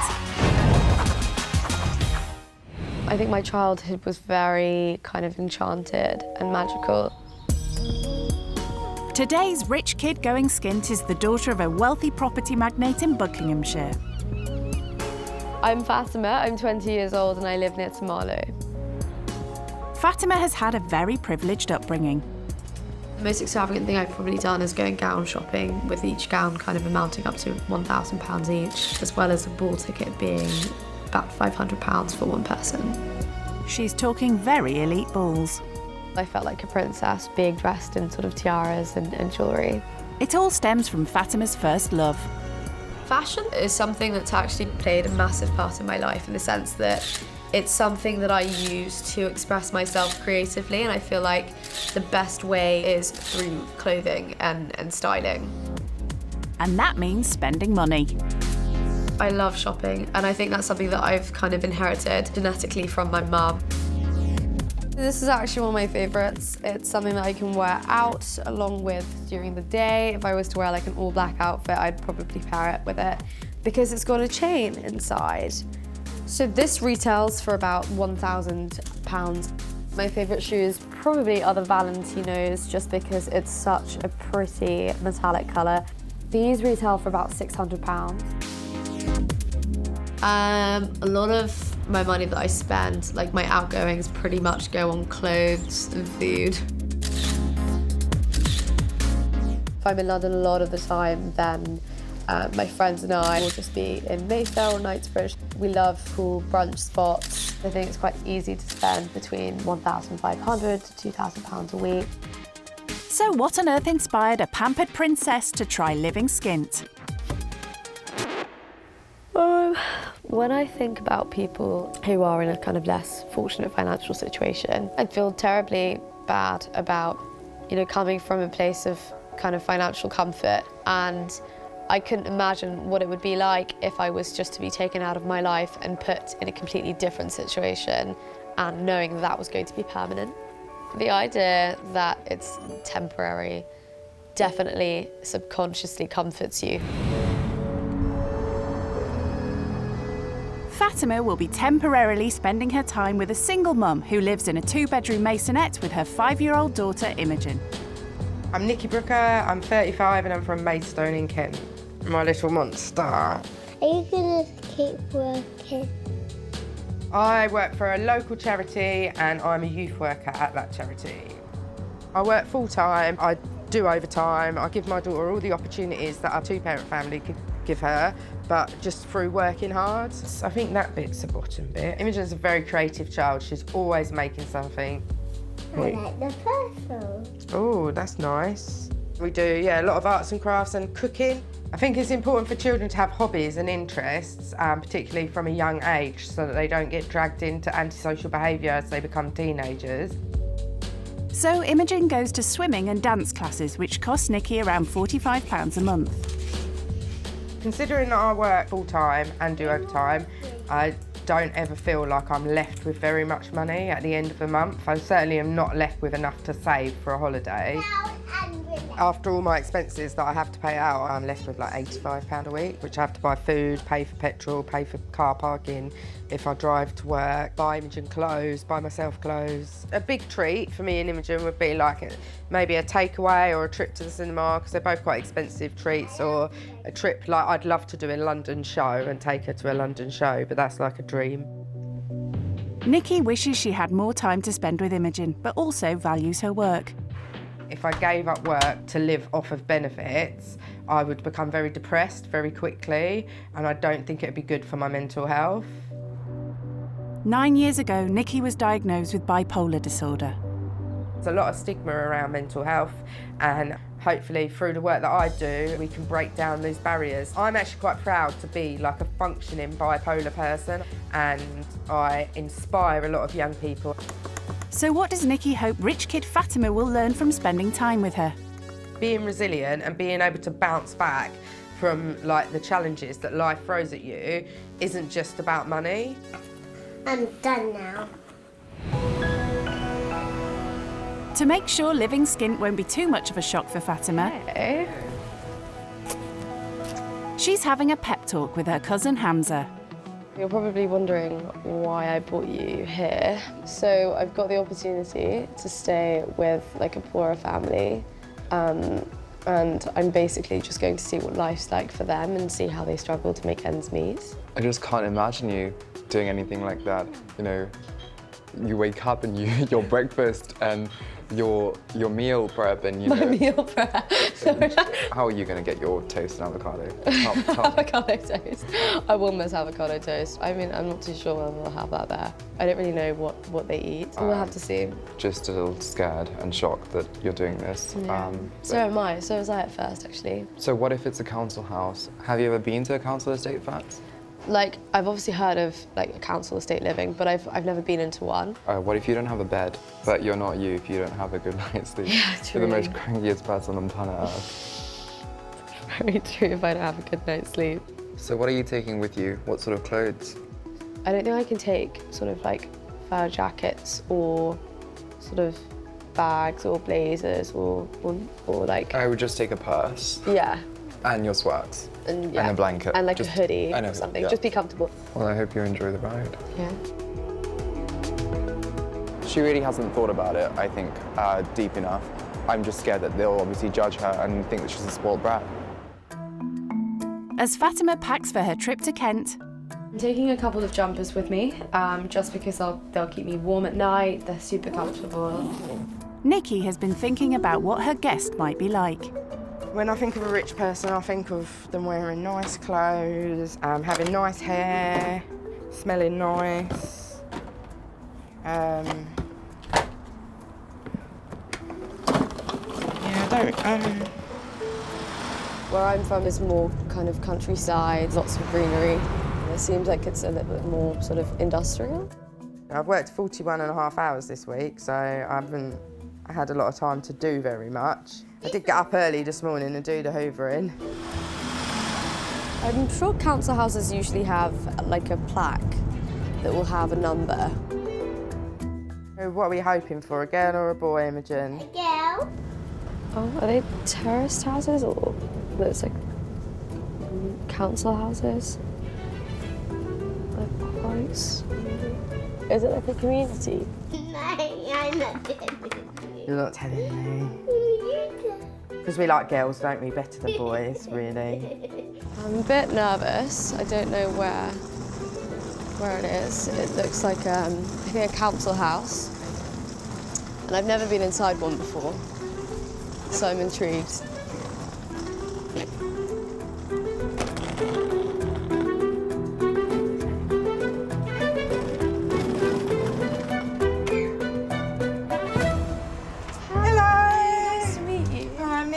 Fatima. Nice to meet you. Come through. This is Imogen, this is Fatima. Hi, nice to meet you. Okay. She's got really sticky fingers, so you probably don't want to touch her hands. That's anyway. all right. Oh, she's got a knife?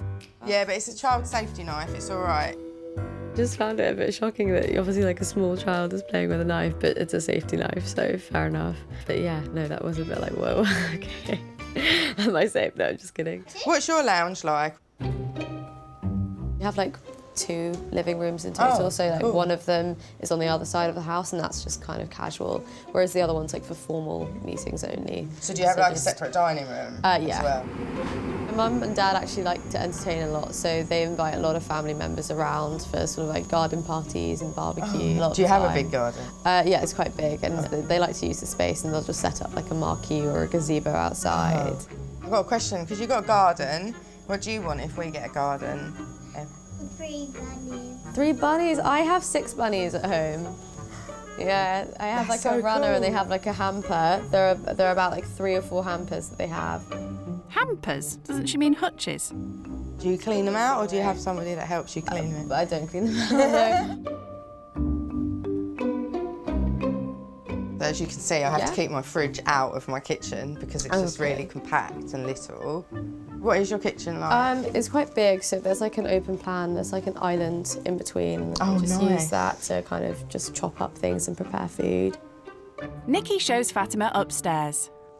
So this is my room. Yeah. But Imogen also thinks it's her room. Oh, okay, so do you share it? I'm ashamed to say that she sleeps with me still.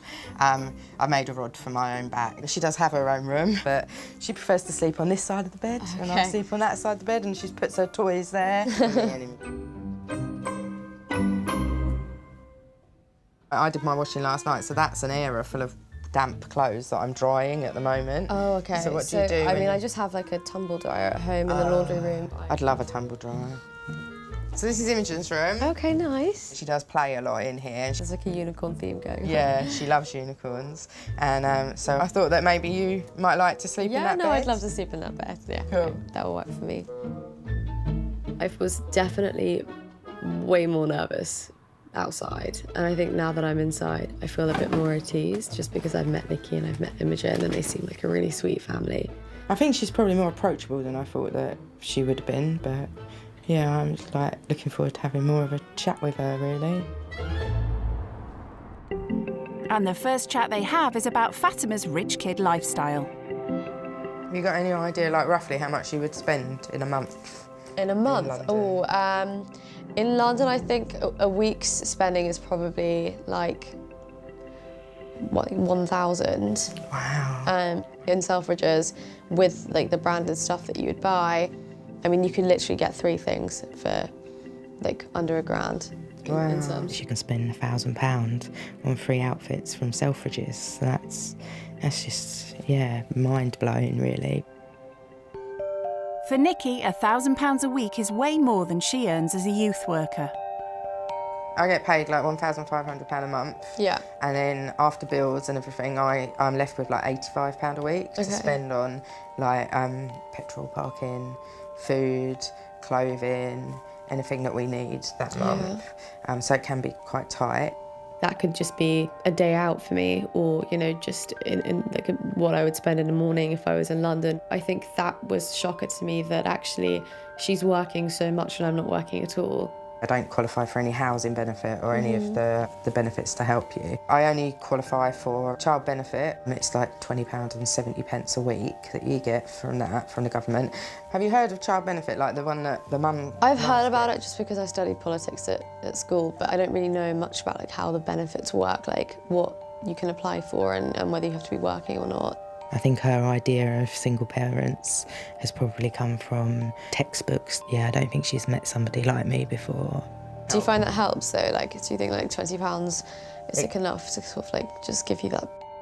It covers Imogen's dance classes, or like a proportion of her dance classes. You know, she's having to work so many hours just to make things meet. For her to be so open with me just makes me feel that much more sort of closer, and I can sort of empathise with her and really, really get to know her and find out more about, you know, how she lives and her difficulties and you know, the strengths that she sort of builds up as she carries on. To give Fatima a taste of how they live, Chicken and salad wraps. Nikki is doing a salad lunch for them all, but it's not the sort that Fatima is used to. For lunch, I usually just have like a salad with some like quinoa and grains and then some like chicken or something like that. I mean, I try and avoid gluten where I can, or dairy.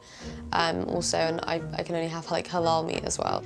Like, one of my favourite places is Farm Girl, and it is like near the King's Road. And they do like gluten-free bread, so I'll just have that nice. with like some smashed avocado and like a poached egg on top. Or I'll just go have sushi. I eat a lot of sushi. Oh, nice. Yeah, that's like my favourite food. Oh, cool. I've only eaten like store-bought, like the little sushi packs that you get for your lunch. Yeah, I haven't ever been like to a proper sushi restaurant or anything like that. I'd love to do that one day. Good. Yeah, you should. It's on my bucket list. Do you buy things in bulk as well, just to help you save, or? I don't really have the storage. Like, my mum and dad do that. They have a shed that they keep loads of food in. Like a pantry?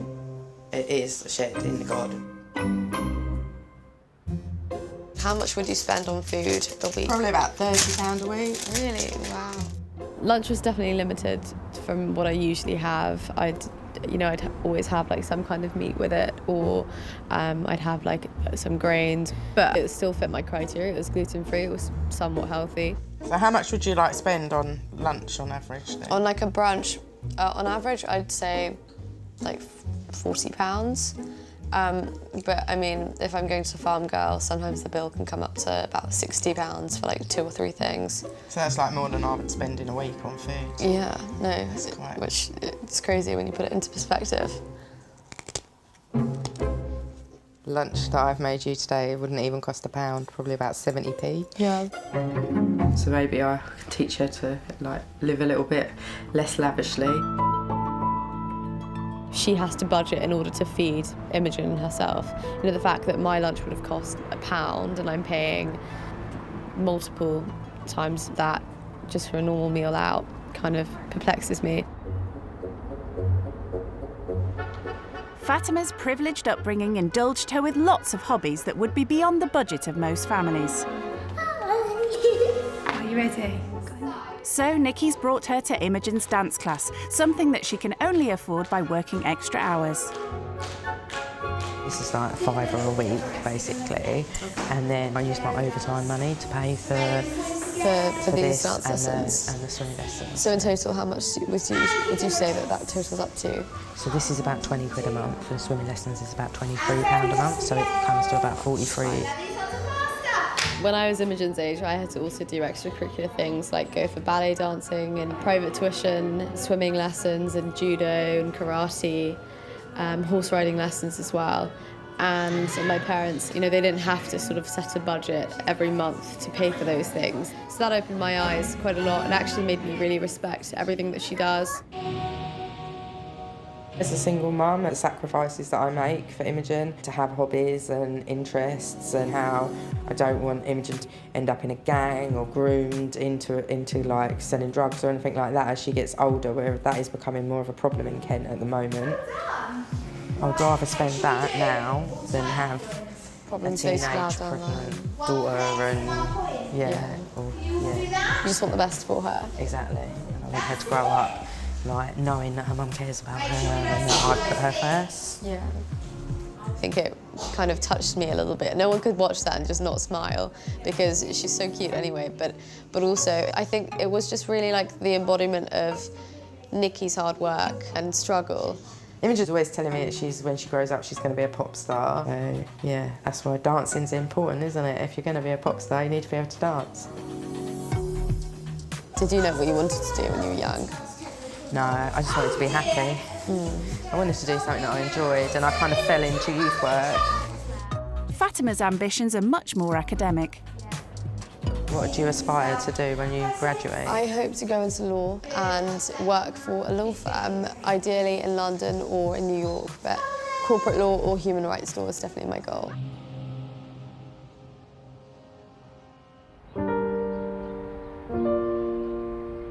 Fatima's fortunate to have a life that is cushioned by her parents.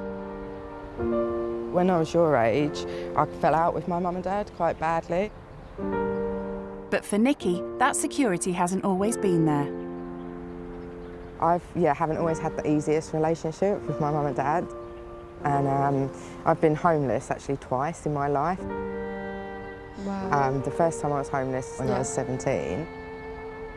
I got a place in a hostel for young people that are 16 to 24. It's like a specialist hostel in the town centre. So I had to live off £30 a week, like for everything. But it wasn't just for food, it was to get to school, because I used to have to catch the bus to school as well. If I was to have problems, I think, at school, or if I, you know, was struggling that much, I'd probably go back to my parents. Did you not have that? I didn't feel like I could really net? talk to my mum and dad at the time. I was really cross with them. Yeah. I just didn't feel like they loved me. And I didn't feel very understood by them. Yeah, no, I'm sorry. I've been so reliant on my parents, not just, you know, financially, but also emotionally and physically. So that the thought of not having them support me in anything would scare me. Has there ever been a point when you think, you know, that's it, I just give up? I have been suicidal at times. Yeah, it was a shock to end up homeless again when I was pregnant with Imogen, because I was sofa surfing at 36 weeks pregnant. It's actually so upsetting. Do you want a tissue? No, it's fine, I'm okay. I couldn't get anyone to help me, so I had to call my mum and dad. Yeah. And my mum and dad were like, look, we'll come and we'll get you. This has to be the end of but this has to be the end of this. I've got a really good relationship with my mum and dad now. Like, knowing that they love me, and time is such a good healer, and like, this is what I teach young people as well. I don't know what I would have done if I was in her situation where I've had one setback and then another setback and then, you know, followed by another. I think I'd lose hope really quickly. And I don't think I would have been able to deal with it as strongly as she has, and I think it's really built a real sense of resilience in her, and I think that's what keeps her going. Just to open up to Fatima and share with her that what I've been through, just to get her to see like how far I've come. I'm doing quite well now, like raising my daughter and with my career. I feel like I'm back on track. One of my goals is to own a house and, yeah, to be able to go on holidays with Imogen. I want Imogen to see the world with me. It's a world apart from Fatima's cosseted lifestyle.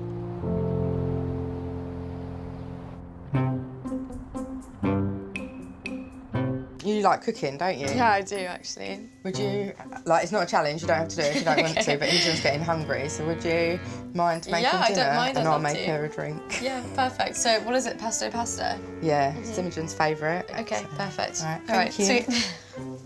Definitely made pasta before, and I usually use like tomato or like sort of like arrabbiata sauce, but I haven't made pesto pasta, but I'm just guessing that it's kind of the same as when you're making other pasta. I don't actually use gas at home. I have an electric cooker, so I don't know how to set up the gas. Nikki, I just need your help turning on the gas for just boiling the pasta. Oh, okay, so you just do this. Okay. Oh, right. My dad loves cooking, so he'll make a steak with asparagus, kind of roast potatoes. For dessert, I personally love macaroons. That's like my favourite dessert, so I always have them in the fridge. How do you know when pasta's ready? Do you just like taste it? No, it's not ready. I'm a culinary goddess. Nikki? Yeah?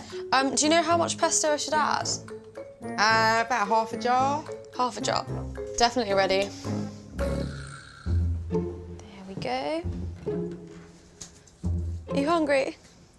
Yeah? Do you want to come sit down?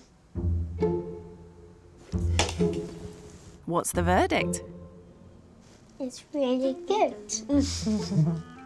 Fatima's food has Imogen's vote, but are Fatima and Nikki politically on the same page?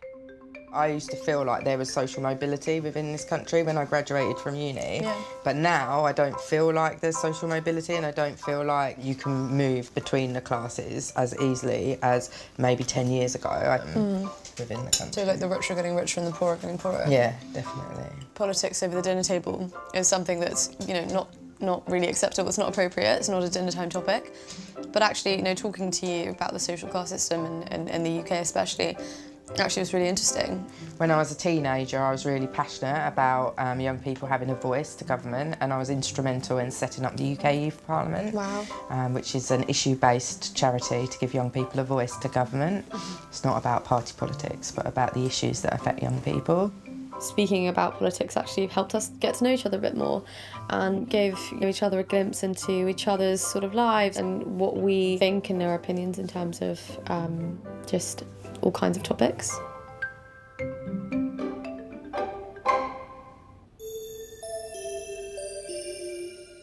It's getting towards the end of Fatima's first day living skint with Nikki. She decides to update cousin Hamza.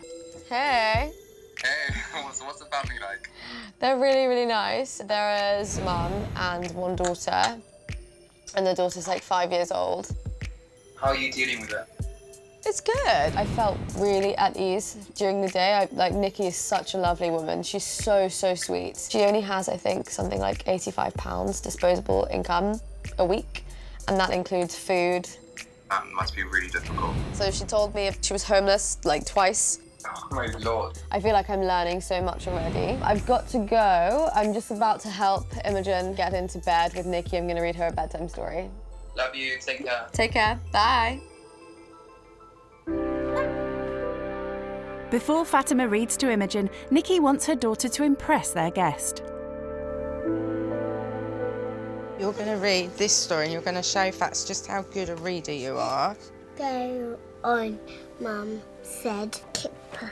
Good girl. I am going. Good girl. Now it's Fatima's turn. She reads Imogen the story of Aladdin. Princess Jasmine giggled at her pet tiger. So that's her friend Tiger, and that's... Who's that? That's Jasmine. The next morning, Jasmine arrived at the marketplace. She looked around excitedly, for she had never seen anything like it. As she walked, she came upon a little boy who looked like he hadn't eaten in a while. The boy looked up at her eagerly. She took an apple from a nearby stand and handed it to the poor child. "You'd better be able to pay for that," the apple seller said. "Pay?" Jasmine said with a surprise. She'd never needed to pay for anything at the palace. Jasmine was frightened and didn't know what to do. Luckily, a handsome stranger came to her rescue. Do you like that story? Yeah. Yeah? What do you have to say now? Thank you. You're welcome. I think she's tired now as well. Yeah. Puts her to sleep. Time to go to bed, isn't it, babe? Time for them all to call it a night. Good night. All right, sleep well. Thank you. You too. It really felt like Aladdin ties in with the social structure, disparities and struggles that we're exploring at the moment. Just because you have Jasmine being a princess, but then also being able to experience the commoner lifestyle. I think that was really cool. Sound familiar, Fatima? I don't think of Jasmine. I wouldn't really say this is... I don't know. Depends on how you want to interpret it.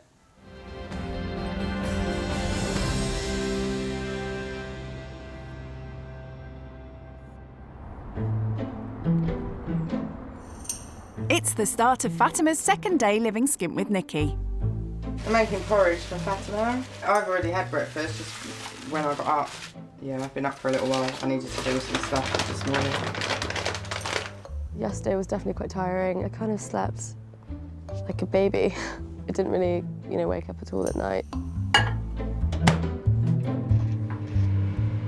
Yeah, I think I want to get the same unicorn bed sheets just because they're so cool.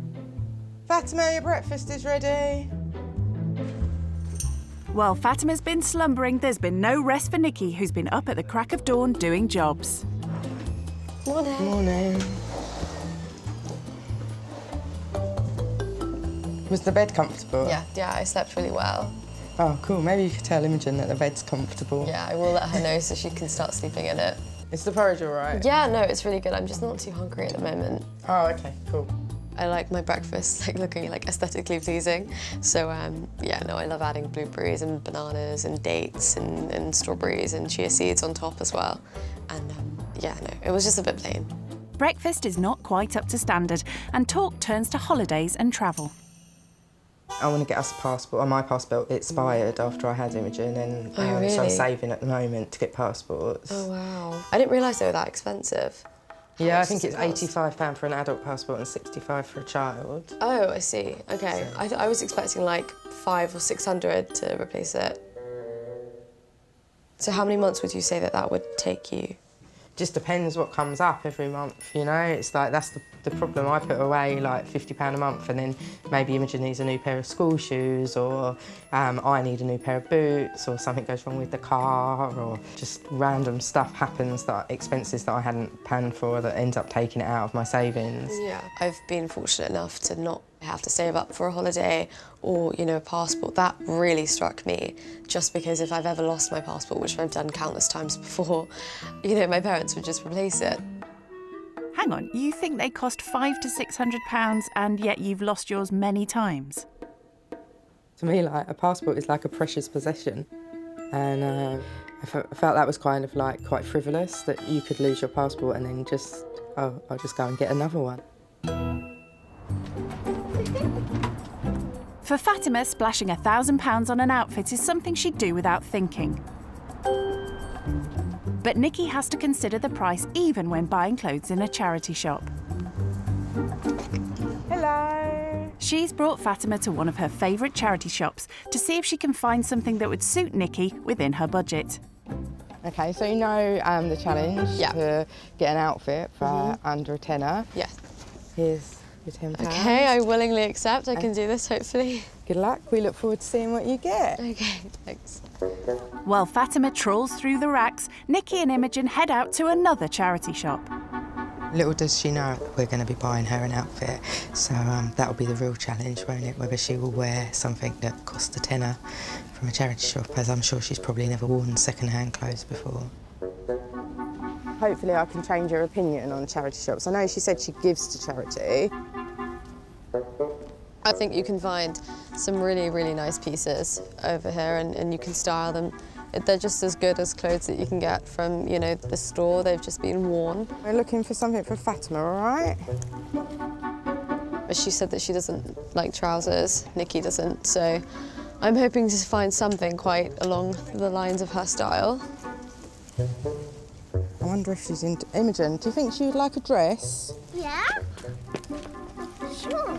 It's all like quite mishmash in the sense that it's not really organised as such, but then that's a charity shop, so I think there'll be something, hopefully like a hidden gem somewhere that will just work. So I'm going to be persistent and just look. Which one can you imagine Fatima wearing? That one. Yeah, I think that's a really good choice. I think she's going to look beautiful in that. So this is £5.50, and it would give me sort of money as well for shoes or maybe something to go with it, like a jacket. Imogen, will you go and give that to the man, please, while I hang this one back up? Yeah. Thank you so much. I quite like this one, actually, because it's really feminine and you've got some florals there, which are cool. Do you think this bag will look nice with that dress? Yeah. Yeah, are you sure? Yeah. Do you think Fatima would like this bag? Yeah. Okay, cool. Let's get these things for her then. This is the first time I've actually bought something from a charity shop. I'm amazed by how many sort of varieties of different types of clothing that you get here, as well as designers too, and just at discounted prices. As Fatima doesn't know I'm getting her anything today, hopefully she'll be surprised when I give it to her and that she'll want to wear it. Thank you. That's £7, please. There's your change and your receipt. Thanks so much. Thank you. Can I get this? It's £10, isn't it? Yeah? Yes. That's £10 then, please. Thank you. Thank you very much. Thank you. Thank you. Thank you. Bye-bye. It was actually quite difficult, but I think I found something that you might like. Oh, wicked. Should we go home and have a look? Yeah. Back at Nikki's, Fatima reveals what she bought. So I actually got you a dress because you said that you wear dresses a lot and your style is quite feminine. And I like this one. I hope you like it. Yeah, but, it's lovely. And I like the black just because I think it will be really flattering on you. Oh, thank you very much. Oh, I love it.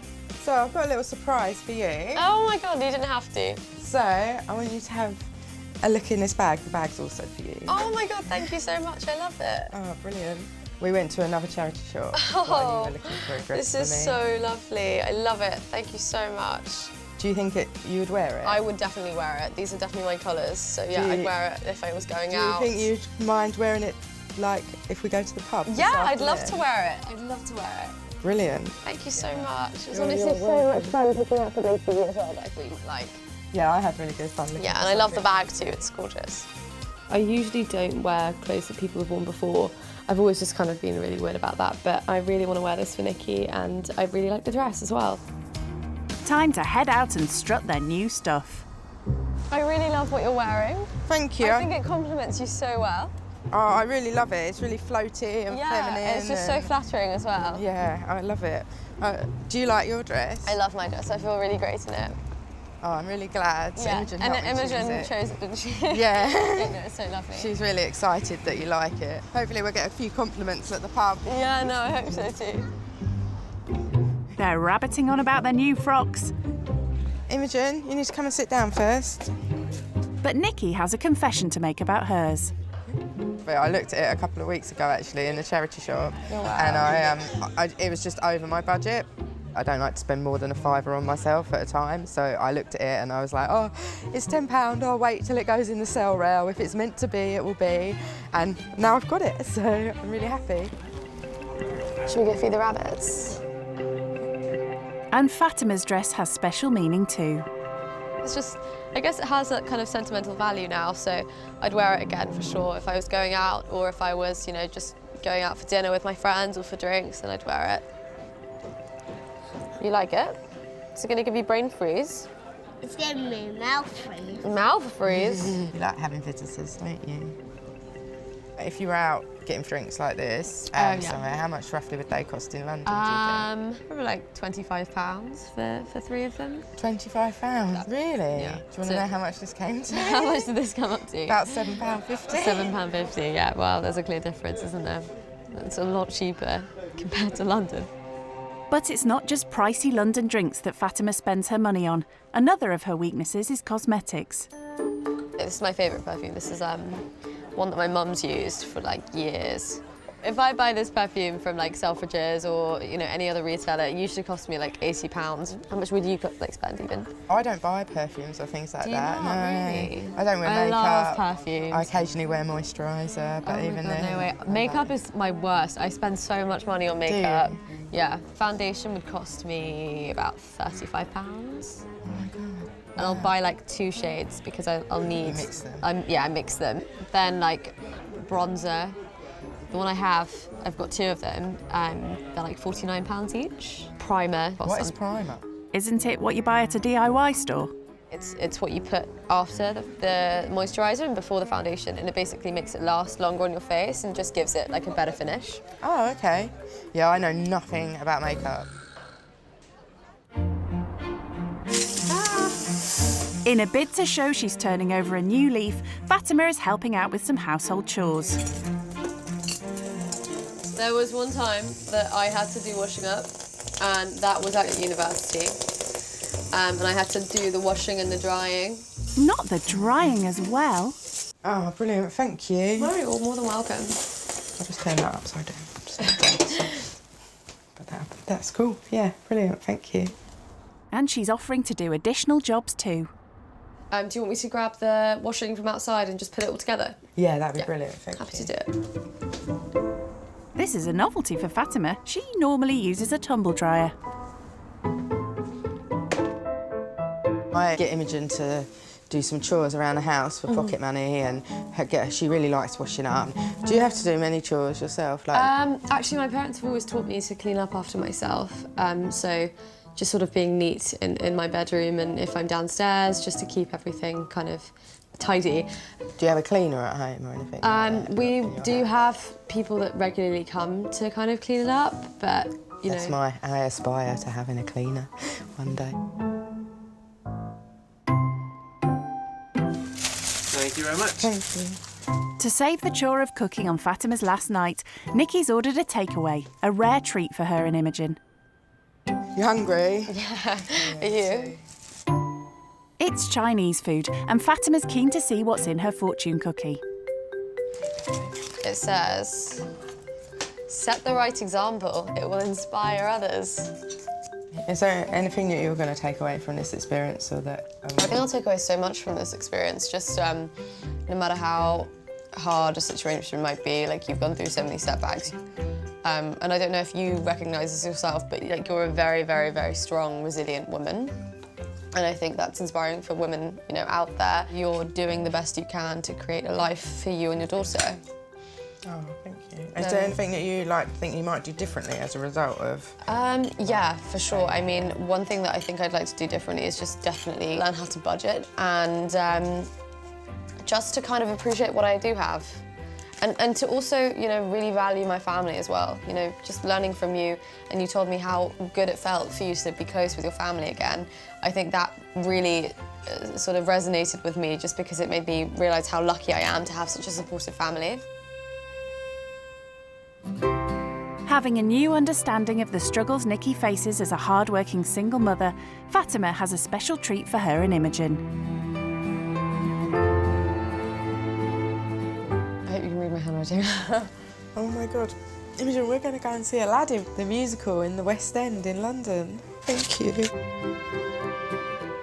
It's something that I've always wanted to do with Imogen, is take her to a West End show. Yeah. And I just haven't been able to afford to do it. So thank you so much. No, you're really, really welcome. Day out in London. Yeah. Be nice, won't it? I want to give you a hug, honestly. No, it's been so lovely getting to know you, and it really just touched me, everything that you've gone through, and thank you for sharing with me and giving me sort of, a chance to experience and feel everything that you've gone through. Honestly, just be open-minded. So lovely, and yeah, and completely not what I expected. I didn't really have any expectations. I just I didn't know what to expect. No, neither did I, but I was just still pleasantly surprised, if that makes sense. Living skint with Nikki has given Fatima a new appreciation of how privileged her life is.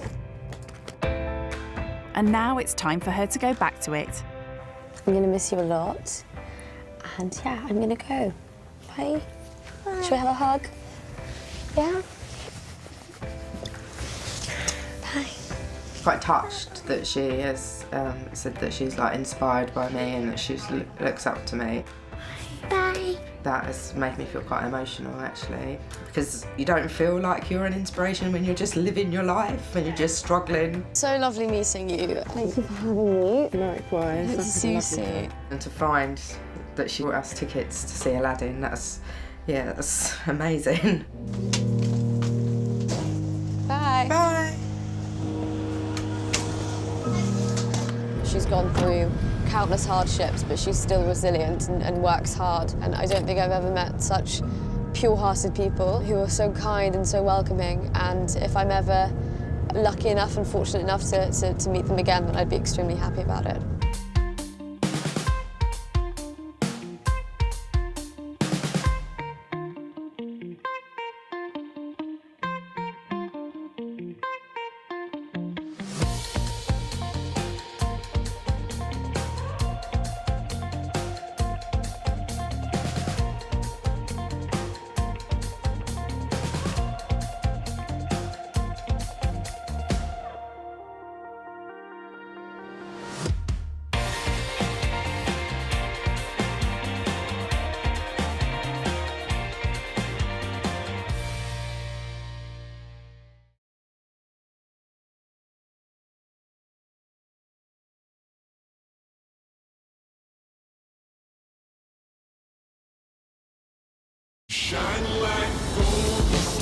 Living out of 5-star hotels or stately country homes. So this is my garden, soccer pitches. Cruising around the city in supercars. On the hunt for the most expensive designer gear. This would be £1,000. £32,500, literally just here. The mega-moneyed life of the rich kid is beyond unreal. My most expensive holiday was over £10,000. They have no concept of what life is like for most Brits. I've got a cleaner, I've got a chef, people wash my clothes for me, people cook for me. I think I've been on a bus once. So in this series, they will be plucked from their pampered lives. Literally an abandoned area. I wouldn't feel safe walking around here actually by myself at night. To live with families who struggle to survive. People that are comfortable living on benefits are lazy. I didn't have a meal because I only had enough to feed the kids. Yeah, don't cry. Only by living with those on the opposite side of the wealth gap. If there was rats everywhere, maybe I'd be a little bit put off. Can they appreciate the real value of money? So at the end of the month, how much normally are you left with? Nothing. I've really realised how tough it actually is. When rich kids go skint. Today's rich kid going skint is 18-year-old Kofi, son of multi-millionaire parents who takes luxury living to another level. Growing up, my life was good. I got to travel a lot with my family. We go to the best places for dinner. My parents bought me everything I really wanted. So I definitely now expect to find the things in life. Having rich parents who pay for everything has allowed Kofi to indulge his one big passion in life. I'm definitely a self-confessed shopaholic. It's something I do every day and something I love doing. I can't live without shopping. Kofi splits his time between his parents' country mansion in Sheffield and high-end shopping sprees in London. You know, you can't beat Bond Street. There's really nowhere better. And when he's in the capital, this rich kid spends weeks on end hopping from one 5-star hotel to another. Whenever I'm here, I tend to stay in the Dorchester, the Ritz, Shangri-La. When I go shopping, I don't really have a budget or look at the price of things, but I'd probably say I'd spend maybe 4 or 5 figures, or I just fall in love with a piece of clothing or an accessory and I end up with it in my wardrobe. This one is my silk shirt from Dolce & Gabbana. It costs around £700. Diesel jacket costs around £600. For every day, I just wear Gucci. Splashing your parents' cash around designer boutiques can really take it out of you. So this champagne-loving rich kid makes sure he always pencils in some downtime to keep up appearances. I tend to go to the spa at least once a week. I go twice a month to see my skincare therapist at the Dorchester. You know, each time I go to the spa, it's about £300. I mean, I think I'm blessed with genetics, but maintaining my smooth skin, it's definitely dedication. Kofi's also passionate about taking regular luxury holidays abroad. My most expensive holiday was Dubai. The whole trip probably, you know, over £10,000. Spending his parents' money is a full-time job for Kofi, leaving him little time to consider the plight of those less fortunate. In, you know, this country, there's obviously lots of poor people. I don't feel bad about it. I don't really think about it often, but it's definitely, you know, there. It's time for Kofi to plunge himself into life with a family struggling to make ends meet. Managing money is not something that I really have to think about, so it'll be interesting to see how this person manages to live on a, you know, tight budget. So, does he have any concerns about going skint? I couldn't handle, just, I don't know, cheap, bad quality food. My taste buds are high maintenance, so yeah, I don't know if I could handle that. But as Kofi prepares to step into frugal family life, it seems he's not quite ready to give up all his luxuries. I'm bringing some designer stuff simply because it's amazing quality.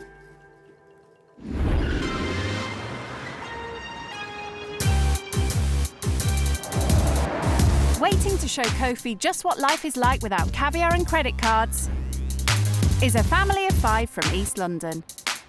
My name's Paul and I live in Leytonstone. I'm Nikki. We have 3 daughters, Brooke, who's 10, Macy, who's 8, and Paige, who's 2. I was the stay-at-home mum.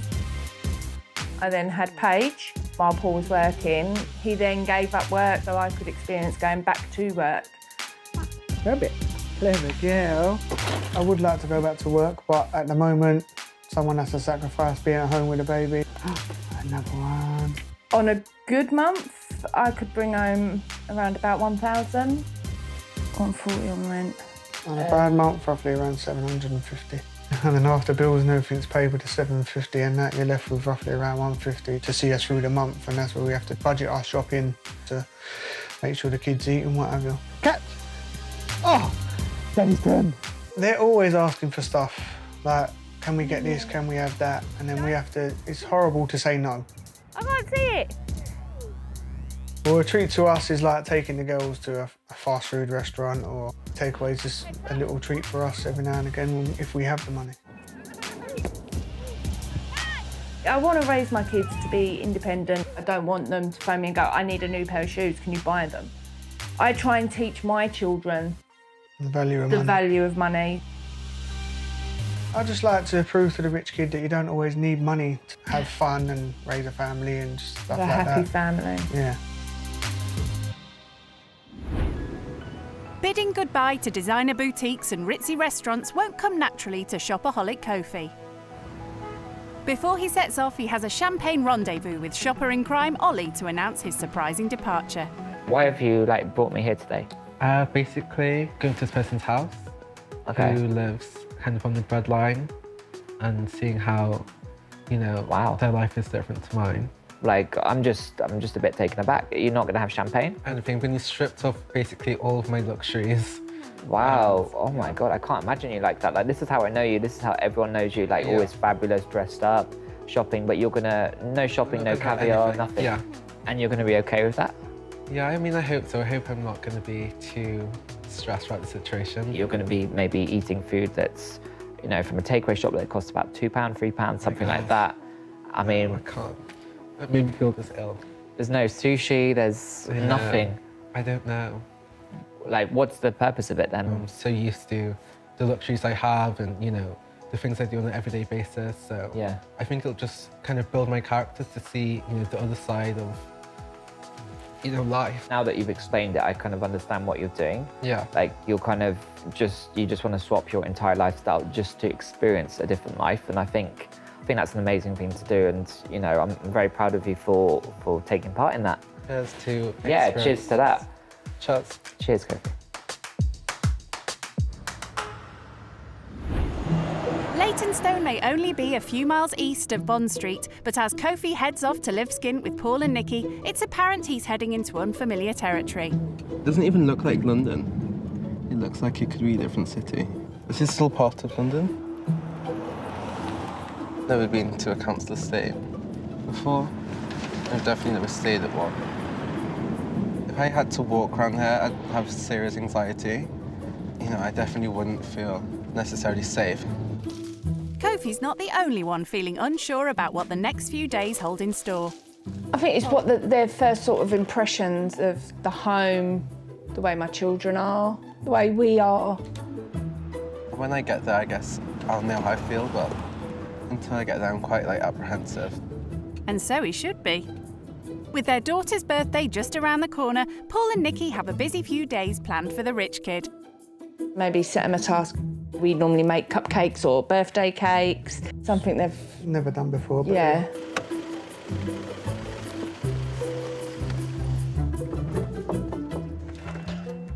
Hi. Hello. Hi. Hello. Nice to meet you. I'm Paul. Hi, I'm Kofi. This is Nikki. Hi. And this is little Paige. Hi, Paige. This is the living room. This is where we spend most of our time as a family. Okay. Size-wise, is something you used to, or something bigger? I have a living room and then kind of another living room and then a dining room. All right, no need to rub it in. Okay, fair enough. This is the kitchen. Like, I normally do majority of the chores in here. Have you ever done any chores? I've not really done chores, but I've washed the dish before. Okay. But I do have sensitive skin.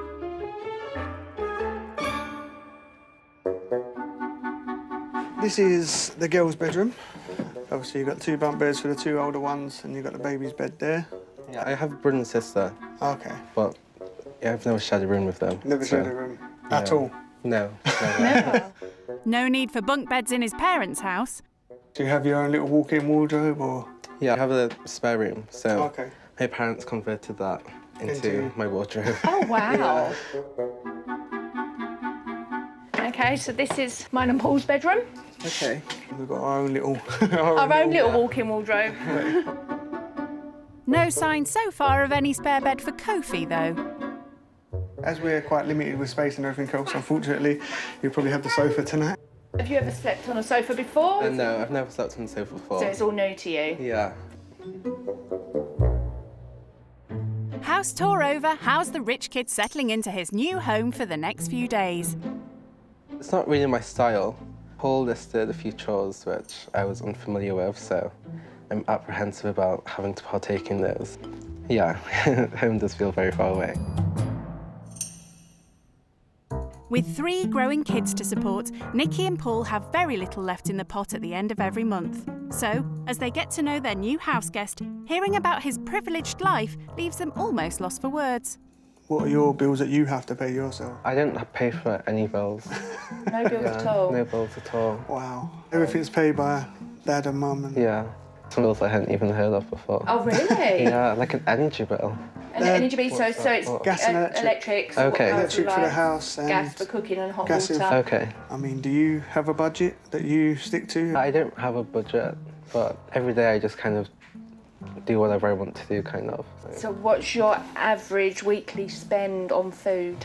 On average, like at dinner, I probably spend like £250 maybe. Just on meal? dinner? Yeah. Oh, wow. Yeah.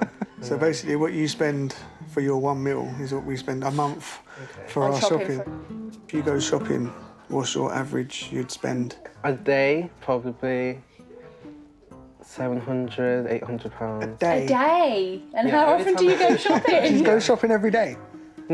Most days. So roughly a day, you'd A probably day say on food. £1,000 a day. Yeah. £7 grand a £7 week. grand a We'd be week. completely out of debt. In one week. In one week. 1 week. Kofi's extravagant spending sprees are a far cry from Nikki and Paul's hand-to-mouth existence. At the end of the month, after we paid all of our bills, we're roughly left with about 200 £200 to see us through the rest For of the the month? for the month. For the month. Okay. And that's after we've done rent, gas, electric, shopping, kids' uniforms. Yeah. We just try and budget it up so we can make it last a little bit longer to make sure the kids have got food. So you have to plan like the whole month? You have to plan Plan a literally whole everything we can. Yeah.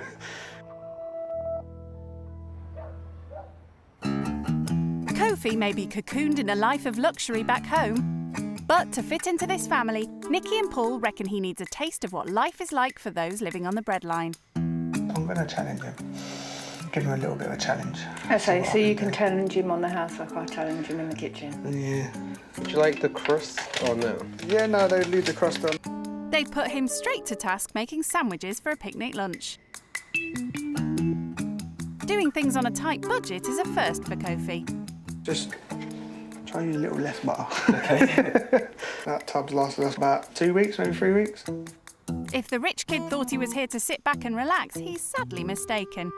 I'm actually working up a sweat. I have to make the kids their packed lunches in the mornings every day. Yeah, no, actually really. And then no sauce. Lavish lunches in Knightsbridge or perhaps an afternoon tea at the Ritz are all in a day's work for this rich kid. But he's fast learning that when it comes to eating out, Paul and Nikki have to make do with far less splendid surroundings. We've always had like little picnics in the park. Yeah. It's a nice like little treat. It's low cost. Yeah. Ham and cheese sandwiches may not be up to Kofi's high standards, but as a little treat for the family, he's brought along something from home that is. So, macaroons. Okay, so how much does this box of treats cost? Maybe like 12, 13 pounds. Okay. £12. For 6 macaroons. So for £12, I could probably make about, I'd say 50 to 60, maybe more cupcakes. Really? For that. Yeah. That is a lot of cupcakes. That is a lot of cupcakes, and that's with topping as well. Yeah, I mean, they do like gift boxes and box sets. They can cost like hundreds. I was surprised that she was shocked because it's not too expensive. Like, there's 6 macaroons. So, and they're only £2 each. Still a lot when you're living on a tight budget. I couldn't allow myself to spend £12 on them, but that is really good. That is really good. He just obviously doesn't know the value of money at the moment. His budget. He hasn't got one. Well, the it's thing. about £1,000 a day. Yeah. For the amount of money he spends a day, we probably don't even spend that on ourselves. A year? Roughly in about a year. As a stay-at-home dad, much of Paul's time is taken up doing domestic chores around the house. Do you do this more than once a day? Yeah. Okay. I'll say at least 2, maybe 3 times a day. Oh, okay. But while the rich kid's in residence, he's determined to make Kofi pull his weight and help out. Have you like always done this? Like, you've never had a dishwasher? Never had a dishwasher. I call myself the dishwasher. But this dishwasher seems to be struggling. This is like tiring. And he's only just started. Are you working up a sweat? Yeah, it's tiring. Ta-da! Imagine doing that every day, 3 times a day. Oh my God, I can't imagine. I really can't. Well, he'd better start. No rest for the rich kid, who's been sent upstairs to experience another first. I've never done bathroom cleaning before. This is not easy. Perhaps ditching the designer gear would help. This jacket was £700, so I should treat it with more dignity. I don't actually know who cleans the bathrooms in my house, but they are always clean, so.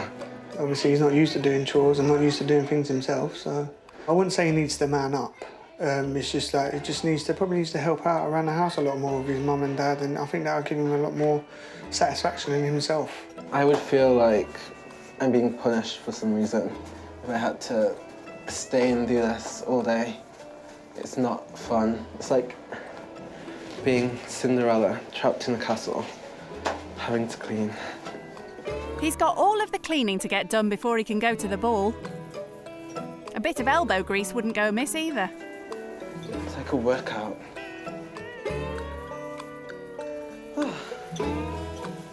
I feel like I've done an impeccable job.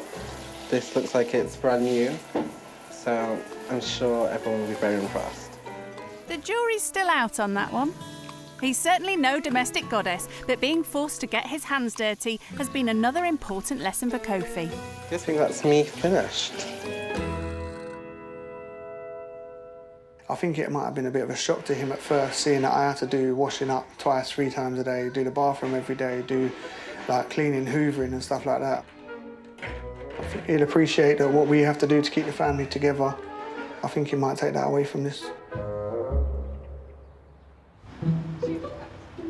Kofi's a regular at some of London's classiest restaurants, with menu prices to make your eyes water.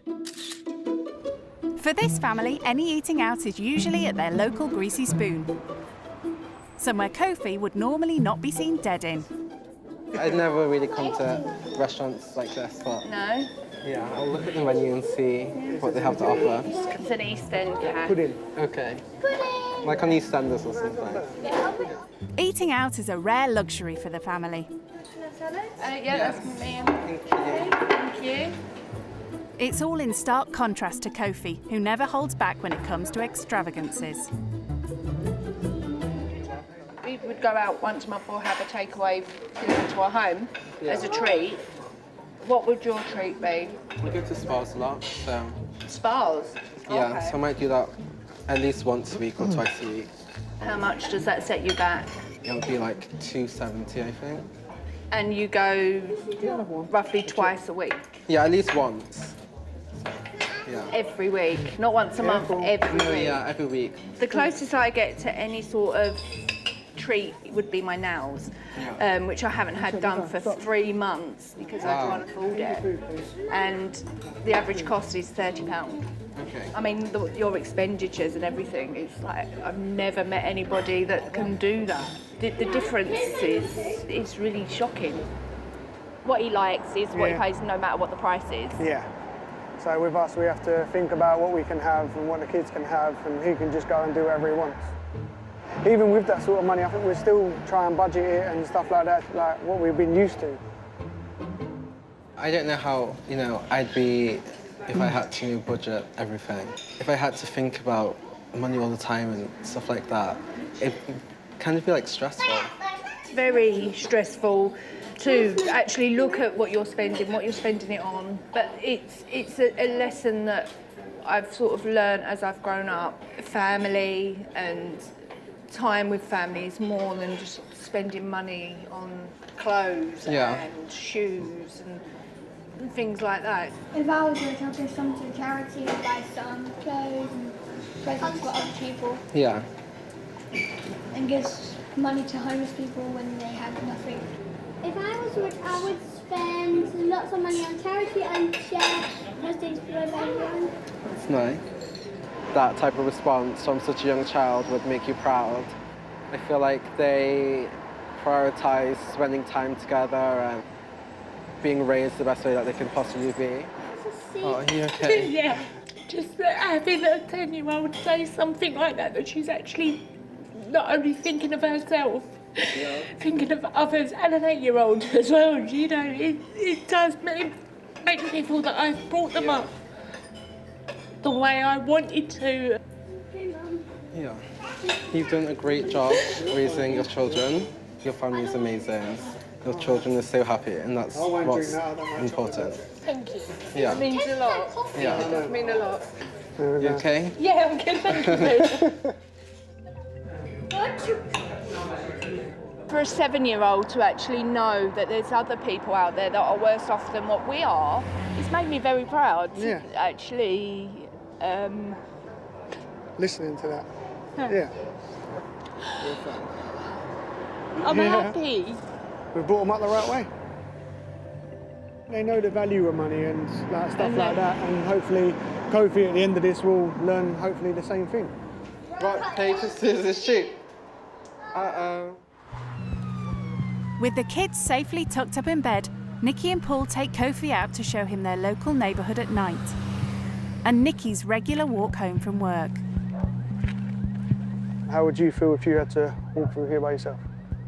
I wouldn't even attempt to, because like I would just feel a bit scared. Yeah, I mean, I get worried when she finishes work over night time and has to walk home by herself. Yeah. Because of what's been going on around the areas and stuff like that. Absolutely, and stuff like that. And stuff like that, yes. So if she's home a bit later than usual, I'm like, where are you? I normally leave London whenever there's an attack. So I'm normally... You go back to Sheffield? Yeah, I normally get in the car and just drive or get on the train. Yeah, so I'm never in London that long if there's a like attack or something. Yeah. I just feel unsafe, like I wouldn't want to go out anyway. When they mentioned acid attacks, I was like, OMG. Yeah, that was definitely scary to think about.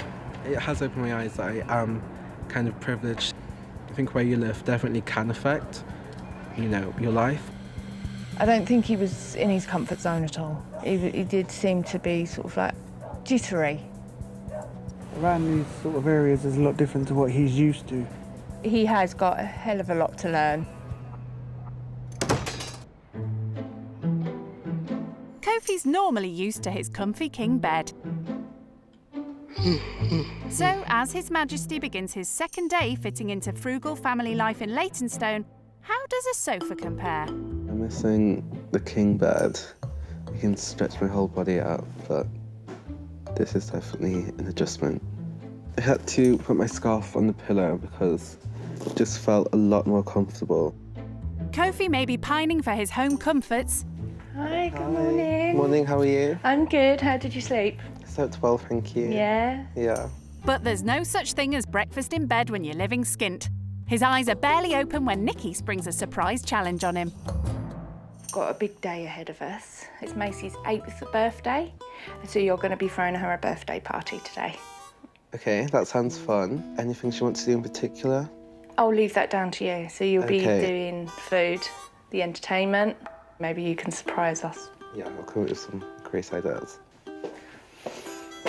Kofi's life may be one big party, but organising one for an 8-year-old is a tough ask. Not only does he have to sort the decorations, but all the party food too. He might struggle because there's only a small budget. It's not loads of money to do a party. So I'm hoping he does well. So does the birthday girl Kofi. Welcome to managing a family on a tight budget. I've been to lots of parties, but I have never thrown one myself, so yeah, it's a lot of responsibility. I guess it might be a lot of hard work, but I know what a good party looks like, so we'll have a ball. But first, it's breakfast time. Do I have to press anything? And it's clear the rich kid is not used to making his own. Not on the buttons, you've got push levers. Yeah, just put that down.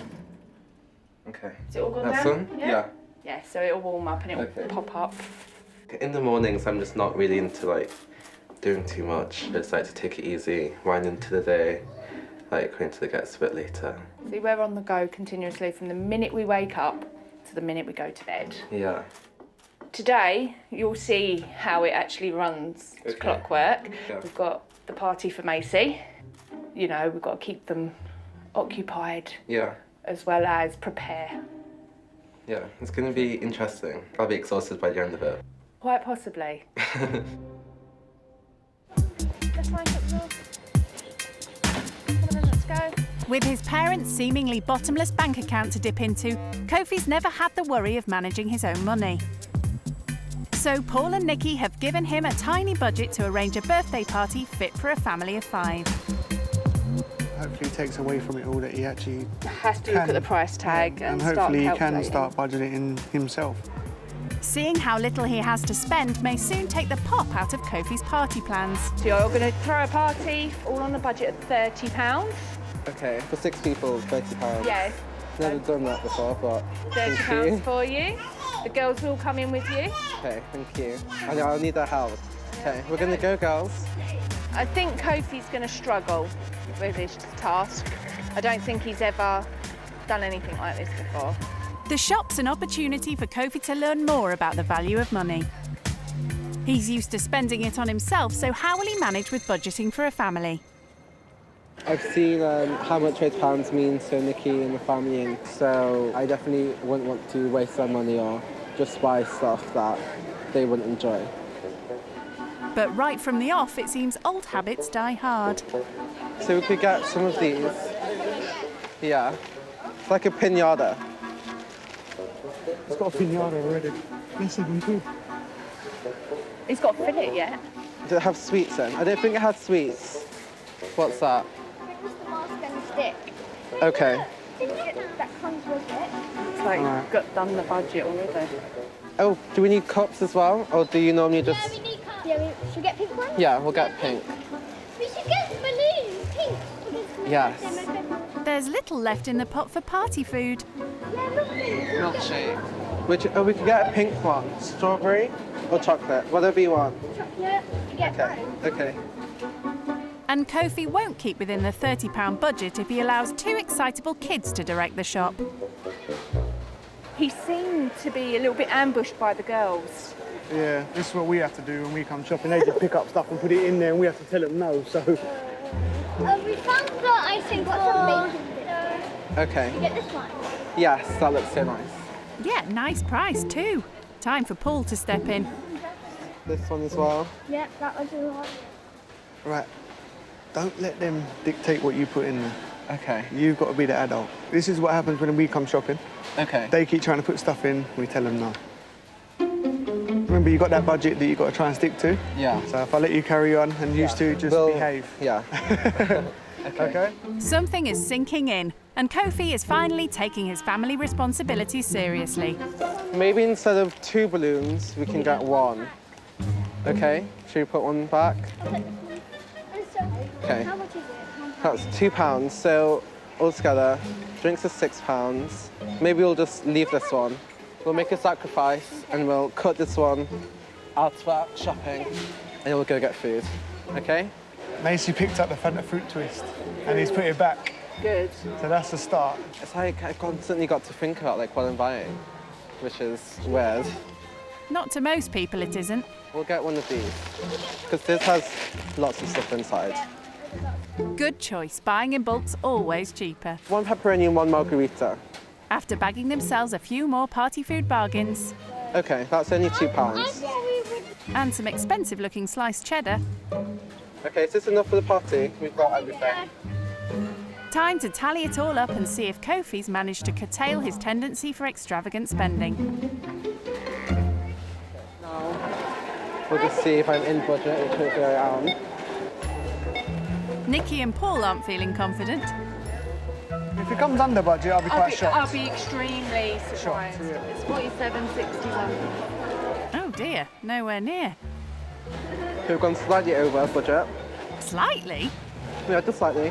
So I'm just going to pay out and then pay the rest on my card. That'll teach him to look at the price of things. I thought I was doing really well. I thought I was like in budget. So we've got everything we need and now we're going to have a good party. See, that just goes to show just trying to do a party on a budget, I don't think he's used to.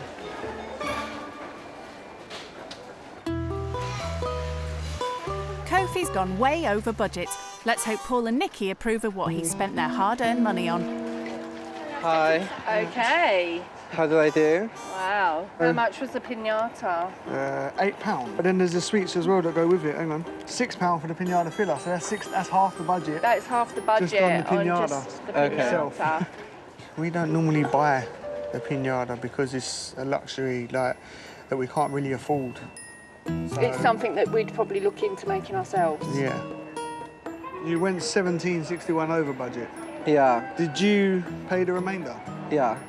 Like I couldn't put anything back. I felt like everything was such a necessity. Okay. So I couldn't think of anything to put back. That is really That's really sweet. sweet. You're welcome. You didn't have to do that. I mean, normally, because if we go over, we normally have to take stuff back. Okay. We'll feel bad for the girls. Yeah. Imagine if you had to do that, how would you feel yourself? Like, looking at their faces, having to put stuff back that they wanted.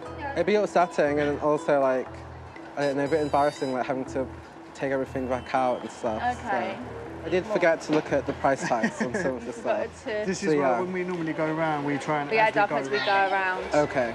The only other thing is I don't see is actual party food. I mean, you've got 2 pizzas. We've got cheese, so we do we get ham as well? Are you going to get the cheese to make some sandwiches? Okay, so you thought that you've thought about what we've already got at home because we have as well. bread and stuff, so I thought we could make so party sandwiches. that is a really good technique. I think he said he doesn't really look at price tags. So I think like after the shopping trip today, he might start looking at price tags.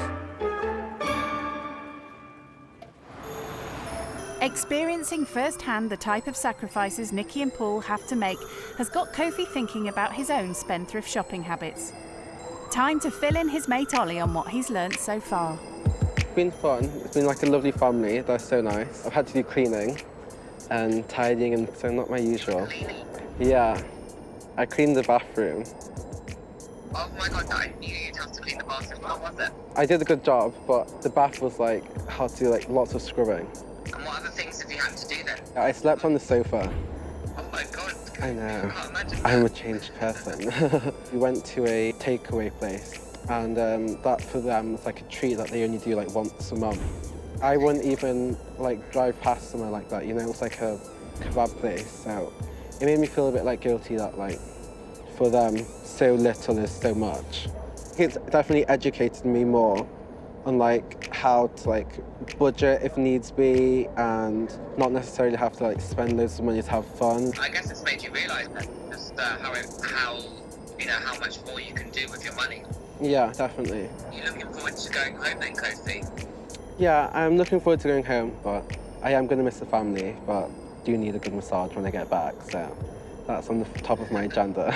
It's an incredible experience. I'm very, very proud of you. Yeah. Good luck with the rest of your time there. Thank you. Bye-bye. Bye.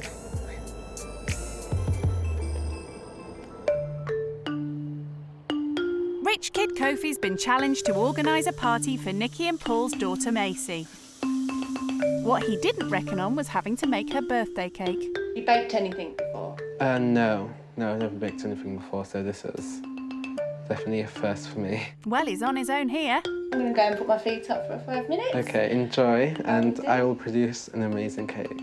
Every parent knows the pressure of creating the perfect birthday cake for their kid. So, how will Uncle Kofi cope? A good party involves me doing nothing, just turning up and looking amazing, with amazing food, amazing drink, amazing venue. He's also promised Macy an amazing cake. Best he gets cracking. Okay, I need to mix eggs first. Oh, God. Not the most promising of starts. I don't know whether to put the oil in there and mix it, or mix it and then put the oil in. Perhaps reading the instructions would help?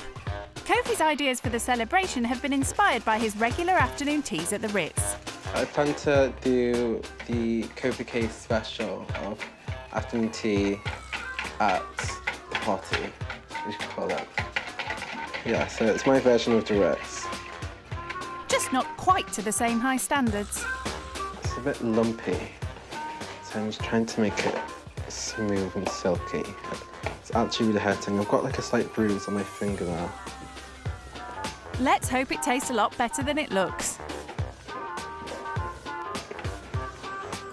Yeah, it doesn't taste very nice. It doesn't taste like chocolate, but hopefully when it's cooked, it'll be better. Ready. The cake's in the oven. Let's see who can make the biggest balloon. I can't do it. You can't do it? No. Okay. But there's no rest for the rich kid, who's fast finding out that throwing a family party isn't as easy as simply attending one. Who knew balloons would be so hard to do? Do you not have a pump or anything? No. No, okay. Where do you want it? Here? Decorations sorted. How's the birthday cake looking?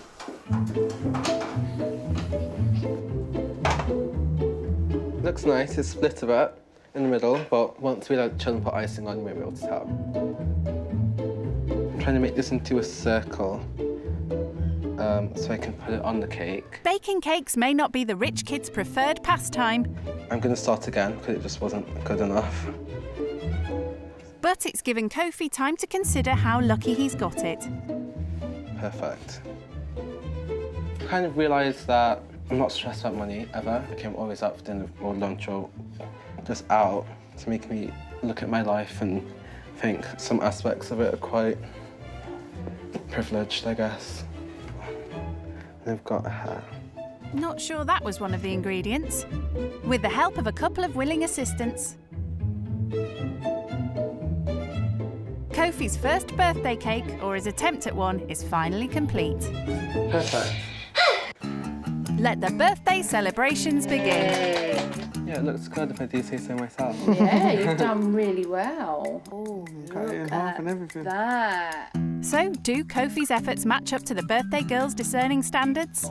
How does it taste? Good? Oh, there we go. Are you ready to smash this pinata? Yeah? 1, 2, 3, go. 1. The party entertainment also appears to be a big hit. Who's going to spin him? Me. 1, 2, 3.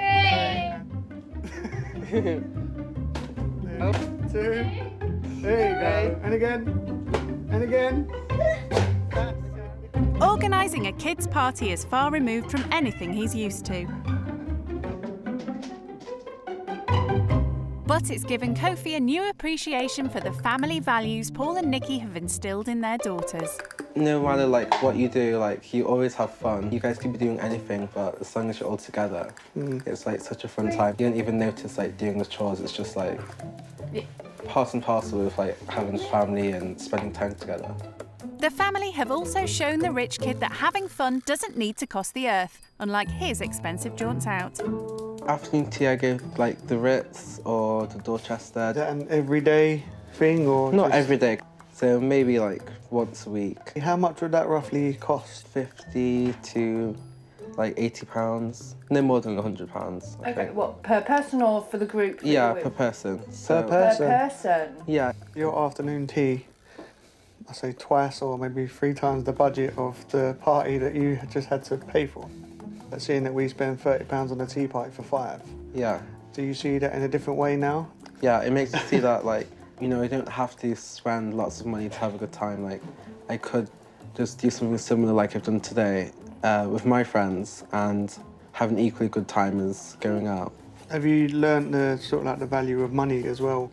I think it's definitely like educated me on like how people just have to budget and how difficult that can be. I didn't know how expensive things were, and so it taught me that I have to maybe just look at things more and just be more aware. Seeing like how you live, obviously how much money you spend on yourself every day and stuff like that was a bit of a shock to us, but you're a really down-to-earth guy, really nice guy. Yeah, and very nice guy. The way you've been with the girls and the way the girls have taken to you, it was really lovely. You're a sweet person. Thank you. Kofi's time with the family's almost over, but before returning home, he has a surprise for the birthday girl. And now I've got something for you. Oh, wow. Do you like it? Yeah. Happy birthday. Thank you. You're welcome. I hope you like it. Oh, look at that. Perfect fit size. as well. There you go. Thank you very much. Thank you very much. So much. You're welcome. You have made her day. Oh, thank you.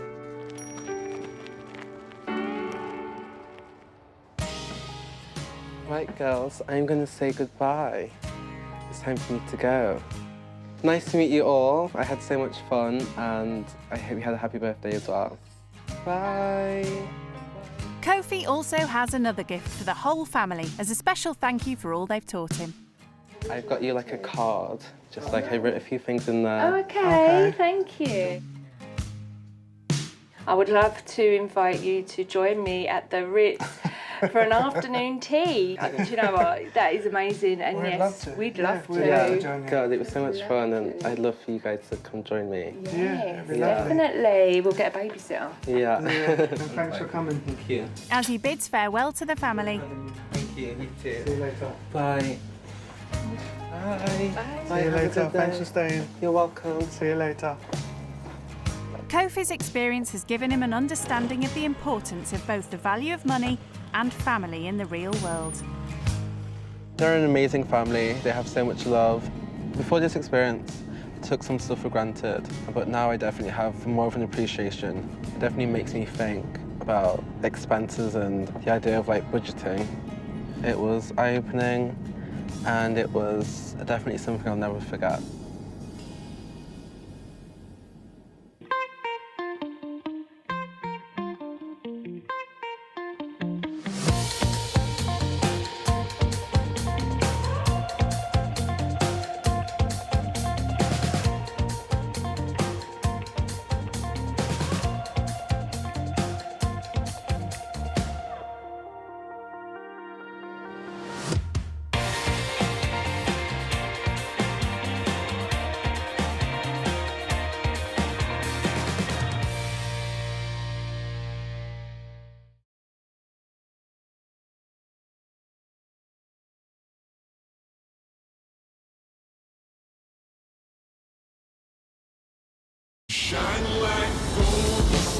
Living out of five-star hotels or stately country homes. So this is my garden, soccer pitches. Cruising around the city in supercars. On the hunt for the most expensive designer gear. This would be £1,000. £32,500, literally just here. The mega-moneyed life of the rich kid is beyond unreal. My most expensive holiday was over £10,000. They have no concept of what life is like for most Brits. I've got a cleaner, I've got a chef, people wash my clothes for me, people cook for me. I think I've been on a bus once. So in this series, they will be plucked from their pampered lives. Literally like an abandoned area. I wouldn't feel safe walking around here actually by myself at night. To live with families who struggle to survive. People that are comfortable living on benefits are lazy. I didn't have a meal because I only had enough to feed the kids. Yeah, don't cry. Only by living with those on the opposite side of the wealth gap. If there was rats everywhere, maybe I'd be a little bit put off. Can they appreciate the real value of money? So at the end of the month, how much normally are you left with? Nothing. I've really realised how tough it actually is. When rich kids go skint. Today's rich kid going skint is 21-year-old university graduate Patrick, the son of a wealthy property tycoon. Yeah, my dad's been supportive of me my whole life. He's paid for me to go to private school, he's paid me to have a nice house at university. He's taken me on nice holidays during my breaks. Home for Patrick is his parents' rather palatial 7-bed mansion in Hertfordshire. This is the hallway, pretty much where just guests come in and we greet guests. The main chilling is done in here, in the lounge. So this is my garden, really. We've just got some soccer pitches, and then I've got my tree house over there, which was built for me when I was much younger. Now he's all grown up, Patrick's been given his very own apartment at the top of the house. This is my area, really. Just got a kind of lounge living area where I hang out with my friends, have some pre-drinks for a night out. Growing up in such opulence means rich kid Patrick's never had to lose sleep over money. I love my clothes and fashion, shoes, and I love cars and watches. They're my main things that I like to collect. As you do. This is a two-tone Rolex Submariner, which I actually got stolen from me, but I just bought another one. Rich kid Patrick's also a passionate collector of designer clothes. I have a lot of shoes. So these are probably my favourite pair of trainers. I bought them for about £1,000. So this is probably my most extravagant piece of clothing that I've bought. I saw Kanye West had it, so I bought it because he had it. So this would be £1,000. So overall, it would be tens of thousands of pounds. Blimey. But his wardrobe isn't the only thing racking up his dad's credit card bill. My most expensive possession would be my Mercedes car. My favourite feature on it is obviously the colour of it, satin black. That's what makes it so stand out-ish. It's quite posy, I guess. Yes, it is. Ever thought of using public transport? I think I've been on a bus once. And when his car can't get in places, he just hops on a plane. I go on holiday, I don't know, five times a year probably. I'm fortunate enough to have a place in south of France. Once he's done sipping champagne on his holidays, Patrick hopes to one day join the family business. But his parents reckon he first needs a hard dose of reality by spending time with an underprivileged family. I have kind of lived in a bubble where I've just not really worried about paying bills, paying mortgages, paying for food on the table. It could be wise for me to see how they do it and how they maybe cut their costs. Maybe I could learn to cut some of mine from them. Hopefully I'll learn a lot. But being forced to live completely skint leaves our rich kid with some serious fears. I'm used to quite a lot of space and not feeling too claustrophobic. I eat quite a lot. I need to eat quite a few thousand calories a day, which I don't know if they could provide. My mum's given me some food. That's just what mums do, isn't it? Bursting Patrick's big bubble of privilege clearly won't be easy. But the person hoping to do just that is a single mum of one from Salford in Manchester, who faces a daily grind getting by on benefits. I'm Katrina, I'm 30 and from Salford. Jackson is 2 and I'd say I'm a good mum. Oh, look at all the animals. Being a single mum, it's hard at times. Each week we get £140 and that's to cover everything. Sometimes I have to think which bills need to go before other bills, and some weeks I don't pay some to be able to do things with Jackson. I try obviously to cook proper food, but it's not always the case. So I'll go to frozen food. Say like it serves 4, I'd probably get about 8 servings from it. Living on a budget can be quite stressful. I want to give Jackson nice things and I'm not always able to do that. If I'm in the shop and Jackson asks for a toy or a magazine, most of the time I've not got the funds to be able to do that. I feel guilty, like I'm not good enough because I can't give him them things. Oh, Jackson, are you going to come get your coat on to go park? Come on then, buddy. The last time I went on holiday was well over 10 years ago. Are you ready? Me and Jackson, we try and do most things that are free. The park's quite good because it's really big and it's not far. 1, 2, 3, woo! I'd hope that I could teach them like what real life is like, because real life isn't spending ridiculous amounts of money on champagne and nice fast cars, fancy watches. Real life is going work, staying at home, looking after the kids.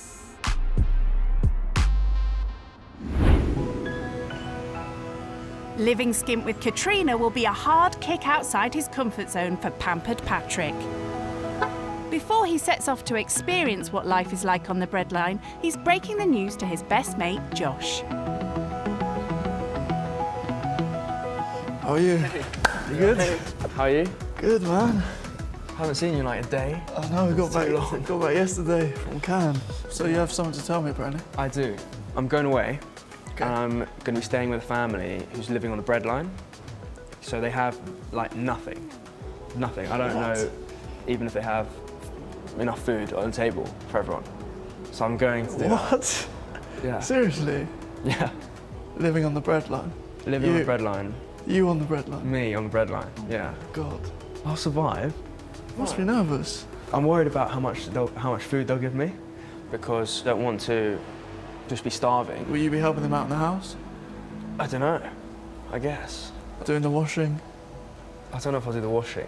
I don't think you've ever done the washing. No, I haven't done washing, but I'll do the dishes. When they're asking him to wash the dishes, clean the clothes, clean the house, I mean, normally his mum does it all for him. They're not going to have a lot of money, so you can't cook your fillet steak, your potato dauphinoise, and then for dessert, moelle au chocolat. Yeah. It's not going to happen. Some pasta. Nice pasta bolognese, I guess. You think I'll struggle? I think you'll struggle. I think I'll be fine. I know for sure he'll hate it. Deep down, he's going to be screaming inside. That will be an amazing experience, honestly. I think so. It'll be eye-opening for you to see how the other half live. Yeah. You'll learn a lot. That's one of the main things I think it would do. Yeah. And just make me realise like more the value of money and all that kind of stuff. Yeah. You'll realise how lucky you are. Yeah. Anyway, mate, I'm proud of you. Thank you. Cheers. Thank you. Good luck. At the moment, to be honest, he's a bit of a mummy's boy, but I think this experience will teach him a lot and he'll become a lot more self-sufficient and independent. I hope he makes that alive. Only time will tell. The big day's arrived. Time for Patrick to bid goodbye to his dad's credit card and head north to Salford and the complete unknown. The nerves are building and building. I have no idea how they'll react to me or how I'll react to them. As Patrick reluctantly leaves his life of privilege, Katrina's unsure about having a rich kid in her humble home. I'm feeling a little bit nervous. Obviously, my house is going to be a lot different to theirs. I like my home and I've tried to make it as nice as I can, so hopefully they're not like a judgy person. I've never heard of Salford before, this area. And I wouldn't feel safe walking around here actually by myself at night. Where I live is very like, there's a lot of greenery, a lot of space, larger houses, and here it's very cramped. And all the houses are kind of on top of each other. I didn't think it would be like this. I hope I get a bed. If I don't get sleep, I get grumpy. And then it's all a downward spiral from then.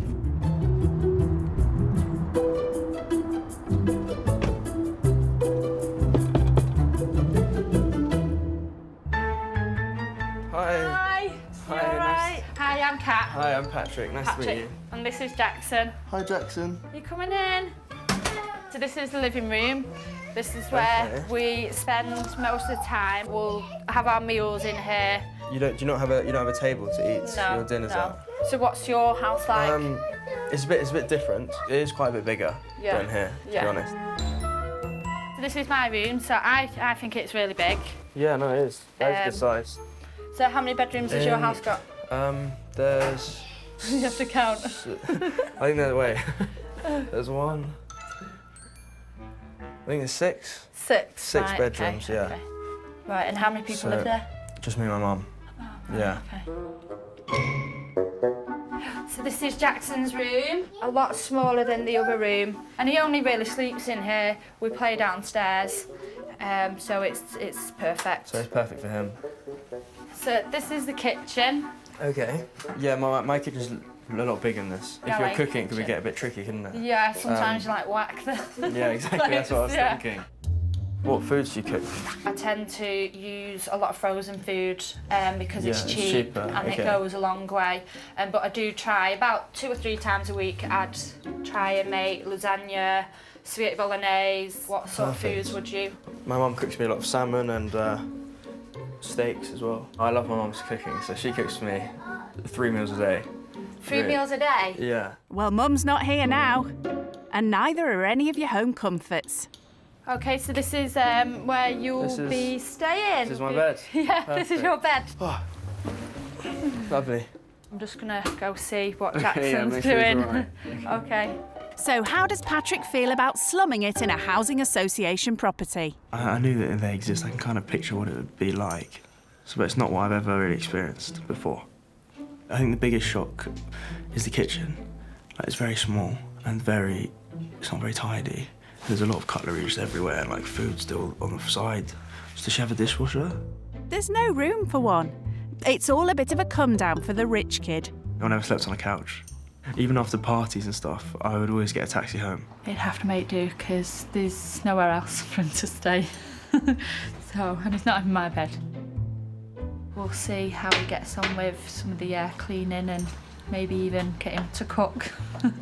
He said his mum cooks him like 3 meals a day, so he definitely won't get that here. There's very little of Patrick's grand home life on offer here, but he's brought a taste of his luxurious lifestyle for Katrina to sample. Got you a little something. It's a rosé champagne. Oh. If you... Ah, thank you very much. I'm looking forward to trying it. Maybe. When do you think you'll someone's open birthday. it? Someone's birthday. Yeah, that's always a good thing. I need to whip out a birthday party. Look what I got. There you go. Being used to champagne and fine dining on Daddy's money, living skint is going to be a big adjustment. I don't really know how much I'd spend a month, but if you're going out for a nice dinner or something and drinks, which you look at like a few £100 for a meal like that. Cocktail can even be £25–30. Really? Yeah, so... Wow, what are they putting in it? So, yeah, Everything. Gold, probably. Everything. Price, yeah. The clubbing costs you quite a few hundred as well for just one night. So would you have to budget in any sense?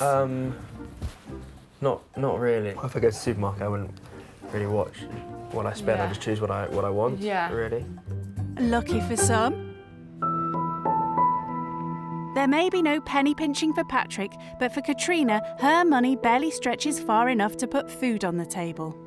So how much do you think you spend like a week on food? Average about £30.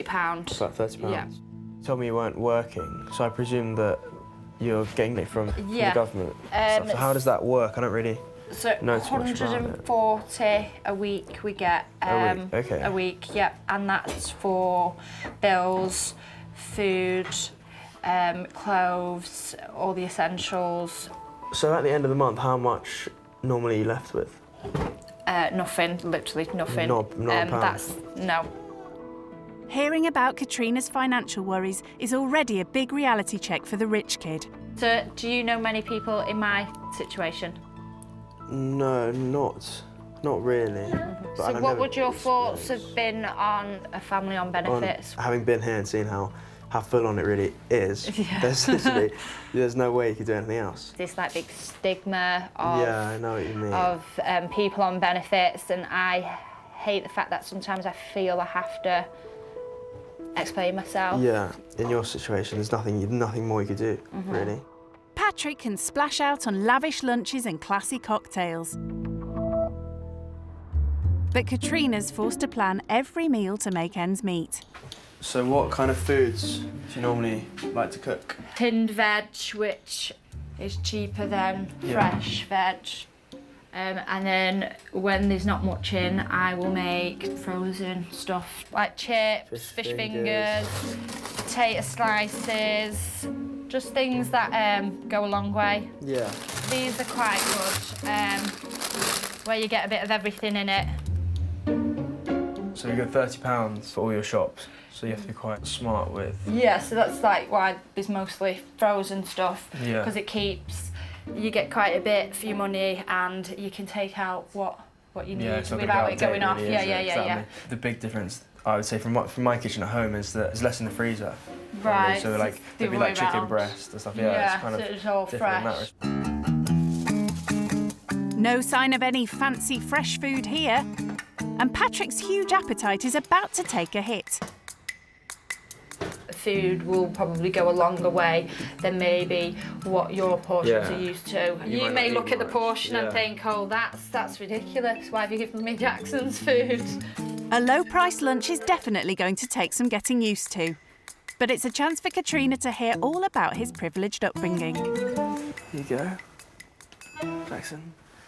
My upbringing, childhood wasn't tough, really. Just went to school and then to university. And I'm gonna start working, that's the plan. Yeah. And then move into like the real world. Yeah. Because I've kind of been in a bubble. Yeah. I don't really have much worries. So it's It good needs to popping. Yeah, it needs to pop. Posh private schools are a far cry from Katrina's difficult upbringing in foster care.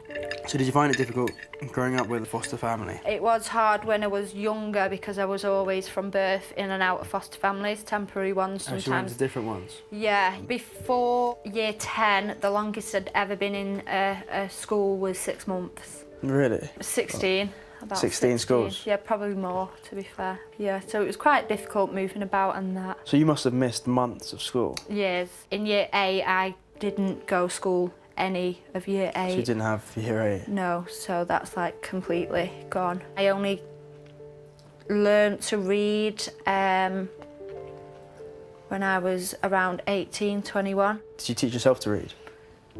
At like 18? I'll speak to you about that later. Okay. Yeah. Yeah, come on then, buddy. Let's go. When you're a rich kid like Patrick, packing your bags for foreign shores comes as second nature. There we go.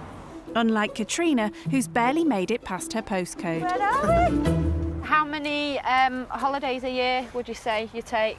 I go back and forth to France quite a lot. So I've been 3 times this summer. I'm going on Monday again. Yeah. So maybe 6 holidays. About 6 a year. 6 a year, probably, yeah. So when was the last time you left Manchester? I can't remember. Good few years ago. When you're restricted to things, you sometimes don't have a choice. I think like 6 holidays a year. It's ridiculous. Yeah. Well. It sounds like we should split it and go on 3 each. That'd be nice. That'd be nicer, wouldn't it? More Yeah. fair, I guess. I could name anyone who hasn't left the country, let alone the town, for years. I think that's crazy. I've never heard of that. It's interesting just how different his lifestyle is. To me, it's normal, but I guess to him, it's not very normal. So, but then again, I don't think going on holidays 6 times a year is normal. That's because it's not. And it seems that fact's fast dawning on the rich kid. From seeing her life now, I can see why she hasn't. Because it's little costs that you, like, to most people, you wouldn't think is very much. But to her, obviously, every little bit makes such a big difference. Even though I've only been here a short period of time, I've really realised how tough it actually is for some people.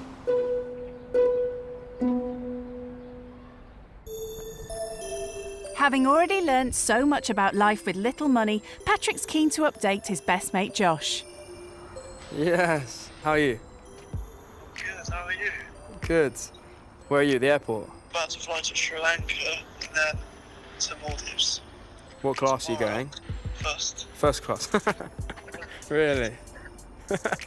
Oh, that looks so nice. Do you want to see my outlet a bit?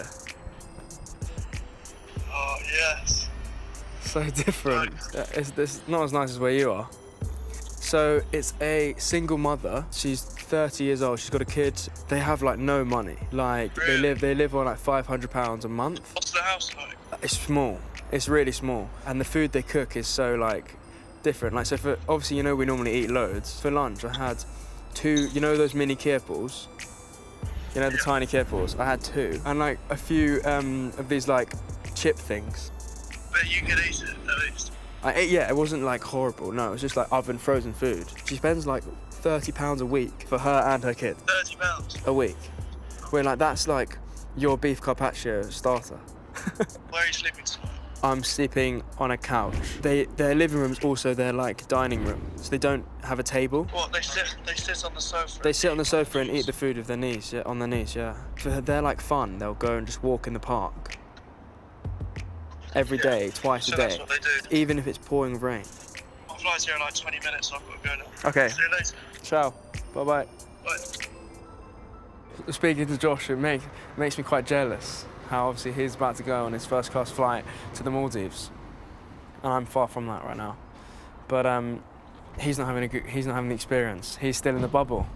I'm moving out of the bubble. So I guess that's why I'm gonna go further in that respect.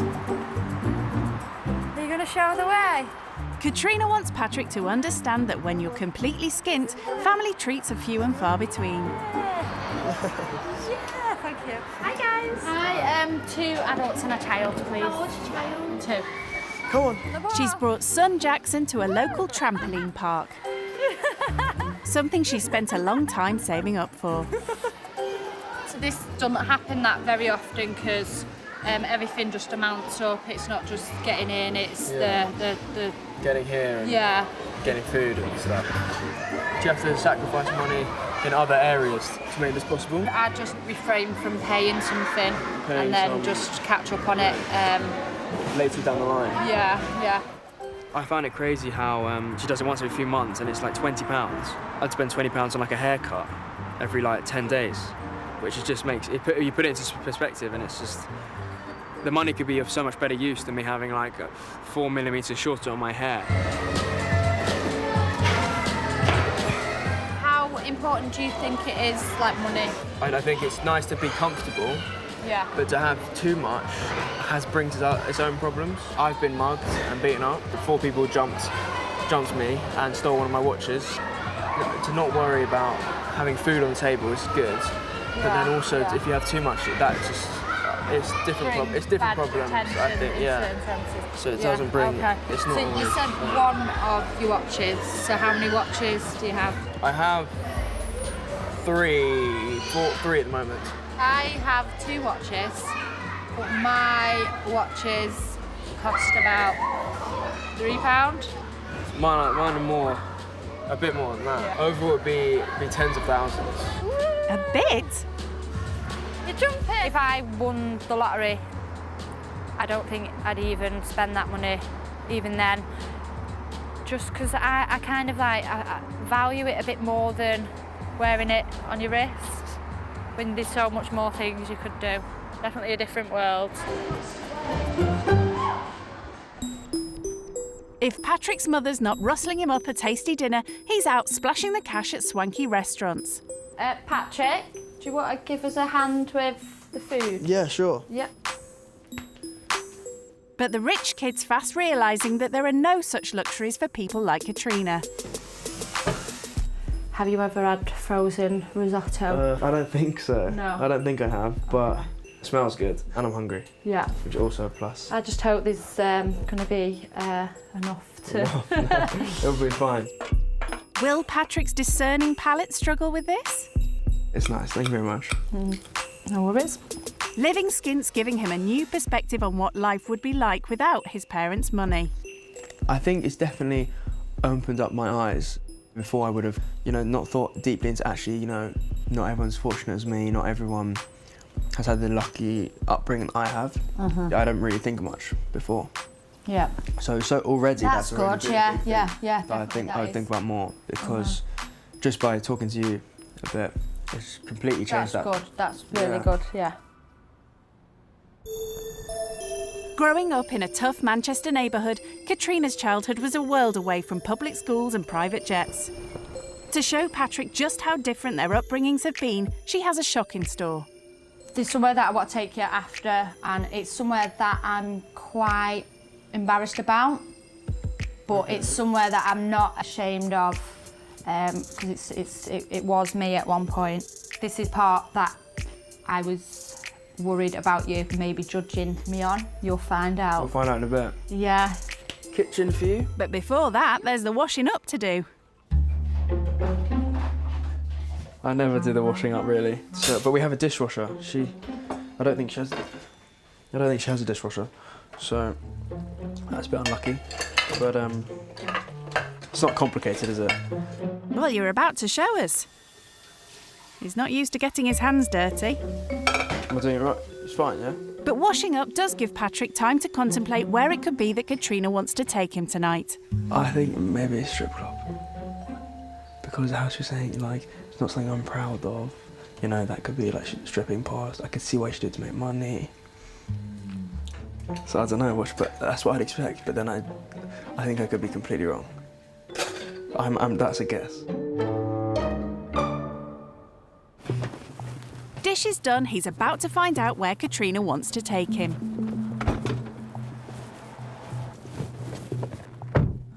Where we're going is part of my past. It's been about 9 years since I've last been here. In a sense, I like that it's behind me, but I also like to remind myself about my experience at this place. Do you look back at this place with good memories? Not good memories at all.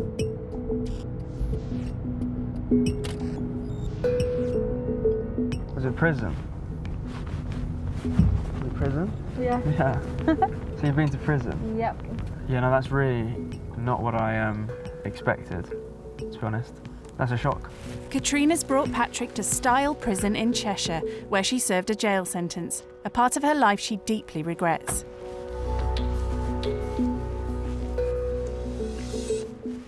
When I got out, I was roughly your age.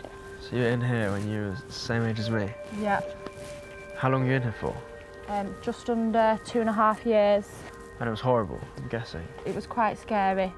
Thinking how much of my life I wasted in there. I could have used that time for something else. Much more productive, yeah. Definitely, but at the time, I wasn't thinking that. By meeting you, I never thought you'd have been here. That's nice that you think that, yeah. Maybe it shows how much you've maybe changed. I think if, a couple of years ago, you probably wouldn't have, really? You wouldn't have thought that, yeah. I guess it's all in the past now. Yeah. So you just don't really want to think about it and kind of put it.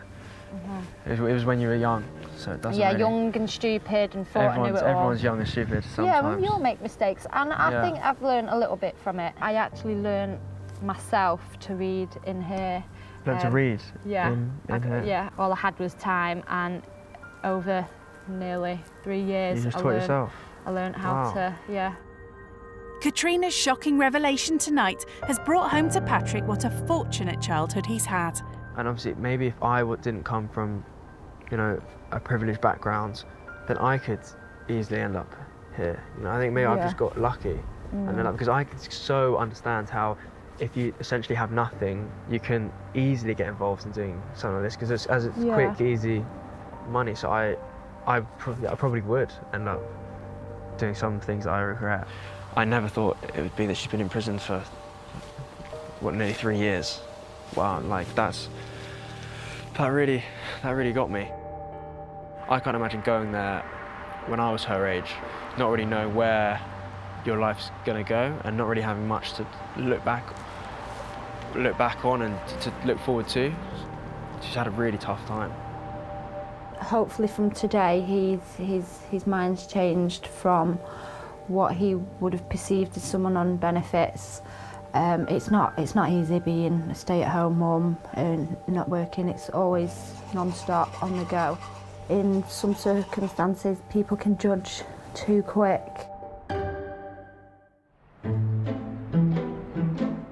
Leaving behind his luxuries and parents' comfy country mansion has been a shock for Patrick.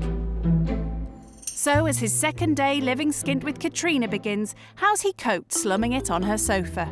Last night I probably slept about 3 hours, compared to I normally sleep 9. Jackson woke up screaming a few times in the night, and then the dog was running around. I don't think I'll rush back to the sofa if I had the choice.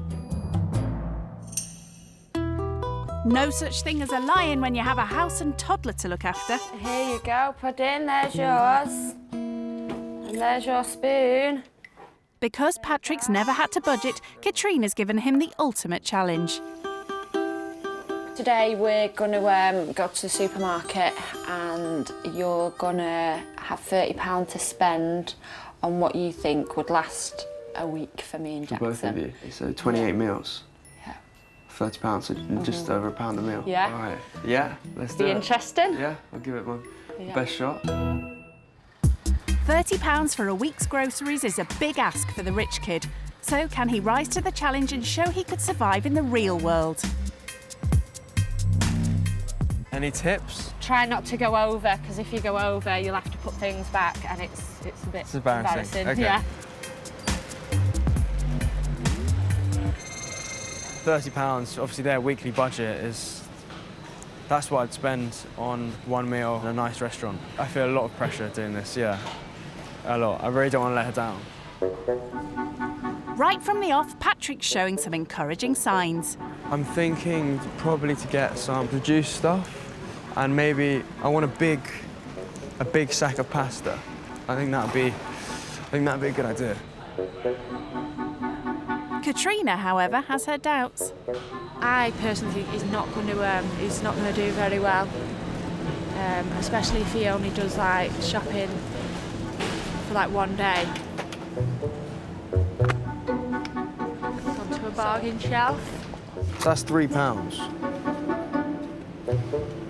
Is there more mints? Change his mind, put it down. What's the cheapest mints you have? Cheapest mints? Yeah. Looks like he's asking for help. Oh, perfect. Thank you. I think he will get good things, but I don't think it'll last quite a week. That'll do them a good few meals, and it's only £1.49. So I think that's a good start.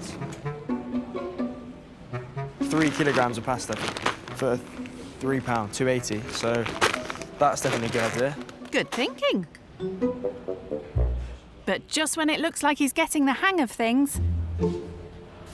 So maybe some Parma ham to mix up with the bolognese to make it a bit more tasty. I couldn't even think what you'd do with it. It's like a posh meat, that, isn't it? So since being here, I've noticed that she likes quite a lot of frozen food, and as it looks cheaper, that's 80, so that's 85p, which is perfect for a few meals. Maybe a pack of frozen peas. It'd be interesting to see what cereal they get. So this is like a Cookie Crisp, just a cheaper version, so I think Jackson will really like that, and that will last him quite a long time. Jackson's very fussy with his breakfast. After bagging a final few bargains... Fully made carbonara sauce. 12 chipolata sausages. Time to head to the till to see if he's managed to keep within Katrina's all-important £30 budget.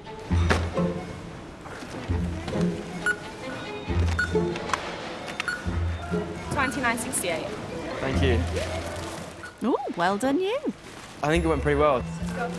I'm surprised at how much you can actually get for £30. I think it will last them for the week, for sure. All done. Great. How do you think you did? I think it's good. I think I've done well. Yeah. I hope you think the same. He's pretty sure of himself, but the jury's still out on that one. Time to see if what he's bought is enough to provide 28 meals for the household. So, do you want to see what I've chose? Yeah. For the week. So I got a thin and crispy cheese tomato pizza. Yeah. Okay. Yeah? Yeah, So I that's feel like fine. that's a Yeah, couple quick and meals. easy, yeah. Just some veg. So quite a lot of garden peas. Perfect. Yeah. I got some frozen chicken bit. Yeah. breast I know fillets. that's good. So I thought that'd be quite nice. Yeah. Some carbonara sauce. That's good. Yeah. Because you can't go wrong with that. Bolognese sauce. Yeah. Yeah, that's good because it's not Yeah. it's not a really expensive one as well. No, it's quite a cheap one. Patrick's obviously given some serious thought to his food shop. Obviously, I know you like pasta, so I got loads of pasta. Right. Okay. Yeah, see, that's good. That's really good. This was And the it's a most big pasta you bulk can as get. well, so it works out cheaper. I got some Parma ham. Okay. Good luck selling that one to her. I wouldn't even know what to do with that. Really? Yeah. Luckily for you, I know what to do with it, so you have to wait and see. Before you start getting too confident, what does Katrina reckon? That's brilliant for me and Jackson, but these three... The dog? Yeah. Oh, really? Yeah. I didn't think of the dog. Patrick did really well. There was a few things that I would have changed. Parm ham. We'll see. Poor Rocco's got no food, but yeah, he did good.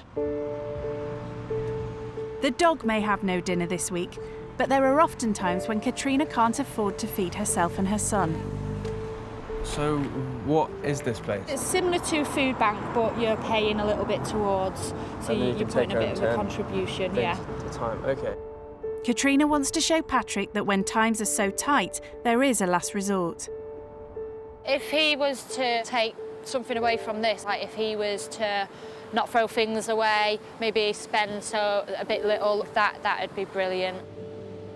Probably pick the chicken. That will do like 2 days. Quite a few meals. This social supermarket is specifically for families on benefits or low incomes. And then there's more stuff around here.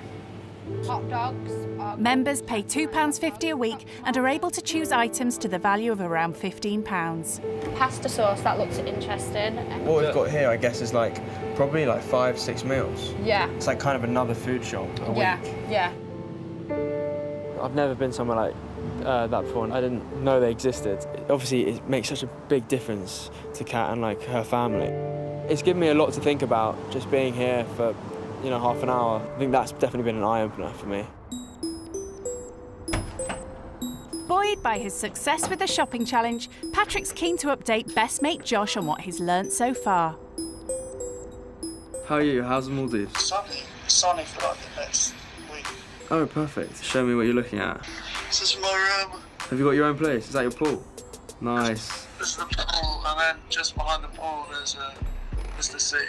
Oh, so nice. Last night, she took me somewhere, and I went to a prison. It was really quite scary. And then today, I kind of done a food shop. I had to buy a week's food for £30. £30. Everything you need, £30. Have you learnt anything from this experience?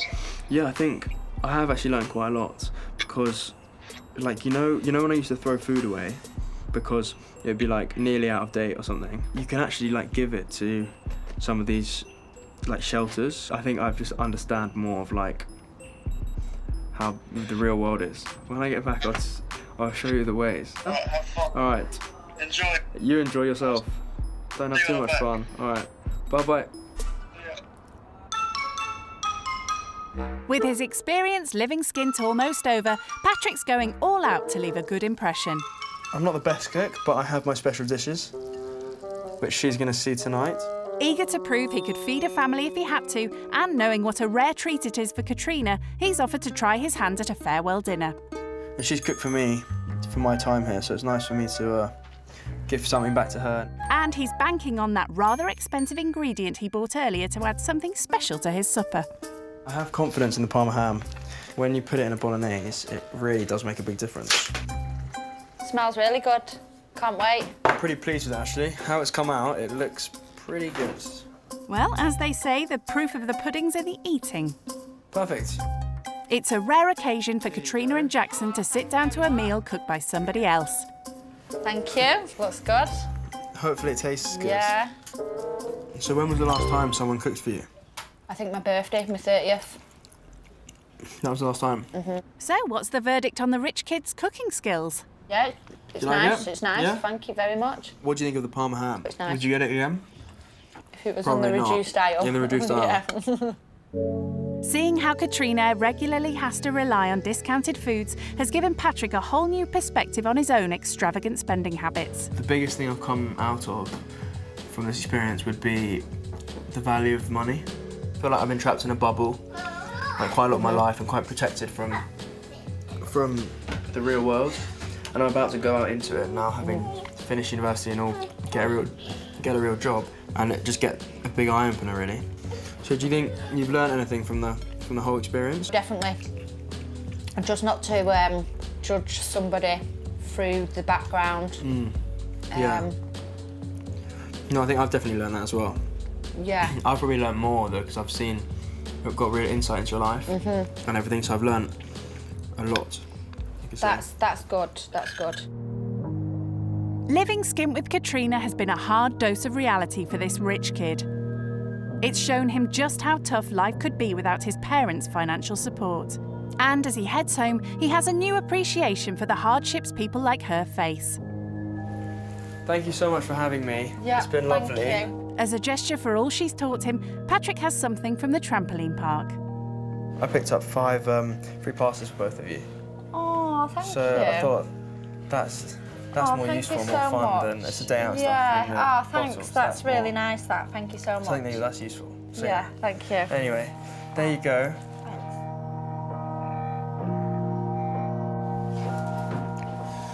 So thanks again. Oh, and thank you. hopefully I'll see you soon. Have a safe journey. Yeah, thank you. Bye.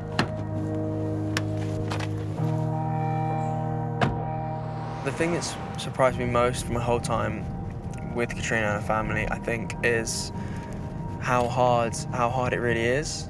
For the last few days, I feel like I've really got out of the bubble that I've been in and really been put, in the deep end.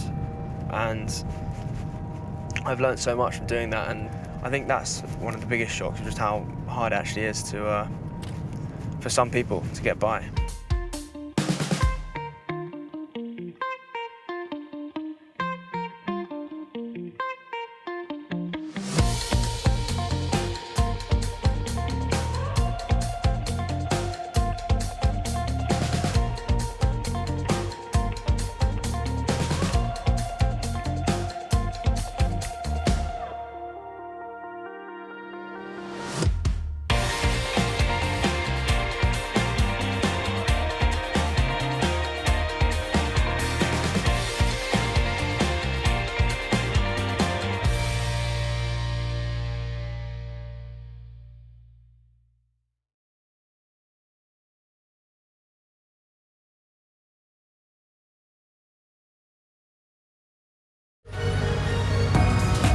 The mega-moneyed life of the rich kid is beyond unreal.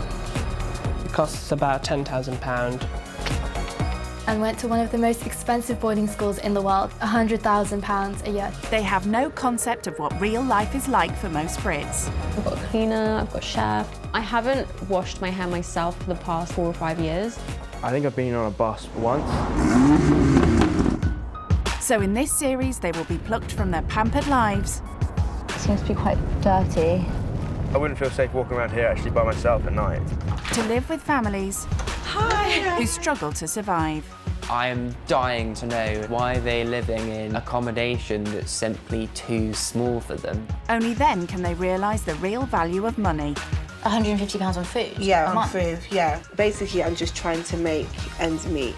You're okay, come here, baby. Life can be so cruel sometimes. When rich kids go skint. Today's rich kid going skint is 19-year-old university student Jacob. My upbringing was very easy. I've never really had to sort of worry about anything. I've lived a life of luxury. Home for Jacob is this rather plush 5-bedroom mansion in the countryside. Welcome to my family home in Kent. I live here with my mum, dad and my sister, and we absolutely love it in the countryside. So this is the sort of kitchen/lounge. And what I love about it is it's just so open planned in here. Got like the kitchen here and then the sort of chilled out bit over there. There's certainly no shortage of living space on this 3-acre estate.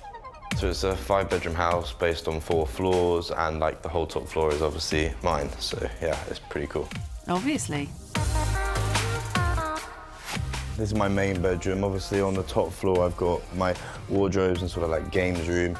I've got my main bedroom here, so you've got my gold bed here. This is my bathroom, which is obviously literally right next door to my bedroom. Obviously I've got my shower, which is really nicely designed. It's sort of like a Playboy mansion up here. All of it's mine, no one else can use it. Thanks to his parents' generous financial support, Jacob's never had any money worries. I am able to just spend what I want, where I want. It's not about the price, it's just about what I want. And he definitely doesn't want for anything when it comes to his wardrobe. Canada Goose. I think this is about £750. I've got 4 of these. I've got my Gucci loafers here. These were about 500. My Yeezys as well. These are more of my gym shoes. These were 500. I rarely wear them though, so it was a bit of a waste of money. Only the best designer belts will do for Jacob. So these ones, obviously, I've got here 2 Gucci ones, which are about £350 to £400 each. You've got the big Gucci logo at the front. That's the first thing people notice when they see you, so that's what I like the most about it. Designer gear isn't the only thing Jacob spends his parents' money on. I'm a huge Chelsea fan. I'm a season ticket holder there. We've got hospitality ones, so I think you're looking at about £3,000 to £4,000 a season ticket. With his very own Chelsea bachelor pad, Jacob never misses the start of the match.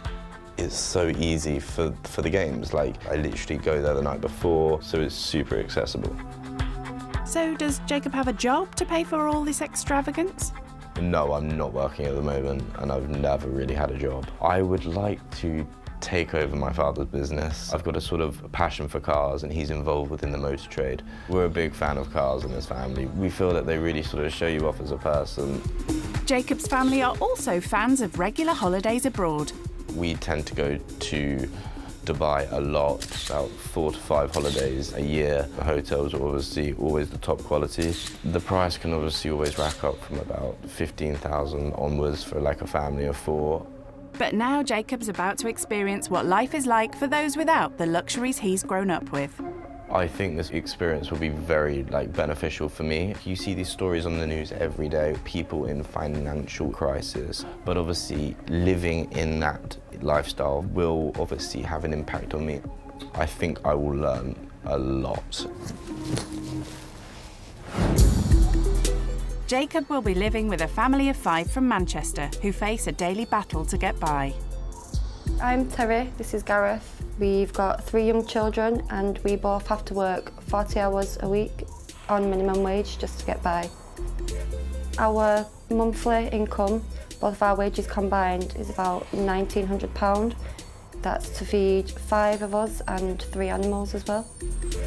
By the time the bills come out, we're lucky if we've got £10, £20 spare. Yeah, it's very stressful. It's very hard when the children are asking for things and we've not got the money for it that month. If we have £1 spare or a 50p, hopefully in a few months we have enough, don't we, to maybe have a cinema trip or a trip to the trampoline park. Our children don't just get given pocket money, they'd help with the cooking, cleaning. I want my children to understand that you don't just get things for free. You have to work hard and you have to earn it yourself. I hopefully would like to teach this rich kid that you don't need thousands of pounds to have fun. You can go to the park and spend £2 on an ice cream, can't you, and have the best day. Having never done a day's work in his life, living skint could come as quite a shock for Jacob.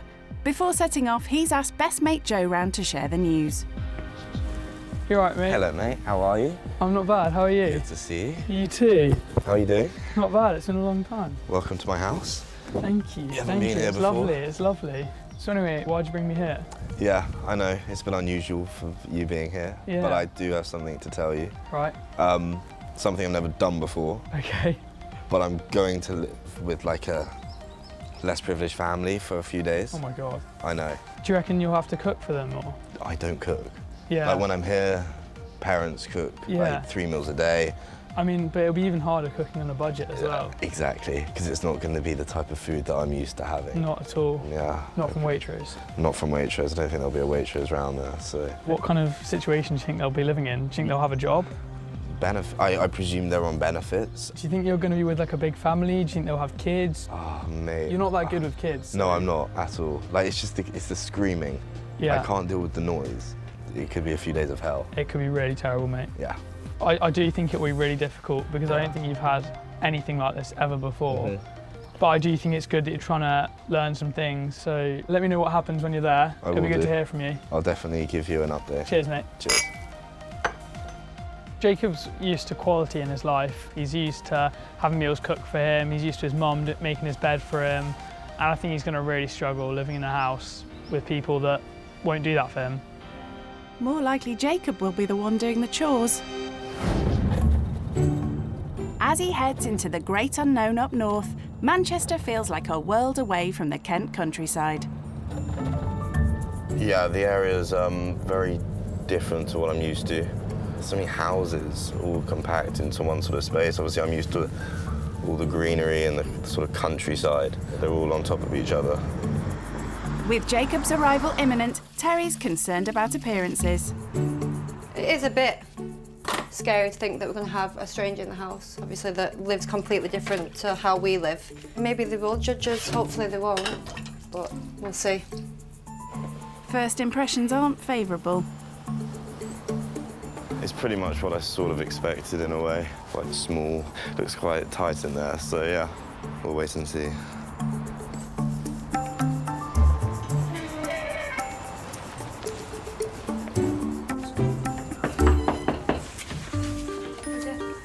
Hello. Hello, I'm nice Jacob. to meet you. I'm Lovely Terry. to meet Lovely you. to meet you. Thank you. Come in, sweet. Hi, I'm Jacob. Lovely to meet you. Gareth, nice to meet you. So this is a kitchen, not Lovely. got very much space at all. Yeah, so obviously how many people are actually using this at one time, maybe? There's 5, me and Gareth, Yeah. and then we've got 3 children. Okay, cool. And we've got 2 dogs as well. Okay, so it's Quite a lot of in you. a tiny little space, yeah. Yeah, I guess it gets quite hectic in here Yes, sometimes, definitely. maybe. So this is the front room. Beautiful. Not very big. It used to be quite big. We actually split it so that mine and Gareth's bedroom's actually next door Oh, now. you're next door? Okay. Yeah. Does it get quite tight in here when all of you have to get in here? Yeah, it's a bit of a squeeze in it. Yeah. But we kind of all just huddle onto the sofa. So what's your front room like? I bet it's a lot bigger than this. It's different. So we've got like a sort of living room within the kitchen. Yeah. And then we also have like another living room. It's one of those rooms that you just rarely go in, only for special occasions. Oh, that'd be nice, wouldn't it, to have a room just I for know. special occasions? I know. So this is your bedroom? Yep, right? so this is our bedroom now, so the front room was quite big I guess before. it was, yeah, it must have been quite big. Yeah, obviously in comparison to my bedroom, I'm on the top floor of my house, so I've got sort of another living room, and then I've got like my bathroom ensuite, and then I've got my actual bedroom. Wow, so you've got your own living room as well? So it's more of like a penthouse sort of thing Wow. up there. They are very big rooms as well. I think it's amazing that he said he had his own flat upstairs. Like, so much space for a kid that doesn't really need it. Time to meet the rest of the family. So this is the boys' bedroom. Oh, awesome. Hello, guys. Hello, nice to meet you. This is Mackenzie, Nice to meet you. and this one's Harrison. Nice to meet you. Cheeky one, aren't you? Yeah. He looks Yeah. it.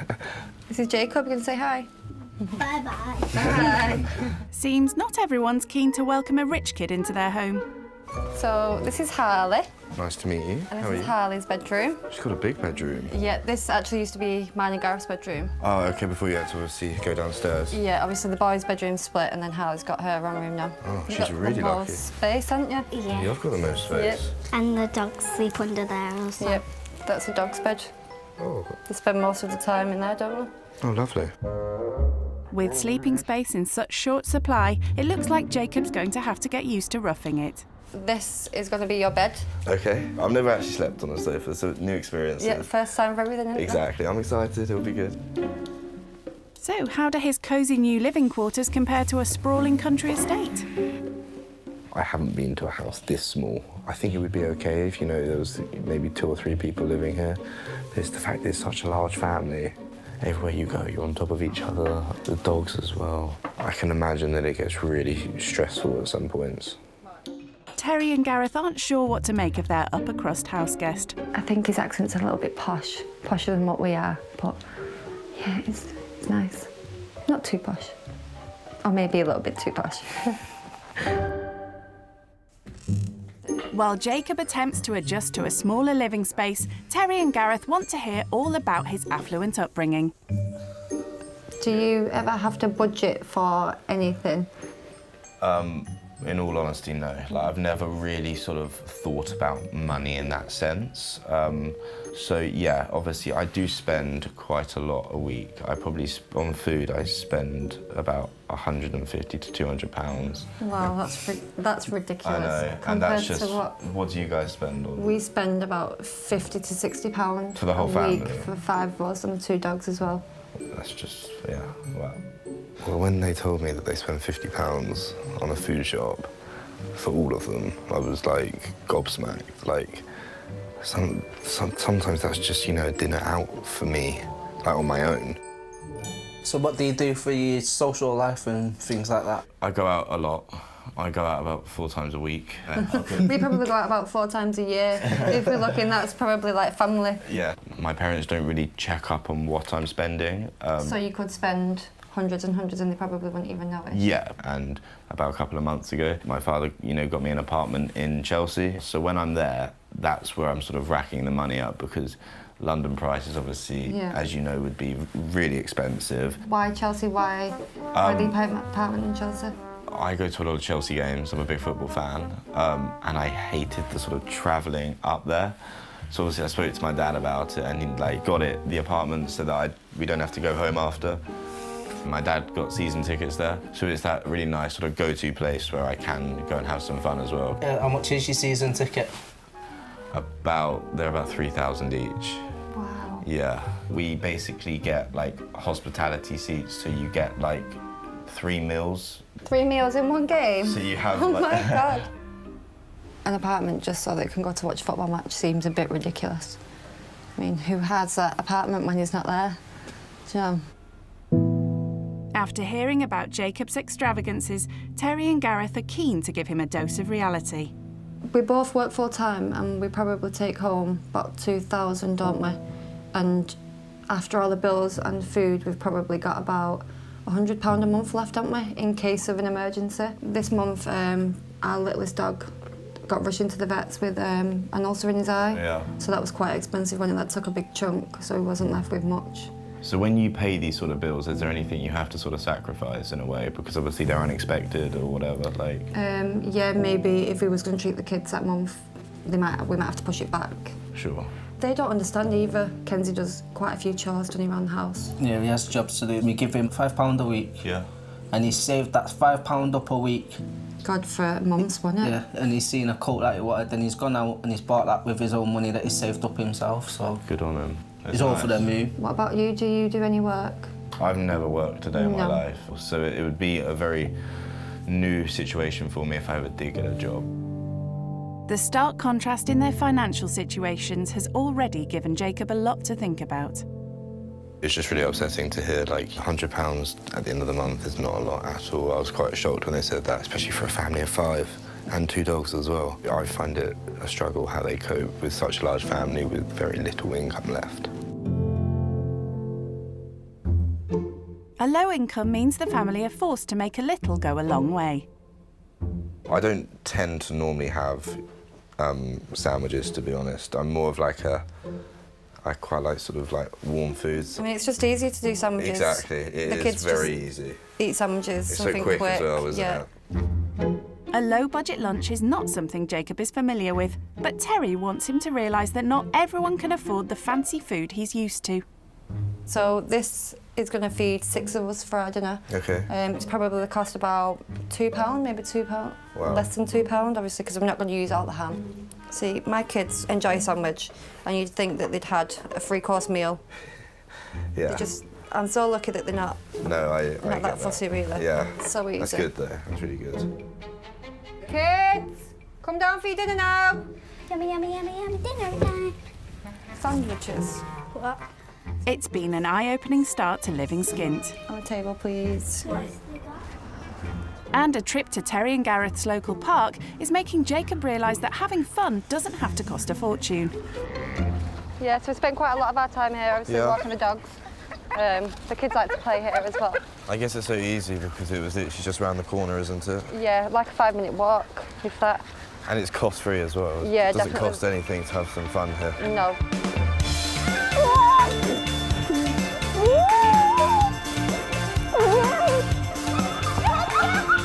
It's not something I would normally come and do with my family, but it's good that they really enjoy it. They have so much fun here, and the main thing is that it's free. But kitted out in £400 loafers means Jacob's rather reluctant to participate in the fun. You want me to join in? I've not got the best attire on whatsoever. Have you seen my shoes? I asked Jacob to play football and he said, I will, but I'm not wearing the right clothes for it. Yeah, because the slippers. It's a bit weird playing football in slippers. It's hard. Yeah. It kind of looks like he's a business worker. He may look the part, but Jacob's never had a job in his life. One thing he does work hard at, though, is taking expensive jaunts abroad. So where do you and your family go on holiday?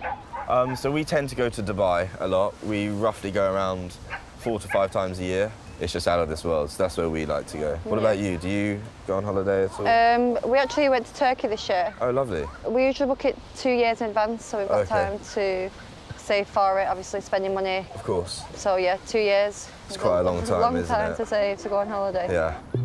Realising how easy he and his family have it is fast putting things into perspective. Sometimes, like maybe last year, I think my dad went away 9 to 10 times a year, and that is just obscene. And then you hear about this family, you know, that they have to plan so far in advance just for maybe a week's holiday. Like, that's really upsetting. It's not long before the presence of a camera crew in the park starts attracting attention. Right, mate? I'm doing something for my university course. It's nothing big. It's Oh, it's just for college? Just for college. I guess they're not used to obviously seeing, you know, No, not at all. camera crew or whatever. So, is it one of those places that you sort of wouldn't want to walk alone? Well, the weekend just gone, a bunch of teenagers set a car on fire in the car park. Wow. And Okay. Mackenzie had to actually phone the fire brigade to get the fire brigade out. Jesus Christ. So it's really serious then. Yeah.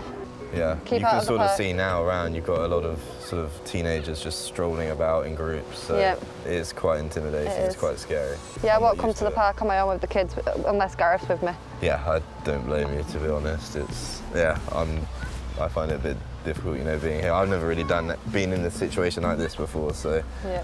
yeah, it's quite different. I think Jacob was a little bit intimidated when the groups of lads started coming over.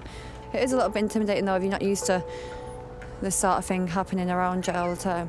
No, it's not the nicest place in the world. But obviously the family I'm with, you know, their kids are brilliant. And they just want to come here and have fun, whereas other ones want to come here and, you know, just ruin everything. Despite Jacob's unease, it's been an important lesson in the hard realities of life beyond the comfort of his family's country mansion. Time to share his experiences so far with a familiar face from home. Hey mate, you alright? Hello, mate. How are you? I'm not bad, how are you? Very well. What are you up to? Are you at Vine? Yes, yeah. My favourite place in the world. Yeah. Whereabouts are you? We're in Manchester. Okay. Nothing like back home. Nothing like back home at all. So yeah, it's quite rough. Like when we were walking around the park, there were like just loads of boys, you know, all together, you know, in hoods and stuff. So yeah, it's quite intimidating. It's quite scary. So mate, what's the house like? The house itself is quite small. There's 5 of them, and there's 2 dogs as well. Okay, wow. So it's a busy, busy house. You know, there's always something going on. And I am sleeping on the sofa tonight. Oh, mate. I know. You know, it's a leather sofa as well, so it's quite sticky. So I'll get stuck to it.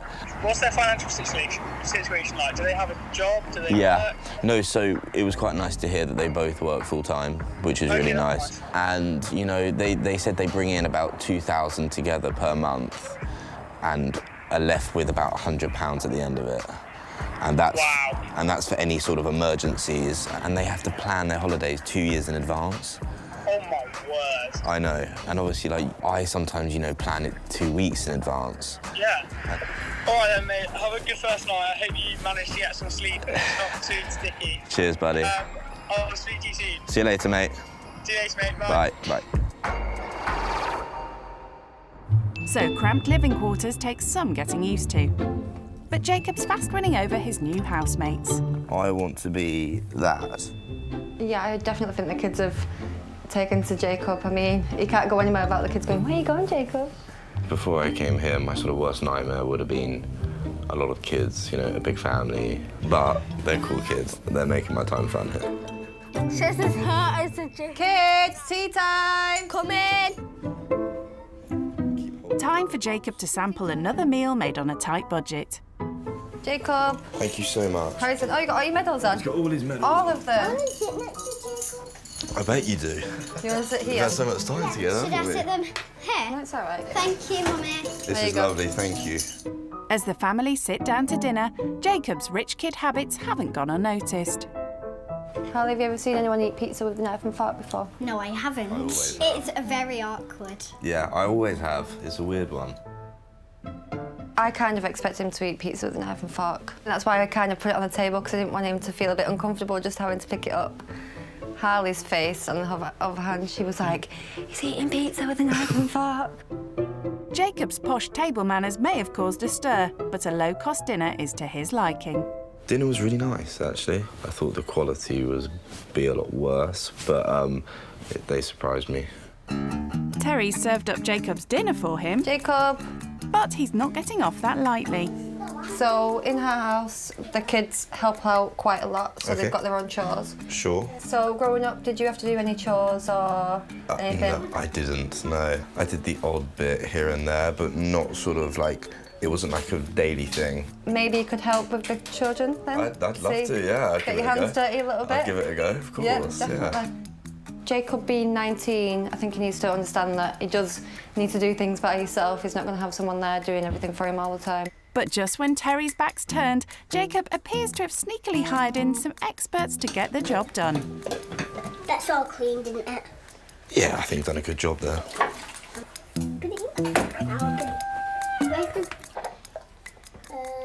There's a little bit over there, look. The children like doing jobs. I've never really met any children, I've never really met any adults that enjoy sort of, you know, washing up and drying up and cleaning. So it's good to see that they enjoy it. I think the idea was for you to prove that you're willing to get your hands dirty. I think you've done a good job there. Right, is it my go? Lucky me. Eventually, a rather reluctant rich kid takes over washing up duties from the kids. So yeah, I wasn't used to, you know, washing up straight after sort of dinner or whatever. We would have cleaners come in and they would do sort of the small jobs like that. So I thought I'd just take control at the end, you know, just try and get the last bits off. So, how have you all done? Yeah. Did you do well? Did Jacob do well? Yeah.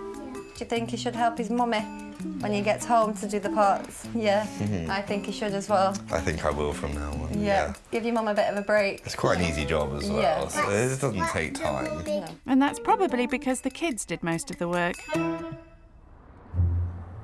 With lots to ponder over, Jacob gets ready for a night on the living room sofa. Obviously, it's a bit weird sleeping on a sofa, especially when, like, they're all sat on it all day, and plus the dogs. I just hope I get some sleep, to be honest. Like, otherwise I could be a bit moody tomorrow. I think he's going to enjoy it, to be honest. It's a comfy sofa. Yeah, it's comfy. Yeah, hopefully. Hopefully you'll have a good night's sleep, because he's going to need it tomorrow. As Jacob's second day living skint starts with an unfamiliar alarm call. Wake up, wake up. I'll be up soon. It seems his night has been anything but restful. I woke up a few times in the night because as soon as like one of the kids takes a step upstairs, you hear everything. And then they were cleaning their rooms, I think at 7 o'clock this morning. I've never heard noise like it, and it's right above me. I only had one pillow as well, which is a bit difficult. Normally, I have about 3 or 4. So I'll be looking forward to getting back into my bed. But it will be a while before he can do that. Each morning after breakfast, the kids are expected to do their chores. First job of the day is feeding the pets. And that doesn't just mean the dogs. I hate snakes. I hate anything like that. Spiders, snakes. I'm not good with it, and I never expected them to have one. Jacob. Yes. So, this is the mouse that we're going to feed Ty. Okay. So you dangle him by his tail and he'll get it. Okay, well, I can't wait to watch you guys do it, because I don't think I'll be getting involved. It doesn't matter how small it is, doesn't matter how big it still puts me off a little bit. So I might have to give that one a pass. Is this another task Jacob's trying to snake his way out of? So, are you going to introduce him? This is Ty. Ty. Yes, you are. God, you're so brave. You're brave. Touch him. Just stroke his back. Keep his head away, Harry. Yeah. Yeah, if you put the head that way, then... Oh. It's difficult when you've got, like, kids at the age of 10 touching it, and obviously I'm 19, so I felt I had to, because otherwise I look like a right baby. This pants already is going for my arm. Dad, you hold it. It's got it. The kids' chores are another good example for the rich kid to take home with him. But he's not done yet. Next, they've asked him to help with another job he'd never normally dream of doing. Upstairs, we've sorted all our toys out we don't really want to play with anymore. Yep. And we're going to go to the end of the cul-de-sac and we're going to do a stall. And Okay. we're going to donate the money that we get to the Children's Hospital. Well, that's lovely. Yeah, so about 4 years ago, Kenzie got diagnosed with a hip condition called Perth disease. Okay. So he's in and out of hospital quite a lot. Okay. So we just wanted to give something back. No, that's great. We've done quite a few fundraisers. Me and Gareth actually did a skydive. Oh, really? So the children just wanted to get involved a little bit this time. Of course. Well, I think that's So amazing. if you would like to get involved. I'd absolutely love to get involved. That'd be great fun. Hearing how the kids raise money for others is sobering listening. I just think those children have been brought up so well. It's not for them that they can go and buy some new stuff, you know, it's going to charity. So to sort of implement that into them at such a young age, it's really good from, you know, Gareth and Terry.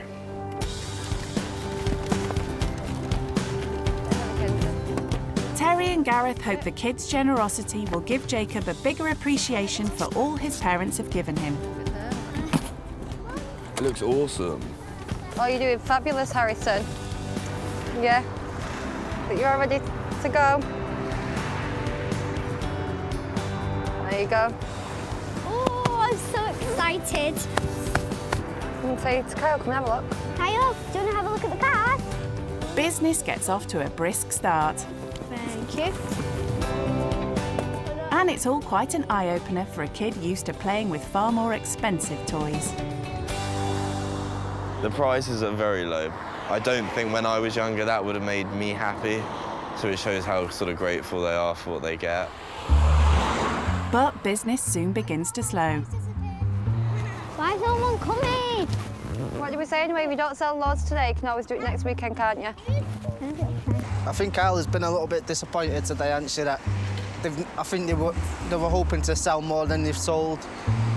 Seeing the kids' disappointment at the meagre takings, Jacob decides to step in. So do you think we should call it a day now because it's very cold? I've got a little surprise for the kids first. Oh, you've got a little surprise? Because obviously you might not be happy with how much you made. I've got some money here for you Oh that my you can God, obviously look at that. put into your little thing. And that's from me. Oh, Obviously I don't wow. want any toys, you keep the toys, but Oh, what'd you say? Do you want to That's give him a from cuddle? me. Say thank you very much. Oh, that's so kind, Jacob. very welcome. But yeah, that will help go to charity or Oh, whatever. Harrison, how nice is that? Overwhelming. I didn't expect that whatsoever. It just keeps on surprising me.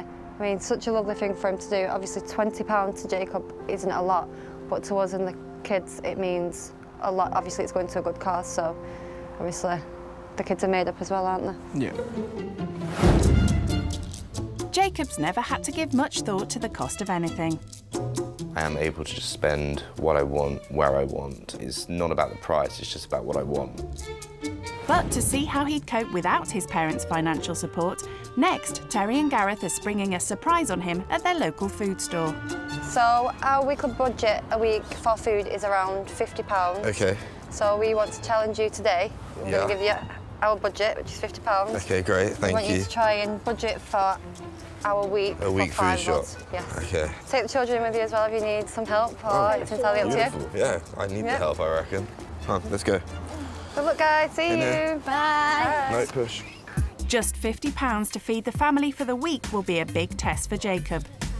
She's gonna have a little look round. But budgeting is one of the most important things he needs to learn if he's to survive on his own one day. I think he'll struggle a little bit to get the amount of food that we need for the 5 days on the budget that we've got. On top of that, there's also the four-legged family members to consider. Obviously, the dogs are really important to us as well, and obviously they need feeding as well, so hopefully he does remember to get the food for them. Okay, you guys give me ideas of what you normally have. Normally I have like curry, maybe. Really? No. From the off, Jacob appears to be completely relying on the kids. What about sausages? Do you ever have sausages? Yeah, we have sausages. Pizza? Yeah, pizza. You love pizza, don't you? Do you always have these ones? Yeah. Let me put that in. Yeah. And I'll get one of these as well. They are like rushing it a little bit, aren't they? Don't take as much time as we do. No. We've got a lot of meals in there, though. Yeah. There's 5 of you, though, I guess. It's a good thing the kids are here to help. We need ham for sandwiches. Yes, of course you do. You love ham, don't you? We would also normally buy food for Oreo and tea. Okay, cool. How many? Just one? Oh, What's in dog food? Got good dog food. Cereal. Cereal. This one, we like Cookie Crisp. Okay, we'll put that in there. He's got the Cookie Crunch cereal. It's one of the dairy's ones, isn't it? Seems like Jacob's let the kids take control of the shop.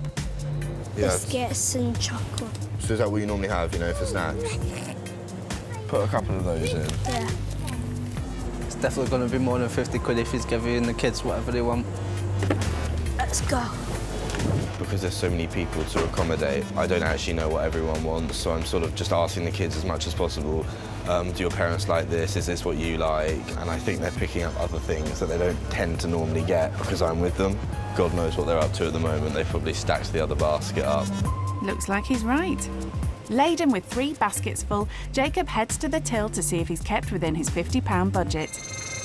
Yeah, I reckon it could be a little bit more than what we set it out to be. Yeah. So altogether, that's 53.47. That problem. Oh, that's not too bad. So what I'll do is I'll pay 50 with that, and then the extra I'll just, if you don't mind, I can just put it on my card if that's okay. I thought it'd be a lot worse, actually. Let's go. Time guys. to break the news to Terry and Gareth. We go. I'm excited now to see. Oh. Hi. Hello. How did you find it? It was good. Good How much did you experience. end up spending? £53.47. Oh, so you went over a little bit. Over so, a little bit. So what did you do? Did you have to put something back? No, I cleared it. It's fine. I stuck with it. It's Because fine. usually we don't have enough, then obviously we'd put something back. Of course. No. I dealt with this one, so it's fine. But no, we got everything, didn't we? So shall we go home and have a look what we've got then? Yeah. Let's do Yay, it. let's go. Let's go. So has Jacob bought enough to last 7 days? So I don't know if obviously I got everything right. I don't know if there's some things that you probably wouldn't normally get, but yeah. No, I think we would probably get most of this stuff. I'm surprised you remember the dog food. That was. I said that, That yeah. is full credit to your kids. But one little bit they don't like the gravy one. Oh really? It's always the jelly one. So. Ah. But our food, yeah, it's spot on. Perfect. Awesome. Do you think you would have struggled a bit more if you didn't have the kids helping you? Massively. They helped me so much. Almost forgot the bread. We were going to have ham I and nearly butter forgot by the- ourselves. And obviously mainly the dog food. I would have completely forgot about that. Terry's hoping the shopping challenge will make Jacob think twice about how much he spends in the future. So I remember yesterday you said that you spend about £150 to £200 a week. Yeah. Just for yourself. On myself. Obviously, you've just had to get all this for 5 of us and 2 dogs as well. For £50, For yeah. £50. No, it really sort of puts it into perspective for me. Like, and I obviously was looking at the prices as well, so I had to be really careful. Something that I'm not used to. I'm normally just, you know, picking up what I want and putting it in. But yeah, no, I'm definitely going to take it into consideration next time. Yeah, that's good. That's awesome. Completing the shopping challenge is one thing, but Terry has an even bigger domestic task for Jacob. She wants him to show he can feed the family by making them dinner. But before he hits the kitchen, Jacob's taking time out to update his mate Joe on his experience. Hello, mate. How are you? I'm not bad, thank you. How are you? I'm not too bad, mate. I didn't sleep amazing last night. Did you not? No, it's obviously I was on the sofa. Yeah, was it a bit sticky? It was really sticky, mate. It's the leather. So what have you been up to today? So we did like a little stall on the road and tried to sell some of their toys, and obviously all the money that they got was going to charity. Oh, really? Yeah, like when I saw them, you know, out on the road, and when I saw how happy they got when someone gave them like 50p for like a toy that they loved, you know, it was really upsetting to watch. These guys hardly get anything, and when they do, they're so appreciative. So yeah, I'm definitely gonna make sure that, you know, I'm a bit more grateful for everything I get when I do go home. Yeah, that's good, that's good. Yeah, after that, I had to go and do a food shop for the family for their next week. That was difficult. £50, that was my budget for 5 people, plus I had to get the 2 dogs food as well. Oh my word. I mean, you'd probably spend that in a night. I know. Easily. Yeah, I know. All right then, mate. It was nice chatting to you. Awesome, man. I look forward to seeing you soon when Right. you're home. Awesome. See you later, buddy. See you later, mate. Bye. Bye. Time to get cooking. But being rather clueless in the kitchen, Jacob again summons the kids in to help. So guys, do you cook much for your parents? Yeah, we help them. What do you normally have for dinner? Well, I'm quite lucky in the fact that my mum pretty much makes anything I ask for. I just prefer eating the food instead of actually making it. But Kenzie and Harley are making him realise no one gets waited on hand and foot in this house. It's also given Terry and Gareth a rare opportunity to put their feet up. That's for you. Thank you. You're very welcome. Yummy. Get used. Yeah, we're going to get used to this. Making too. That's something I should be doing for my parents a bit more often, I guess. Yeah, maybe you could surprise them one night and cook them a meal. You could cook them Kenzie and Harley's special pasta and chicken. You could. That's what I'm going to call it from now on. I think they'd like that. I think they'd love that. As his time living skint with the family comes to an end, it seems the experience has had a big impact on Jacob. Have you enjoyed your time staying here with us? I've absolutely loved it. And obviously it helps that you guys have been so accommodating to me. I'm going to take so much with me, like the supermarket shopping, you know, choosing that milk over another milk, you know, could really be beneficial to me. No, I've learned a lot. Jacob's willingness to learn has helped to dispel some preconceptions. We had a vision, didn't we, that was going to have like a really posh kid that was proper snobby. Mummy and Daddy buy me this, Mummy and Daddy buy me that. But obviously we know that you work very hard as well. Obviously you go to university, which you're working hard to take over your dad's business as well, which I think is really nice as well. So you do actually want to work. Yeah, that surprised me quite a lot. That's good feedback to hear. That's what I wanted. The example set by Jacob's younger housemates has also taught him to appreciate all he has. Before coming here, like my worst nightmare, and I'll be honest about it, was, you know, a big family, a lot of kids. And obviously I turned up and that's what happened. Yep. But, you know, looking back at it, I wouldn't have sort of changed a thing. Like, you know, your kids are amazing. It's the best outcome that could have happened, you know. That's it, Jacob. You've made friends for life. You do know that, don't you? I have made friends for life. For now, though, it's time to say their goodbyes. Oh, all packed. Oh, ready time to go now. Yeah, I know. I've just got a little last surprise for you. one more. Little gift just before I go. You don't have to open it now. I can sort of tell you what it is. But it's more of a, you know, I've sort of organised a family day out for you guys at Blackpool Pleasure Beach. So Oh, that's amazing. Thank you so much. You can have a good time with the kids. How nice is that? What do you say to Jacob? And thank you so much for coming. We've really loved every minute. I've had a great time. I'm sure we'll stay in contact. Yeah, as well. definitely. Oh, time to say goodbye now, kids. Yeah, Come on, do I get a hug? Oh, huggies. See you later, little ones. Please you as well. And thank you guys for letting me stay. No, thank you so much. It's been an absolute pleasure having you. For some, the farewell isn't easy. It was lovely. Are you crying? Oh. Just have to. We'll see each other soon. You've got lovely kids.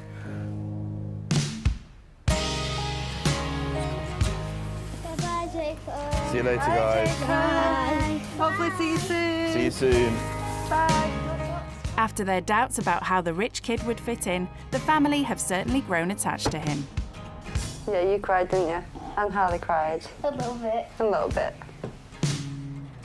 And as he leaves, they know Jacob's learnt to not take what he has for granted.